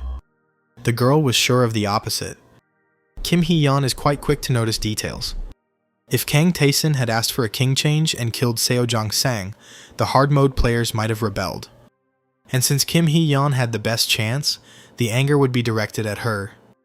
Kang Taeson said that if the girl understood him, then she should try to be a leader, and that would be her gratitude. Kim Hee-yeon didn't understand why the guy was so kind to her, which amused the ghost. Kang Taesong exhaled. He told the girl to consider it a duty, because that he simply owes her something. Although Seo Jang Sang had a flawed philosophy, he desperately tried to save humanity, and during his second return, Seo Jang Sang personally fought the monsters in the vanguard. If it weren't for Kim Hee-yeon, working with him would have been the best option. Even though he has a terrible character, even if Taeson beat him up, he would have listened. The problems occurred on the third wave. Due to a riot instigated by Choi Jun Hyuk, most of the hard mode players, including Seo Jang Sang, disappeared. As a result, on the next return, the road to Seoul turned out to be a real hell. Hordes of monsters appeared that no one could resist. People died as easily as breakable toys. People had already thought that it was all over. In that hopeless situation, Kim Hee-yeon saved half of the people. Among those rescued was Kang Taesan. Kim Hee-yeon could have escaped, but she stayed and fought. Simply because she didn't want to watch people die. Kim Hee-yeon thanked D-san, claiming that he does a lot for them, but the guy asked her to stop and said that Seo-jang himself is quite useful despite everything, and the girl should focus on the current problems. Kim Hee-yeon agreed. She has many concerns. Let the easy and normal mode players be happy to be free from oppression. Hard mode players will feel like they have been stripped of their privileges. There's very little food left, especially since they're now handing out supplies to easy and normal mode players. This will most likely not be enough to last until the end of the mission. Kang Taesang asked if they knew that there were a lot of problems, and that Kim Hee-yeon now had to carry out her duties in her new position. With around 100,000 lives at stake, there's simply no time to complain. Kim Hee-yeon has barely changed the previous king's rules, except for the most absurd ones. The girl asked if everyone had received points after their first return to the labyrinth. The quest information this time also contained something similar, meaning the more players do to obtain food, the more points they can earn. The girl hoped that those present would team up with easy and normal mode players to gather supplies together. Kim Hee-yeon didn't ask them to sacrifice their lives, but she did ask them to protect weaker players, and one of the hard mode players said that wasn't enough. So, Jung-sun said that there were 100,000 people here. No matter how they were distributed, there was a limit to everything. Even if it was enough for a week, it didn't mean it would be enough for the next one. How could they hold out for a whole month? Kang Tae-sun didn't remember anyone allowing the guy to talk so much, and he fell silent, embarrassed. However, Tae-sun considered the remark to be fair.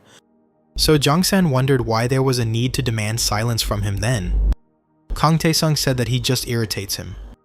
The guy already had a way to solve their problem, so there was no need to worry. Daesun was also an easy mode player in his past life, so he remembered the times when he had to strip bark from trees because of Sojang-san's rules. Not killing him was already a mercy. He told Jungun to get something he asked for earlier. The guy remembered what they had talked about earlier and took out his bag. He said that one of his friends was obsessed with plants, so Jungyun remembered his address and brought seeds from there, since he was told that they were needed. Jungyun laid out seeds of corn, watermelon, wild greens, and other things on the table, but he was not sure that they were suitable for growing. Kang Tae-sang said that they didn't need it. He asked how skills are acquired in the labyrinth. Kim Hee-yeon said that when they do something similar to the action of the skill. She suddenly fell silent, a look of realization crossing her face and the faces of the others present as they heard the suggestion of acquiring a skill related to plant cultivation. He confirmed that if many players manage to obtain this skill, then even easy and normal mode players will have their own task. It will help solve any food problem, so this adventure is worthwhile. Several days have passed since this discussion. Kang Jun-hyuk thought that everything would be more difficult since the sun was almost invisible, but it was working out well. Lee Tae-young doubted that they would be able to grow anything edible since the environment was unsuitable. Kang Di-sang said that it didn't matter, the main thing was to acquire the skill. Green stems of plants sprouted from the soil. Tae-sun noticed something. The dome above them began to collapse. Tae-sun told the boys to go and tell the king that it was time to prepare for battle. They left, and the guy went towards the crack, glowing with purple light. The first wave has begun.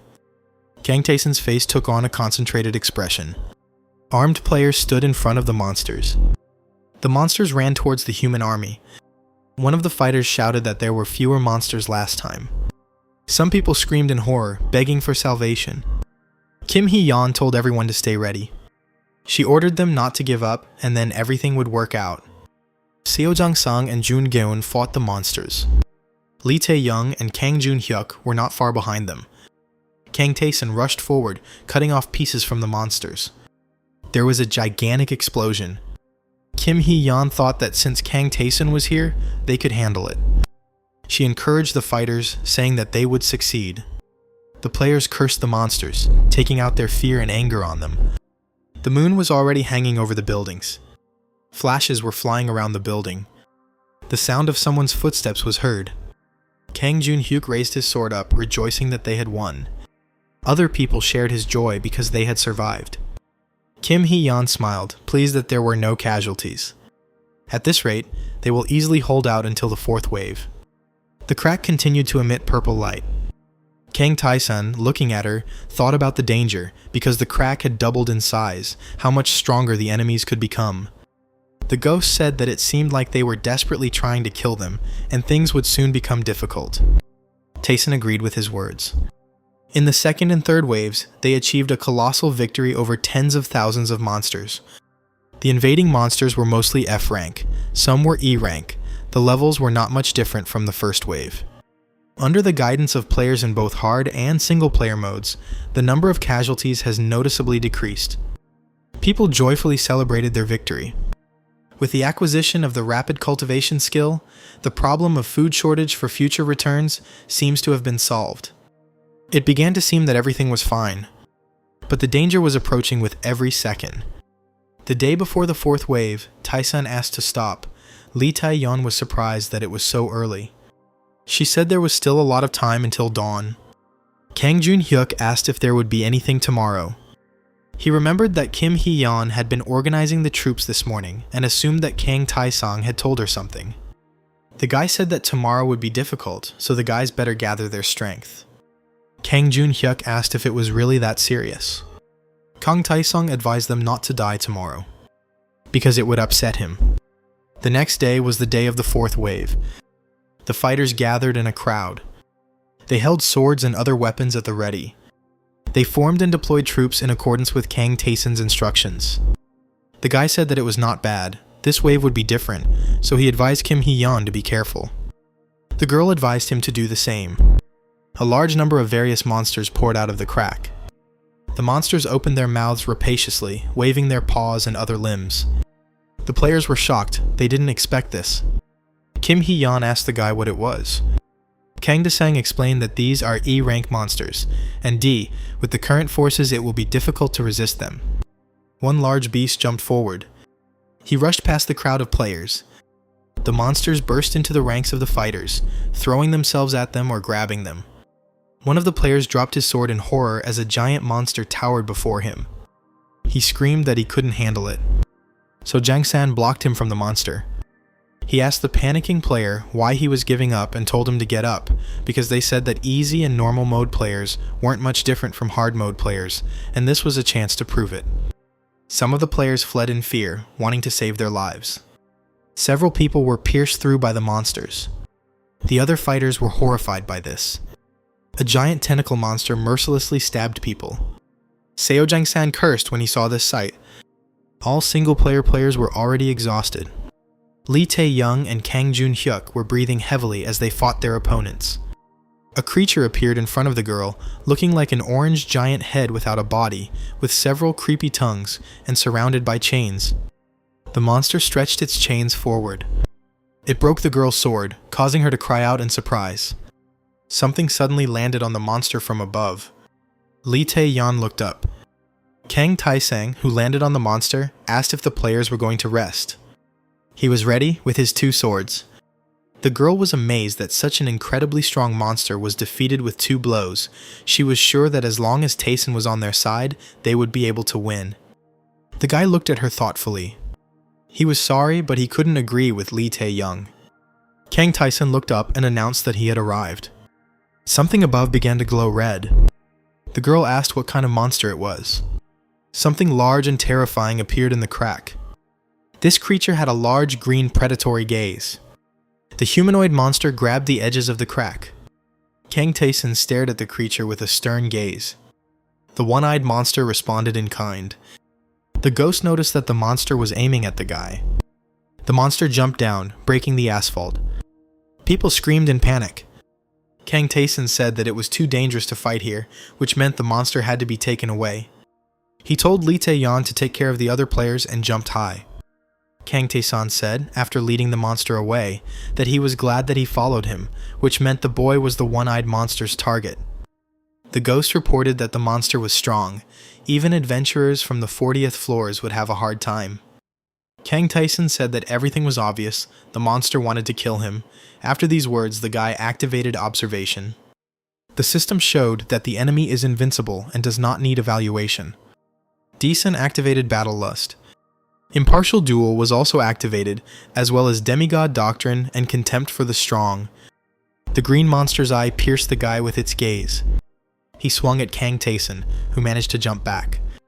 The guy realized that this creature was very fast. He activated First Attack Nullification. A 5-digit number indicates B-rank monsters, and they are on a completely different level.